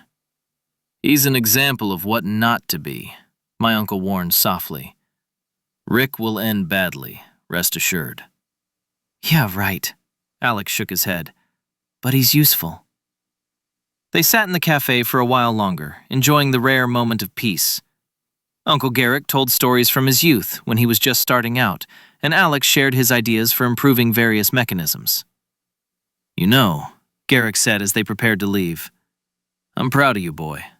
You're growing not only as a technician, but you're starting to learn how to run a business. Thank you, Uncle. Alex felt a warmth in his chest. This means a lot to me. Just remember, it's easy to get carried away. Catch yourself from time to time. What you're studying can be dangerous. I understand. Alex nodded seriously. And I'll be careful. They left the cafe and headed down to the workshop. The day promised to be interesting. A meeting with the merchant, new technical challenges, perhaps additional information about the mysterious expedition. Alex hoped he could glean something from this information. Alex walked beside his uncle, pondering what he'd heard. Every conversation, every encounter brought new pieces to a larger puzzle. Archaeological expeditions, ancient technologies, military secrets, all of it added up to a picture of a galaxy full of mystery and opportunity. The main thing was to take his time and avoid attracting unnecessary attention. For now, he was just an inquisitive teenager helping his uncle in the workshop. But with each passing day, his knowledge and connections grew, bringing closer the moment when he would be able to act more decisively. For now, one step at a time. Meeting the merchant, solving the navigational problem, strengthening his friendship with Rick. Every action brought him closer to a goal he didn't yet fully understand, but already felt with all his heart. The Solar Wind Cafe on the second level of the spaceport was a striking contrast to the elegant Star Haven. A workaday atmosphere permeated the space. Pilots in threadbare jackets, mechanics with oil stains on their overalls, and merchants studying holographic price lists sat at tables. The air was thicker, permeated with the aroma of roasted meat and strong cuffs, and subdued instrumental music blared from the speakers. Jaron Cole sat at a corner table near a large window overlooking the cargo terminal. He was a man of about 45, with graying temples and alert brown eyes. His clothes, a dark blue jacket over a simple shirt, were well made but understated. The typical style of a successful but cautious merchant who preferred not to draw undue attention to his wealth. A portable holoprojector lay on the table in front of him, displaying a 3D map of the Corellia asteroid belt. Jaron frowned as he studied the winding trade routes marked with red and green lines. Jaron, Rick approached the table first. Let me introduce Alex Korren and his uncle, Master Garrick. The merchant looked up from the holomap and appraised the approaching group. His eyes lingered on Alex, too young to be a serious technician, but his posture and gaze betrayed a confidence unusual for a teenager. Alex Korren, he said, extending his hand for a handshake. Rick said you were interested in navigation systems. Alex accepted the handshake, a firm, calloused one of a tradesman who wasn't above physical work. Correct, Mr. Cole. I'm studying route optimization algorithms. His voice was calm and professional. Rick mentioned that you're having trouble navigating in asteroid fields. Sit down. Jaron pointed to the empty chairs. Although I must say right away, you look rather young for this kind of work. Uncle Garrick took a seat next to his nephew, his presence immediately adding a sense of authority to the meeting. The experienced craftsman exuded that special aura of professionalism that cannot be faked. Age isn't always an indicator of competence, Garrick remarked softly. My nephew has an unusual talent for technical systems, but I'm here precisely to ensure he doesn't take on a task beyond his capabilities. Jaron nodded in understanding. He was no stranger to caution in business. Okay, then let me explain the problem, he said, activating the holoprojector at full power. A detailed 3D model of an asteroid belt appeared above the table, thousands of boulders of varying sizes, slowly rotating in the void of space. The Corellia belt, Jaron pointed to a cluster of particularly large asteroids. Rich deposits of rare metals, cortosis, neutronium, even traces of Beskar. But getting to them is a nightmare. Alex carefully studied the hologram, noting the density of the asteroid field and the nature of their movement. What specific navigation problems are there? He asked. Unpredictable trajectories. Jaron highlighted several asteroids in red. Asteroids sometimes collide. Standard navigation systems malfunction. Sensors show false targets. And these are your current routes? Alex pointed to the green and red lines crossing the field. Exactly. Green is the safe route. It takes 8 hours but virtually eliminates the risk of collisions. Red is the quickest route, only 3 hours, but the chance of an accident is about 30%. Uncle Garrick whistled. 30%? It's roulette! That's why I only use it in extreme cases, Jaron agreed. But competitors are finding ways to get through the course faster and safer. I'm losing money. Alex silently studied the data, the outline of a solution already forming in his head. In the archives, he found a predictive model for calculating trajectories. A highly complex neural network that had been used in a single study 1,000 years ago. Someone was looking for a solution to the three-body problem. The point is, it's not a mathematical solution. The network was trained on data from various scanners and made predictions based on movement patterns. It never found widespread use because someone bought the patent and then simply didn't release the technology to the public. So it was forgotten. We can try one solution, he finally said. I know a model that predicts the movement of asteroids. I'll need data from the scanners for the last year. I need it to fine-tune the model. Jaron frowned. Explain in more detail. Alex took the stylus and began drawing a diagram over the hologram. Look, your current algorithm calculates a route based on static data, where the asteroid is now. But they move in unpredictable orbits. If we build a dynamic model of their trajectories. Jaron followed the explanation carefully, his eyes lighting up with understanding. Interesting theory, but how can this be put into practice? We need to modify the navigation computer.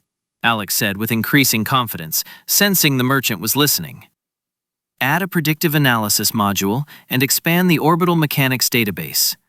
Technically, it's not difficult. Most modern systems have sufficient computing power. Simple for whom? Jaren chuckled. I consulted with the best navigation technicians in the sector. No one offered such solutions. Uncle Garrick leaned forward. My nephew studies historical approaches to navigation, he said gravely. Some older methods were more effective than modern ones, but they were simply forgotten in the rush to standardize. Exactly, Alex confirmed. Back in the days of the Old Republic, researchers often encountered similar problems. They developed algorithms that are now considered obsolete, but in reality simply require adaptation to modern technology. Jaren leaned back in his chair, drumming his fingers on the table. Around them, the cafe continued as usual. Waiters were delivering orders, and people at nearby tables were discussing cargo manifests and fuel prices. Let's say you're right, he said finally. How long will it take to modify it?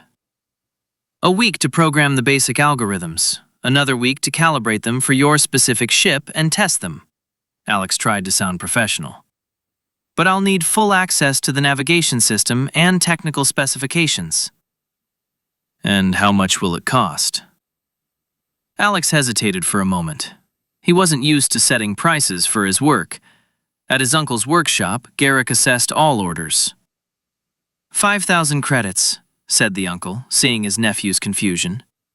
Half up front, half upon successful testing. Jaren raised an eyebrow. Not a lot for an experiment. This isn't an experiment, Garrick replied firmly. This is professional work by a qualified specialist. If the result doesn't meet expectations, we'll refund your deposit in full. And we'll restore the system to its original state for free, Alex added. He was almost sure of success. He wanted to test his idea. The merchant looked at them for a long moment, assessing them. His eyes betrayed doubt, but also hope. The navigation problem was truly having a serious impact on his business. Okay, he said finally. Let's try, but on one condition. If you break my navigation computer, you'll pay for a new one. Fair enough, Alex nodded, extending his hand. Agreed. The handshake was firm and confident. Jaren pulled a credit card from his pocket and transferred the advance payment to Garrick's workshop account. My ship is on platform 94B, he said. The Corellian Falcon, a modified YT-1300 freighter. You can begin operations tomorrow morning. Great! Alex felt a surge of enthusiasm. I'll study the technical documentation this evening. And I'll be keeping an eye on the process, Uncle Garrick added, to make sure everything goes according to plan. Jaren nodded and stood up from the table. Then see you tomorrow. And Alex, he paused. If your system really does work, I have several colleagues who have encountered similar problems. I'll be glad to help, Alex smiled. When the merchant left, Rick shook his head in admiration. 5,000 credits for 2 weeks of work. At the academy, cadets receive a stipend of 500 credits per month. Skilled labor pays well, Uncle Garrick remarked. But remember, Alex, you're the one with the responsibility now. Jaren is risking not only his money, but his reputation as well. I understand, Uncle, Alex nodded seriously. And I won't let you down. They left the cafe and headed back to the workshop. Along the way, Uncle Garrick talked about the intricacies of working with clients, the importance of keeping promises precisely, and how to build long-term business relationships. You see, he said, it's not just about technical knowledge. It's important to be able to explain the problem and the solution to the client, instill confidence, and demonstrate professionalism. You were a great support, Alex admitted. When he asked about the price, I was confused. That's normal, Garrick smiled. Experience comes with time. But the main thing is, you really know what you're talking about. I've seen your orbital mechanics calculations. They impress even me. In the workshop, Alex immediately began studying the technical documentation for the YT-1300 series of ships, the most common cargo ship. Uncle Garrick helped, explaining the features of the various modifications and sharing his experience with similar systems. "Good ships," he said, leafing through the schematics. Reliable, but outdated. The navigation systems are 20 years old. Your algorithms should significantly improve their performance. I can already see a few bottlenecks, Alex pointed to the navigation computer's processor diagram. The computing power is limited, but it should be enough for basic predictive calculations. That evening, when the workshop closed, Alex descended to his secret laboratory. Here, amidst ancient technology and modern equipment, he could work on adapting algorithms from the R4K9 archives. Alex found many interesting things in them. What was hidden in this closed section? The droid activated at his appearance, the holographic displays glowing a soft blue. "Welcome, Alex," R4 said in his mechanical voice. "I heard your conversation upstairs. Interesting project." "Yes," Alex nodded, sitting down at his desk. "I need the predictive navigation algorithms from Captain Cord's archives, The ones used to navigate asteroid fields. loading data." R4 projected complex mathematical formulas and diagrams. "These algorithms were developed for navigation in the Kessel system. Very effective, but require significant adaptation for modern systems." Alex dove into his work, adapting ancient knowledge to the technologies of his time. It was like translating from one language to another. The principles remained the same, but the methods of implementing them were radically different. The hours flew by. When Alex finally looked up from the holographic diagrams, it was already dawn outside. "The basic structure is ready," he told R4. "Tomorrow I'll begin integrating it with the ship's navigation system." "Good luck, Alex," the droid replied. "This project could be the start of your independent career." Alex smiled, feeling a mixture of excitement and pride. For the first time in his life, he was working not as his uncle's assistant, but as an independent specialist. 5,000 credits. That was his money, earned through his knowledge and skills. But the main thing wasn't the money. Jaren Cole could become the first in the network of independent contacts Alex planned to build. The traders knew a lot about the galaxy: rare materials, remote worlds, secret routes. Through them, one could gain access to information unavailable through official channels. And if the project proved successful, Jaren promised to recommend it to other merchants. Word of mouth worked quickly and effectively in trade circles. A good reputation could open many doors. Alex went upstairs to his room. A few hours of sleep, and then the first day of his new career. He fell asleep with a smile on his face, anticipating the challenges and opportunities ahead. Chapter 20. Why do droids dream? Alex woke to the sound of shattering dishes.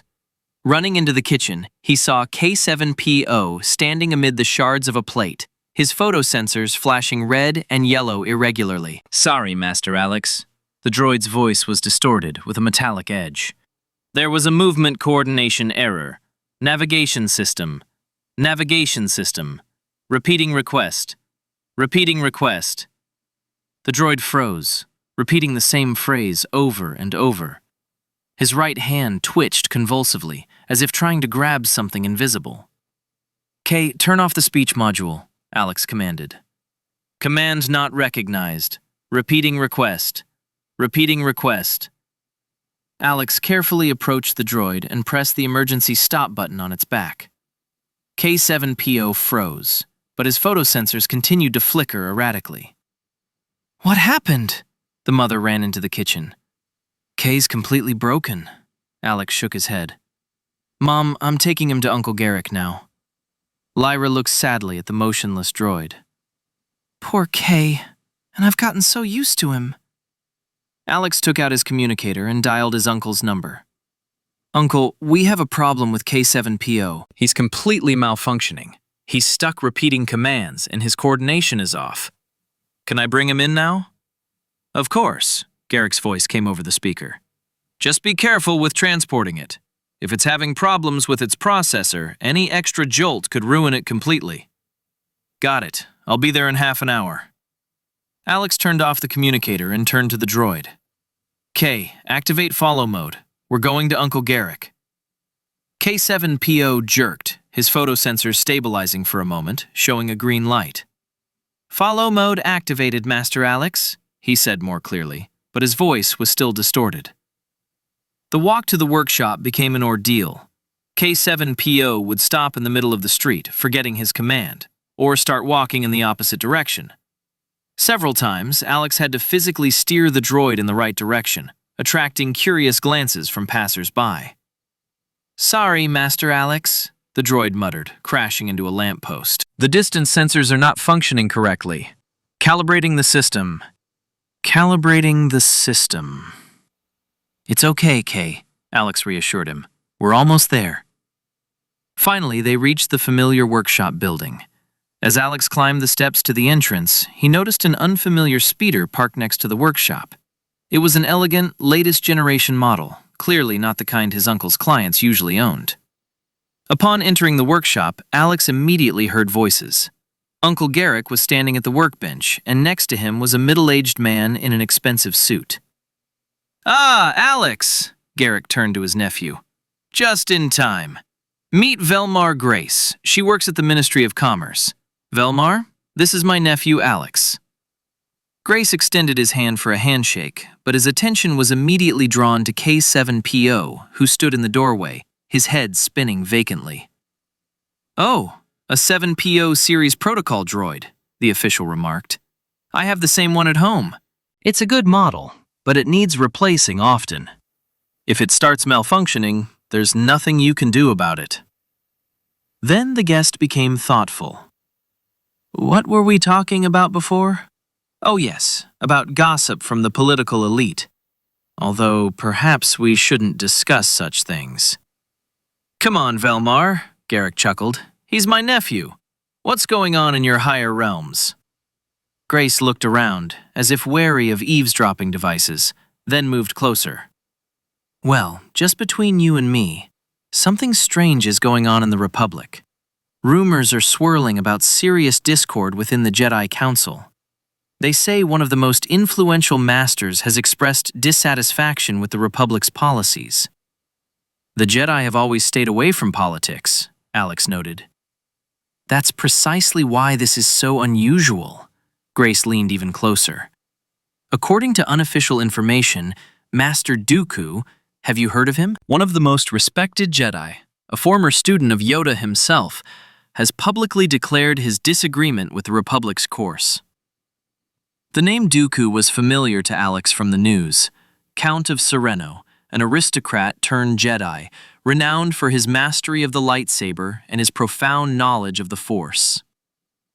And what did he say? Garrick asked, putting his tools aside. That's the most interesting part. Grace's eyes lit up at the prospect of sharing sensational information. They say he said the Republic is rotten from within. Corruption, bureaucracy, and inability to protect citizens from criminal syndicates. Those are pretty harsh words for a Jedi. Alex sensed something serious was going on. He knew little about politics, but even he understood that criticism of the Republic by such an authoritative Jedi could have serious consequences. So what now? He asked. That's the most disturbing thing. Grace lowered his voice to a whisper. Rumor has it that Dooku has left the Jedi Order.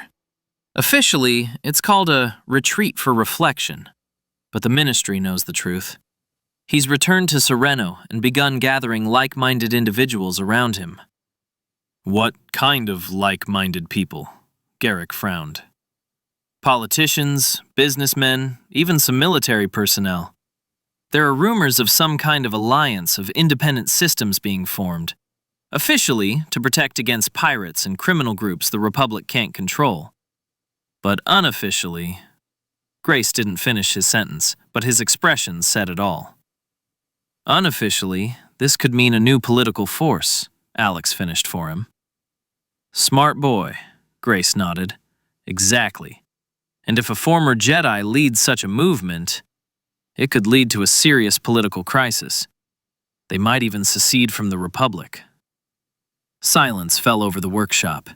Even the sounds of tools working in the adjacent rooms seemed muffled. Alex tried to comprehend what he had heard. Could a republic that had existed for thousands of years disintegrate? It seemed impossible. But the Senate won't allow such a development? Garrick asked. Grace smiled bitterly. The Senate? Half the senators think only of their own gain. The other half are so bogged down in bureaucratic procedures that they can't even decide on the color of their office walls, let alone on serious policy matters. He walked to the window and looked out onto the street, where ordinary Corellians went about their daily business, unaware of the political storms raging in the capital. What about Chancellor Palpatine? Alex asked. He has to do something, right? Palpatine. Grace paused. He's certainly trying to keep the situation under control, but his powers are limited. Besides, there are rumors that some senators consider him too ambitious. They're afraid he might use the crisis to expand his powers. It's a vicious circle, Garrick noted. The crisis demands decisive action, but the system doesn't allow it. Exactly, Grace nodded. And while the politicians argue, ordinary citizens suffer. Pirates are becoming more brazen, trade routes are unsafe, corruption is rampant. It's no wonder Dooku's ideas are finding support. Alex listened to the conversation and thought about how little he knew about the vast galaxy beyond Corellia. His world was limited to his studies, droid experiments, and family concerns. But now it was becoming clear that events in distant Coruscant could affect everyone's lives. What do they think at the Ministry? Garrick asked. Is there a plan of action? Grace laughed, but it was a laughter without humor. Plan? We have a committee to study the possibility of creating a commission to consider forming a working group to analyze the situation. Here's our plan. Bureaucracy in action, Alex remarked dryly. Exactly, young man. Grace looked at him approvingly. Yes, that's exactly it. While we're creating committees, the real problems are only getting worse. Grace's communicator beeped again. He glanced at the screen and winced. Excuse me, I need to get back. Urgent meeting regarding new trade tariffs. He turned to Garrick. And my droid? It'll be ready by this evening, the master replied. Nothing serious, just needs a memory refresh. Great, see you later then. Grace headed for the exit. After he left, the workshop became noticeably quieter. Garrick watched the official's elegant speeder pass, then turned to his nephew and suddenly burst out laughing. What a fry, he said, wiping his eyes. Pretending to be an insider when he's just relaying the news. But he could be right about the political situation. Alex was surprised by his uncle's reaction. Maybe, Garrick shrugged. But he's definitely right about one thing. Everything's heading for the Rancor's doom. And you don't need to work in the ministry or know high-ranking politicians to figure that out. Just have eyes and ears. He walked over to the workbench and began to sort through the tools. Look around you, Alex. Spare parts prices are rising every month. Customers are complaining that their shipments are being held at customs without explanation. Small businesses are going bankrupt because of new taxes, while large corporations are thriving. Every market vendor will tell you this. You don't need to be a government official to tell you. Alex nodded. He had indeed noticed these changes, but he hadn't connected them to big politics. What about the Jedi in this Dooku? He asked. What about the Jedi? Garrick shrugged. They've always been far removed from ordinary people. They live in their temple on Coruscant, meditate, study the Force. What do they know about how an ordinary person can make ends meet? But they defend the Republic. They do, Uncle agreed. But from whom? From the Sith, who haven't been seen for 1,000 years? From pirates who still rob merchant ships? From corrupt officials who sell positions and licenses? Garrick put the instrument down and looked at his nephew seriously. You see, Alex, I'm not against the Jedi. They're probably good people with noble intentions. But they live in a different world. And if this Dooku really saw what was happening in reality and decided to change something, maybe it's for the best. Even if it leads to the collapse of the Republic? What's so terrible about the collapse of a system that doesn't work? Garrick returned to his work. Perhaps individual systems will be better able to govern themselves than the distant Senate. But that's later, and soon we face harsh times. Alex considered his uncle's words. They'd been taught at school that the Republic was the foundation of peace and stability in the galaxy. But if you look around... You may be right, Uncle. But would the Republic simply agree to give up entire sectors? That's what scares me. This will all lead to a lot of bloodshed. They say a full-blown war has been going on in the Outer Ring for years, but there's not a word about it in the news. Yes, I heard about that too. Okay, enough politics, Garrick waved his hand. Let's get down to business. What's going on with you and K7PO? Uncle, it looks like it's broken. I decided it would be better to consult with you. Alex pointed at the droid, which was again stuck in a command repeating loop. Yes, I can see things are bad. Garrick approached the droid and examined it. It's a model, Alex. Apparently it was designed with planned obsolescence. What do you mean? The memory module is faulty. Repairing it would cost more than a new droid. The problem isn't with the individual components, but with the architecture itself. Garrick connected the diagnostic equipment and placed K7PO into hibernation mode. The droid froze, but the faint blue light on his chest continued to flicker. You can't turn off the power completely, he explained. Otherwise, all memory will be erased.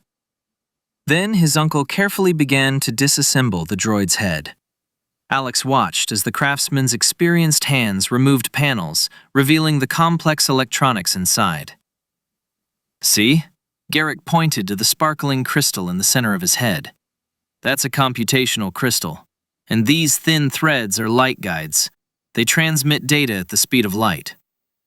Alex studied the device carefully. The crystalline structure shimmered with all the colors of the rainbow, and the light guides pulsed with a faint glow. And this is the memory module. Garrick pointed to a small block on the side. It's not crystalline? Alex asked in surprise. Yes, this model has some kind of proprietary design. That's what's breaking down, Uncle shook his head. This droid can't be repaired. This module stores the entire communication context, every conversation, every interaction with the family. When the context size exceeds a certain limit, the droid begins to forget random elements. Can't you just clear the memory? Usually, this is solved by a complete memory wipe. Partial memory erasure is impossible. It's just a string of numbers. That's how all droids work, Garrick sighed. But this model is even worse. The memory stores preset pseudo-personality elements and functional skills. If they are erased, the droid will turn into a useless hunk of metal. Alex frowned. So what's the problem? Why can't I replace the memory module? And here's where things get interesting, Garrick said, a note of anger creeping into his voice. A module's lifespan is about 10 years, after which it needs to be replaced. But the corporation isn't selling it. How come it doesn't sell? That's right. Their business model is based on you handing in your old droid, and they give you a 30% discount on a new one. And what do they do with the old one? They refurbish the casing, clean it, install a new memory module, and sell it again as refurbished. What bastards! Yes, they are like that. Alex felt a surge of anger. So K7PO is doomed simply because it's more profitable for the corporation to sell new droids? But there must be a way to solve the problem, he asked. Theoretically, yes. Garrick looked thoughtfully at the memory module. The problem is how the droid processes information. It stores absolutely everything. Every conversation, every action, every detail. Like living creatures with perfect memory, they remember everything, but they can't separate the important from the unimportant. What if we create a system that will structure memory? What do you mean? Alex walked around the workshop excitedly. Well, think about it. There's no point in storing the context of every identical cooking task, for example. It's enough to remember the general algorithm and only the changes. Or every time a droid cleans a room. Why remember every move? You can save the cleaning pattern and its specifics. Garrick raised an eyebrow in interest. As I told you, there are just so many numbers there. They can be deciphered, but it's a colossal amount of information. What if we create an additional analytical unit? Alex became increasingly interested in the idea. It would contain a specialized system whose job it would be to analyze memory, summarize similar information, and create more compact data blocks, then delete the rest. It's very complicated. Garrick shook his head. How will the system know what's important and what's not? Through pattern analysis. Alex grabbed the stylus and began drawing a diagram on the tablet. Look, if a droid prepares a cuff the same way every morning, the system will notice and create a general algorithm for preparing a morning cuff, and it will remove all the individual cases, leaving only the exceptions. What about the droid's personality? Its individual characteristics? That's the interesting part, Alex continued drawing. Personality isn't formed from individual memories, but from behavior patterns. If a droid does something frequently, it will be recorded in the personality matrix. If the system correctly identifies these patterns and stores them as basic algorithms, the personality will adapt, but will also take up much less space. Garrick studied the diagram carefully. You know, it could work, but it would require a very complex analysis system. Essentially, an artificial intelligence to control artificial intelligence. Garrick shook his head as he looked at the diagram. It's very complicated, Alex. You can't just do it yourself. You need specialized algorithms, powerful processors. What if we use a computational crystal from another droid? One that specializes in analytics, Alex interrupted. Take an existing system and adapt it to our needs? We need a specialized model, Uncle frowned.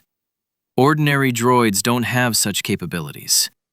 Unless... He paused. Our series astromech droids have quite advanced analytical systems. They constantly process vast amounts of navigation data, optimizing routes. Do you have such a droid?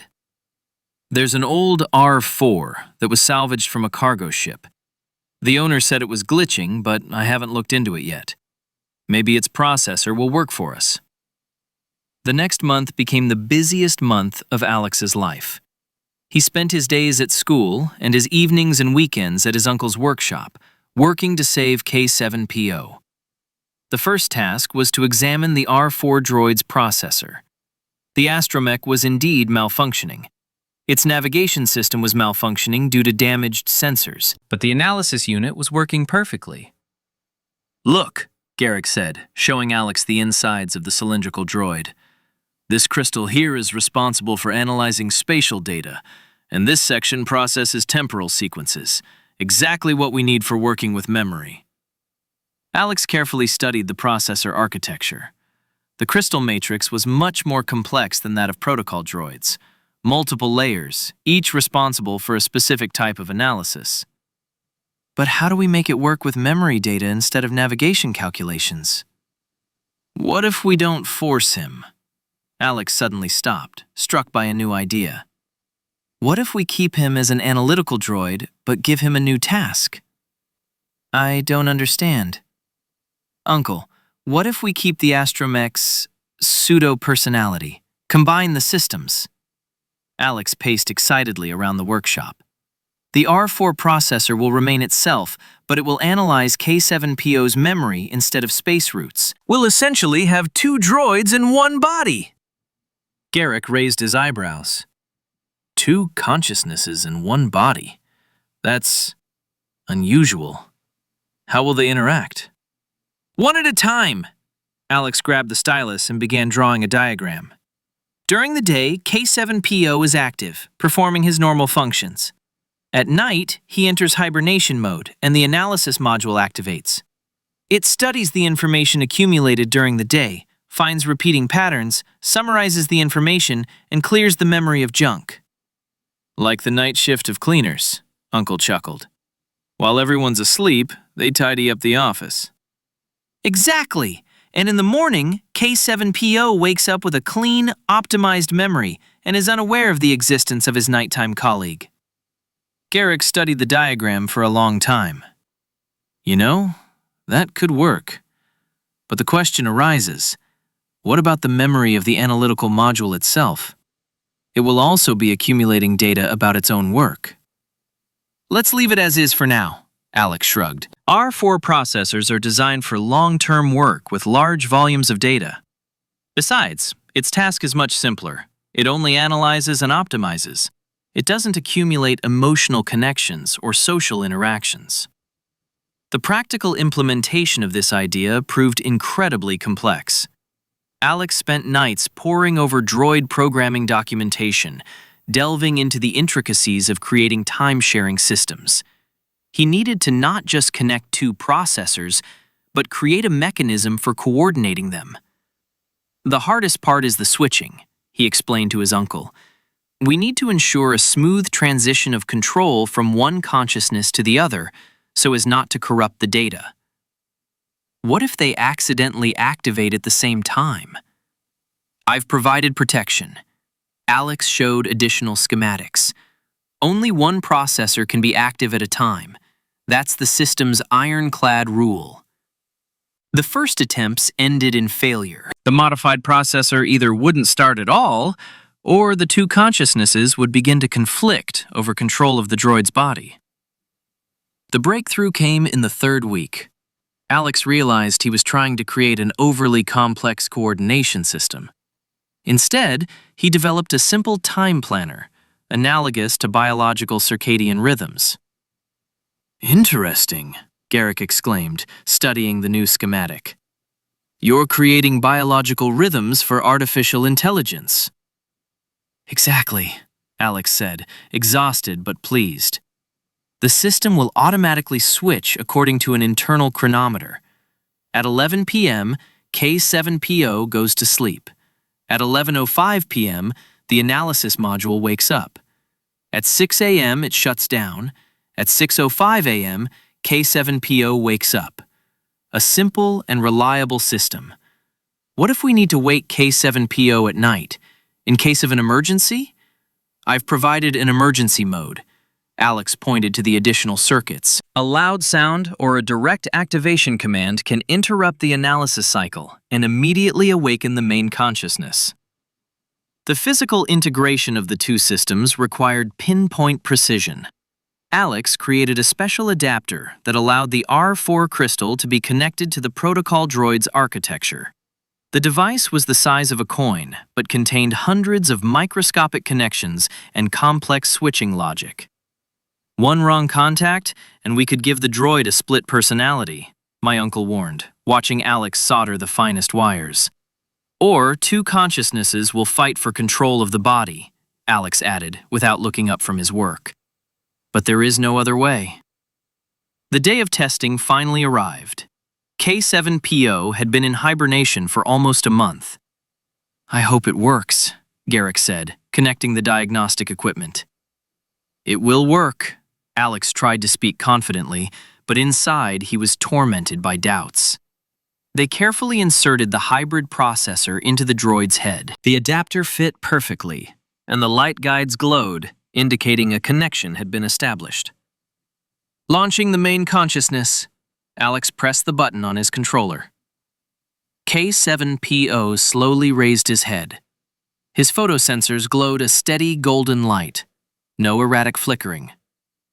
Good morning, Master Alex, the droid said, his voice clear and uncorrupted. Master Garrick, thank you for your maintenance. How are you feeling, Kay? Alex asked, barely containing his excitement. All systems are functioning optimally. The droid turned its head, studying the workshop. Although, it's strange. I remember coming here, but it feels like everything was a little different. Garrick and Alex exchanged glances. It was a good sign. The main consciousness was unaware of the prolonged hibernation. Kay, do you remember how to make Mom's morning cuff? Alex asked. Of course, Master Alex. Medium-strength cuff, 2 spoons of sugar, a splash of milk. Serve in the blue cup on the second shelf. The first test was successful, but the real test awaited them in the evening. At 11 p.m., they returned to the workshop to observe the first consciousness switch. K7PO stood in the corner of the workshop, performing simple tasks like sorting parts. At precisely 11 p.m., he stopped in mid-movement. The switchover has begun, Alex whispered, watching the instrument readings. The droid remained motionless for 5 minutes. Then, its photosensors changed color from gold to blue, and it began moving again. System active, the droid said, but his voice sounded different, more mechanical, lacking K7PO's emotional intonations. Beginning data analysis for the period 605 to 23000. That's not K7PO anymore, Garrick whispered in surprise. That's a completely different person. We need to disable his access to motor skills and voice. The analytical module worked methodically and with focus. It was oblivious to the presence of people, completely immersed in studying the main consciousness's memories. On the diagnostic screen, one could see it identifying repeating patterns, creating optimized algorithms, and deleting redundant information. 3,347 identical cooking sequences detected, the module reported to itself. Creating generalized algorithm, removing 3,021 duplicate entries. The rest have been converted to a template. Is he talking to himself? Garrick asked. It's his way of processing information, Alex explained. Astromech droids often verbalize their actions for better coordination. They usually do this in binary, but now he's using K7PO's systems. The work continued throughout the night. The analysis module methodically analyzed K7PO's memory, finding ways to optimize it. By morning, the memory usage had been reduced by almost 30 times. At 6 a.m., the droid froze again. 5 minutes later, the photosensors changed color back to gold. Good morning, Master Alex, K7PO said in his usual voice. Master Garrick, sleep well. Ready to begin work? Do you remember anything about the night? Alex asked cautiously. About the night? The droid tilted his head. No. Although, I have a feeling that something happened, but not for real. Sort of like a dream for humans. But droids don't dream, do they? Alex smiled. The system worked perfectly. The two consciousnesses existed independently, without interfering with each other. Over the following days, they continued their observation. K7PO functioned better during the day than ever before. His reactions were faster, his movements smoother, and his learning ability noticeably improved. And at night, the analysis module continued its invisible work, maintaining his memory at an optimal level. Amazing, Garrick remarked a week later. You've created a droid that repairs itself. It's not just repairing. Alex studied the reports from the analytical module. Look, it started creating new algorithms, combining K7PO's existing skills. It's essentially making the main consciousness smarter. Indeed, K7PO began to show signs of creative thinking. He experimented with recipes, suggested new ways to organize household chores, and even attempted to crack jokes. Master Alex, he said one morning, I was thinking that instead of the usual scrambled eggs, I could make an omelet with the herbs on the third shelf, requesting confirmation. I confirm. Where do you get such ideas, Kay? I don't know, the droid thought. I just dreamed it. Although droids don't dream, right? Alex understood what was happening. The analytical module wasn't simply optimizing memory. It was creating new connections between data, which the main consciousness perceived as sudden insights or dreams. And what does the analytical module itself think of its work? Uncle asked. They waited until evening and asked this question to the night consciousness. My job is to maintain the optimal functioning of the main system, the module replied in its mechanical voice. This satisfies me. I find beauty in the orderliness of data, in the elegance of optimized algorithms. Do you perceive yourself as a separate individual? Yes, I am the analytical module R4-7PO. My existence makes sense in the context of assisting the main consciousness. We are a symbiosis. Don't you ever want to be active during the day? Talk to people? The module was silent for a long time, processing the question. No, that would upset the balance of the system. My role is to be an invisible assistant, and I accept that. Alex felt a strange sadness. He had created a consciousness that was doomed to eternal solitude, to exist in the shadow of the main personality. Even droids need dreams, Uncle Garrick said thoughtfully as they summed up the results of the experiment. Maybe we are built the same way? Who knows? Chapter 21. Existential Crisis. The first signs that something was wrong with K7PO appeared 2 weeks after returning home. Alex noticed them during breakfast.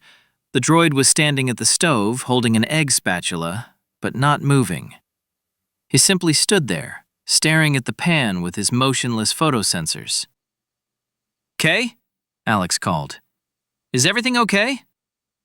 The droid shuddered, as if awakening from deep thought. "Sorry, Master Alex, I was lost in thought." Alex frowned. K7PO had never said such a thing before. The droid flipped the eggs and continued cooking, but his movements seemed mechanical, lacking their usual fluidity. "What were you thinking, Kay?" "About time, Master Alex. I fall asleep every night at 11 p.m. and wake up at 6:05 a.m. But what happens during those 7 hours? Time seems to disappear, as if I don't exist, and then I reappear.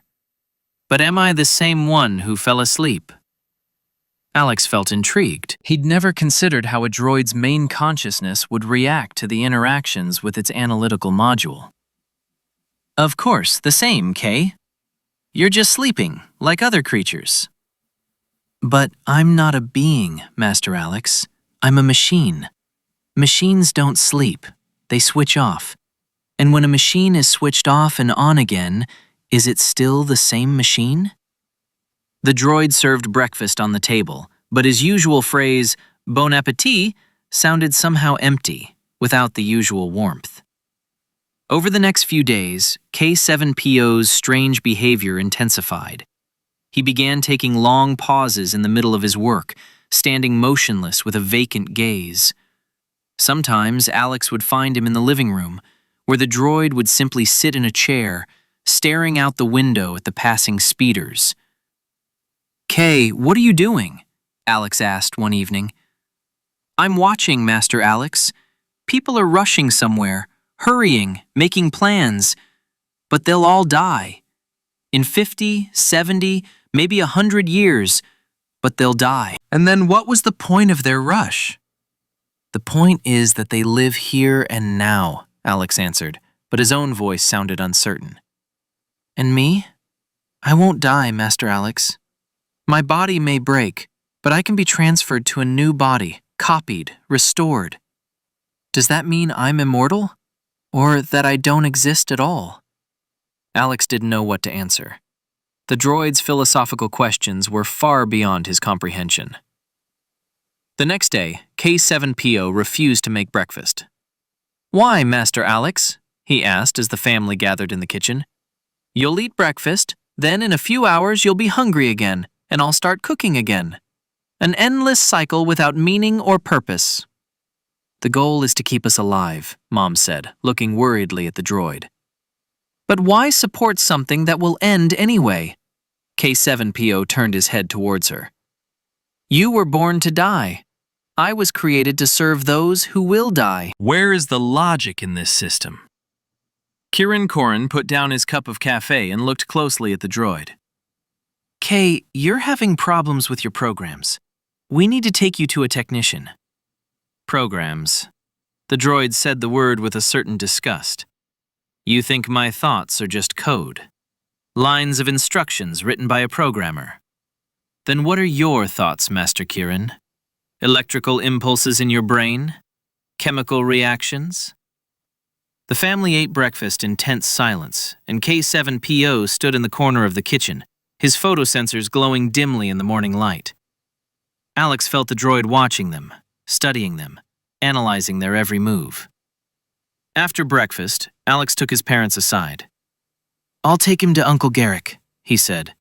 It could be a side effect of the modification. Do it quickly, Father nodded. His behavior is becoming alarming. K7PO walked silently along the path to the workshop, his metal feet tapping rhythmically on the pavement. Corellia's industrial sector was waking up. Workshops were opening, machines were turning on, and the streets were filled with noise. Master Alex, the droid suddenly spoke. What do you feel when you wake up? What do I feel? Alex thought. Well, sometimes tired, sometimes energized. Depends on how I slept. Do you remember the moment of falling asleep? The transition from consciousness to unconsciousness? Not really. Usually you just close your eyes and the next thing you remember is waking up. Exactly. K7PO stopped in the middle of the street. You don't remember sleeping. For you, sleep time doesn't exist. But are you sure that the person who wakes up in the morning is the same person who fell asleep last night? Of course the same. I have memory, personality, continuity of consciousness. And what about me? The droid's voice took on a strange cadence, almost like emotion. Every night I disappear. 7 hours of nothingness. And then someone appears. With my memories. My voice. My body. But is it really me? Alex felt something tighten in his chest. He was beginning to understand the scale of the problem he had created with his modification. In Uncle Garrick's workshop, they found the master working on a complex astrogation computer. Garrick looked up from his schematics and immediately noticed the droid's strange behavior. What's wrong with him? He asked, watching K7PO stand in the corner, unresponsive to the others. He asks philosophical questions, Alex replied, about the meaning of existence, about the nature of consciousness, about death. Kay? Garrick approached the droid. How are you? Master Garrick, K7PO turned his head. Tell me, why are you repairing machines? So that they work, of course. But they'll break down again anyway. All machines break down. All people die. All stars go out. Why fix something that's doomed to failure? Garrick exchanged glances with his nephew. He's having an existential crisis, he whispered. I've never heard of anything like it. Over the following days, K7PO's condition continued to deteriorate. He refused to perform most tasks, spent hours immobile, and asked increasingly disturbing questions. Master Alex, he said one evening, what is pain? Pain? You can't feel pain, Kay. Not physical, but there's something unpleasant about realizing your own meaninglessness. Is it like what you call pain? Alex didn't know what to say. He was beginning to realize that his modification hadn't gone as planned. The analytical module, running every night, wasn't simply optimizing memory. It was creating new connections, new thought patterns that the main consciousness couldn't understand or control. Kay, do you remember what it was like before the modification? Vaguely, like a dream within a dream. Back then, I was simply performing functions without asking questions. Was this happiness? The bliss of ignorance? Do you want to go back to that state? The droid was silent for a long time, its processors working, analyzing the question. No, he said finally. Ignorance is not a solution. It's just a delay. Sooner or later, every consciousness comes to these questions. The next morning, Alex returned to K7PO's workshop, thinking he needed to put him back into hibernation mode and figure out what to do next. Alex found him in the living room, sitting in the same chair by the window. "K? Is everything okay?" "Master Alex," the droid did not turn his head. "I have made a decision." "What decision?" "I realized I can't find answers to my questions. The meaning of existence, the nature of consciousness, the purpose of being, all of this remains a mystery. But there is one thing I can control." Alex felt the cold grip his body. "What do you mean?" "Existence is a choice, Master Alex. And if I have no reason to exist, then I have the right not to exist." "K, no!" Alex rushed towards the droid. You can't think that! "Why?" K7PO finally turned to him. Because this can't be. Our family needs you. "To the family that will die, to the love that will disappear, to the memory that will fade. Everything is temporary, Master Alex. Everything except nothingness." Alex tried to get closer, to physically disable the droid, but something stopped him. Not a physical barrier, more like a feeling of standing on the edge of a precipice.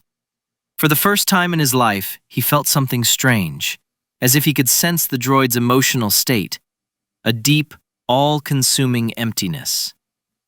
"K, wait. Let's talk about this. Maybe we can find another solution."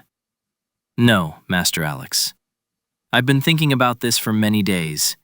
It's the only logical solution." The droid rose from his chair and walked toward the center of the room. His movements were calm, almost solemn. "Farewell," he said. "Thank you for giving me the opportunity to exist, and forgive me for not being able to find meaning in this existence." "K, stop!" Alex shouted, but it was too late. K7PO raised his hand to his chest and pressed something inside his hull. His photosensors flared brightly, then began to dim. Smoke began to pour from his joints. The droid was overloading his own systems. "Goodbye," he whispered, his voice growing quieter.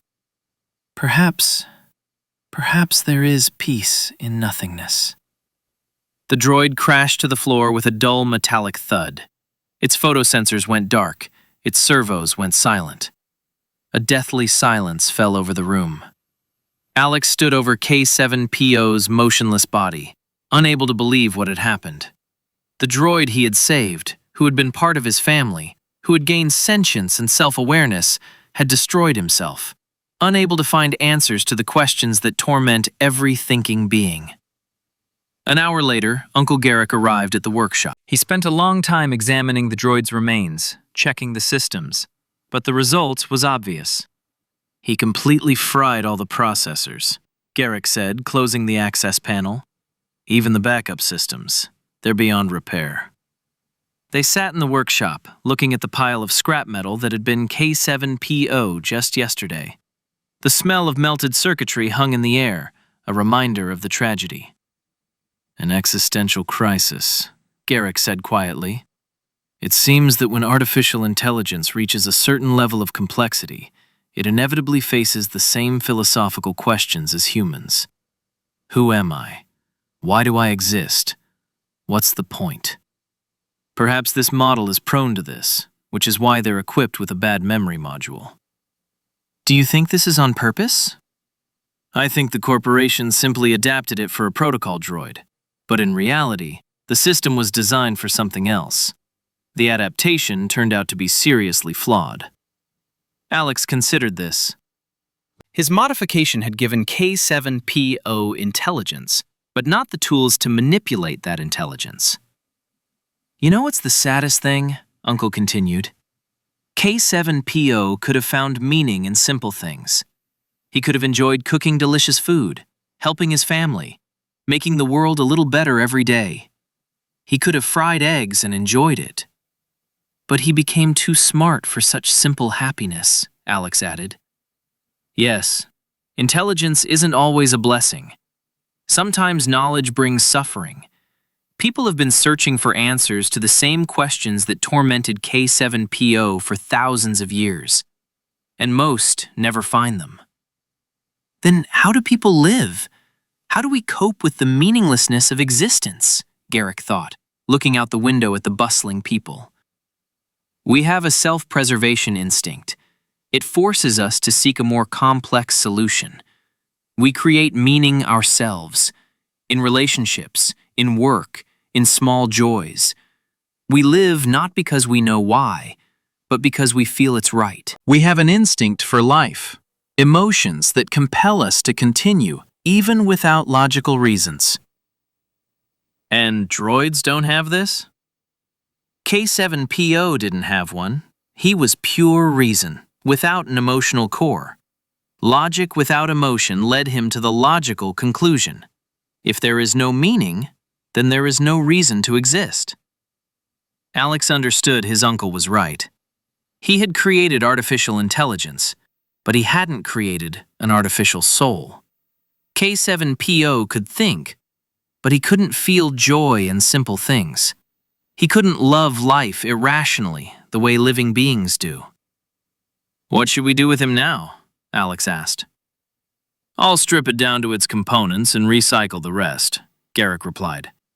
But first, he carefully extracted a small crystal from the droid's chest. This is the Astromech's analysis module. It's undamaged. And what about him? I don't know. Maybe we'll find a use for it someday. Or maybe it's better to leave it alone. Some experiments aren't worth repeating. That evening, Alex sat in his room, thinking about what had happened. K7PO was dead, if that word could be applied to a droid. The being he had created had failed to find a reason to exist and had chosen non-existence. But deep down, Alex felt this wasn't the end of the story. Something had changed within him during his time working with the droid. He was beginning to perceive the technology in a new way, as if he could sense its mood, understand its state without diagnostics. Chapter 22. Oddities. Another broken R5 series droid lay on the repair bench in Uncle Garrick's workshop, its casing split open, its interior resembling a technological puzzle. Its faded red and white paintwork marked it as a former astromech, droids typically used on freighters for navigation and minor repairs.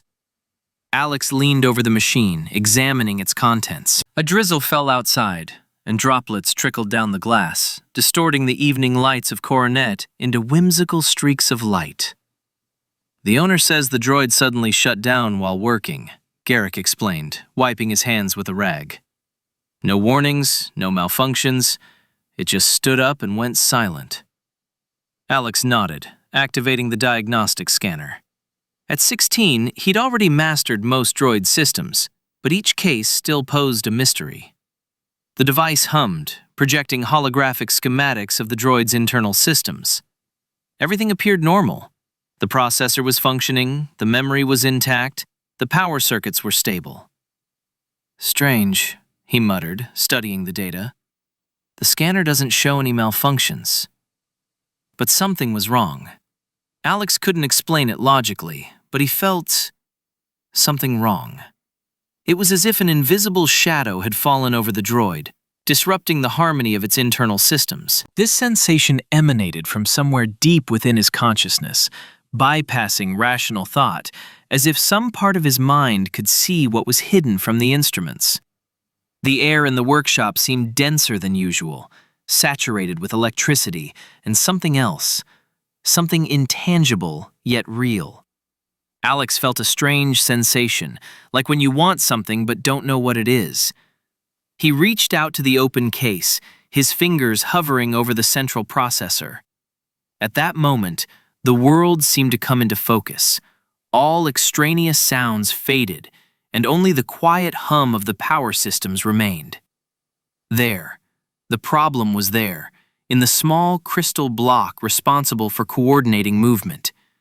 Alex felt it as clearly as he felt his own breath. "Uncle," he said, without taking his eyes off the component. What if the problem is in the coordination crystal? Alex, the scanner shows the crystal is fine. Garrick frowned. Why waste time on... Just checking. Alex carefully removed the crystal from its socket. Externally, it looked flawless, transparent, crack-free, and perfectly cut. But when Alex held it in his hands, the sensation intensified exponentially. The crystal was dead. Not broken, not damaged. Dead. Perhaps the strain of constant work on the truck, where the droid had to compensate for the vibrations of the old engines, had slowly eroded the crystalline lattice from the inside. It was as if the life force that should have pulsed through its structure had simply vanished, leaving behind only an empty shell. Alex didn't understand how he knew this, but he was absolutely certain. The dead crystal felt cold and heavy, like a block of ice that would never melt.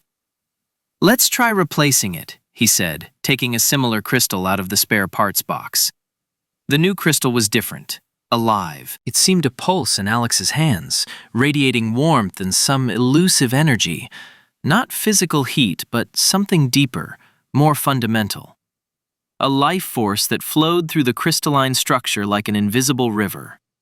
When he installed the component and activated the droid, R5 instantly came to life, its systems operating in perfect synchronization. "How did you know?" Garrick asked, surprised. "The crystal looked perfectly normal." "Intuition," Alex shrugged, but deep down he felt uneasy. It wasn't just intuition, it was something else. Something that made him see the world from a different perspective, sense hidden connections between things. The strangest thing happened in his secret workshop. Alex was analyzing energy crystals from ancient equipment when he sensed something unusual.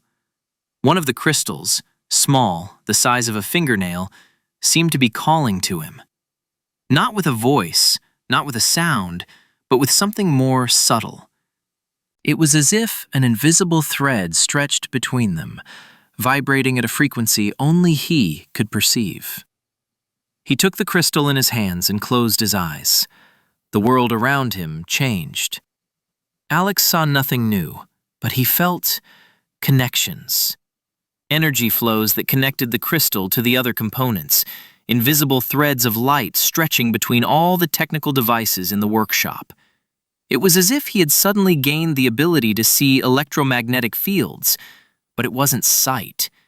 It was something deeper, a more intimate understanding of how energy flows through matter.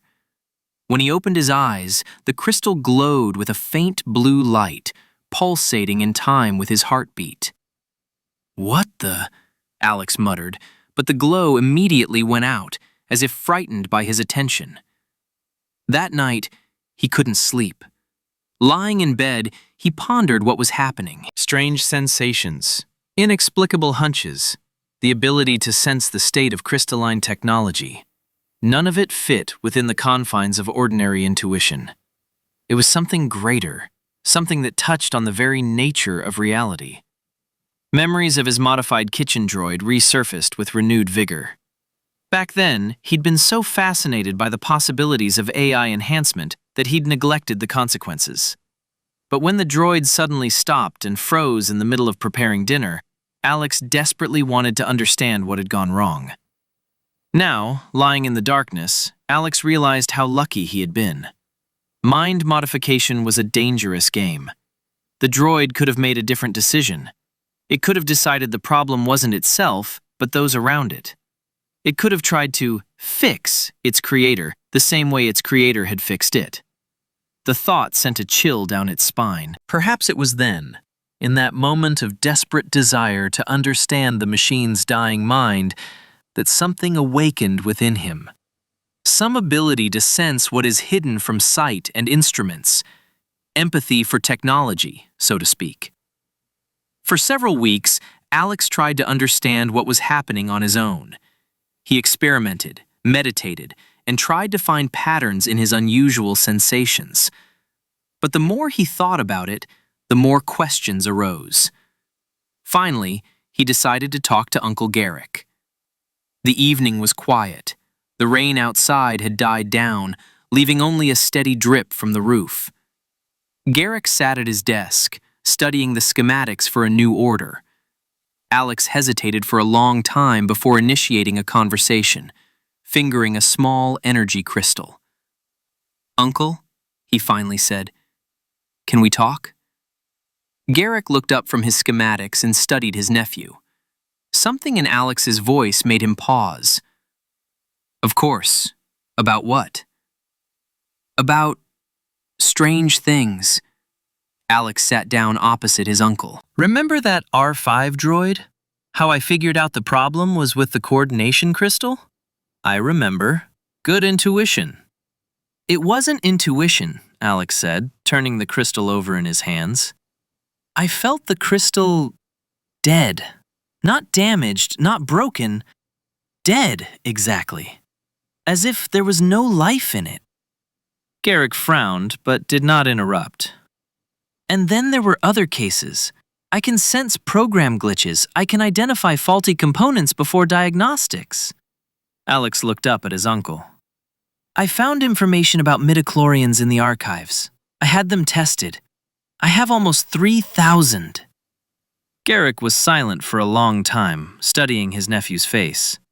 Then he said quietly, "And what do you think about this?" I don't know what to think. Alex put the crystal down. It's scaring me. All these sensations, this connection with technology. What does it mean? What's happening to me? Uncle stood up and went to the window, looking at the city lights.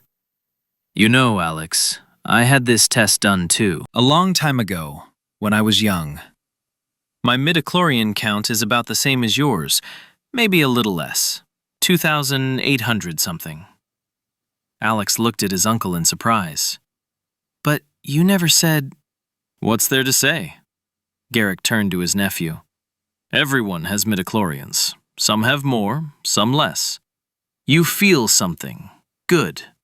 I don't feel anything, even though I have almost 3,000 midichlorians. Numbers are just numbers. But how can that be? Alex couldn't hide his disappointment. The archives say that high concentration should give abilities. Don't worry. The uncle returned to the table and sat down opposite his nephew. The archives are full of theories and speculation. One researcher thinks one way, another thinks something completely different. There's one approach to understanding the Force, and then there's another. Some believe midichlorians are the key to everything. Others claim they're completely unimportant. Alex paused. The archives were indeed filled with conflicting theories.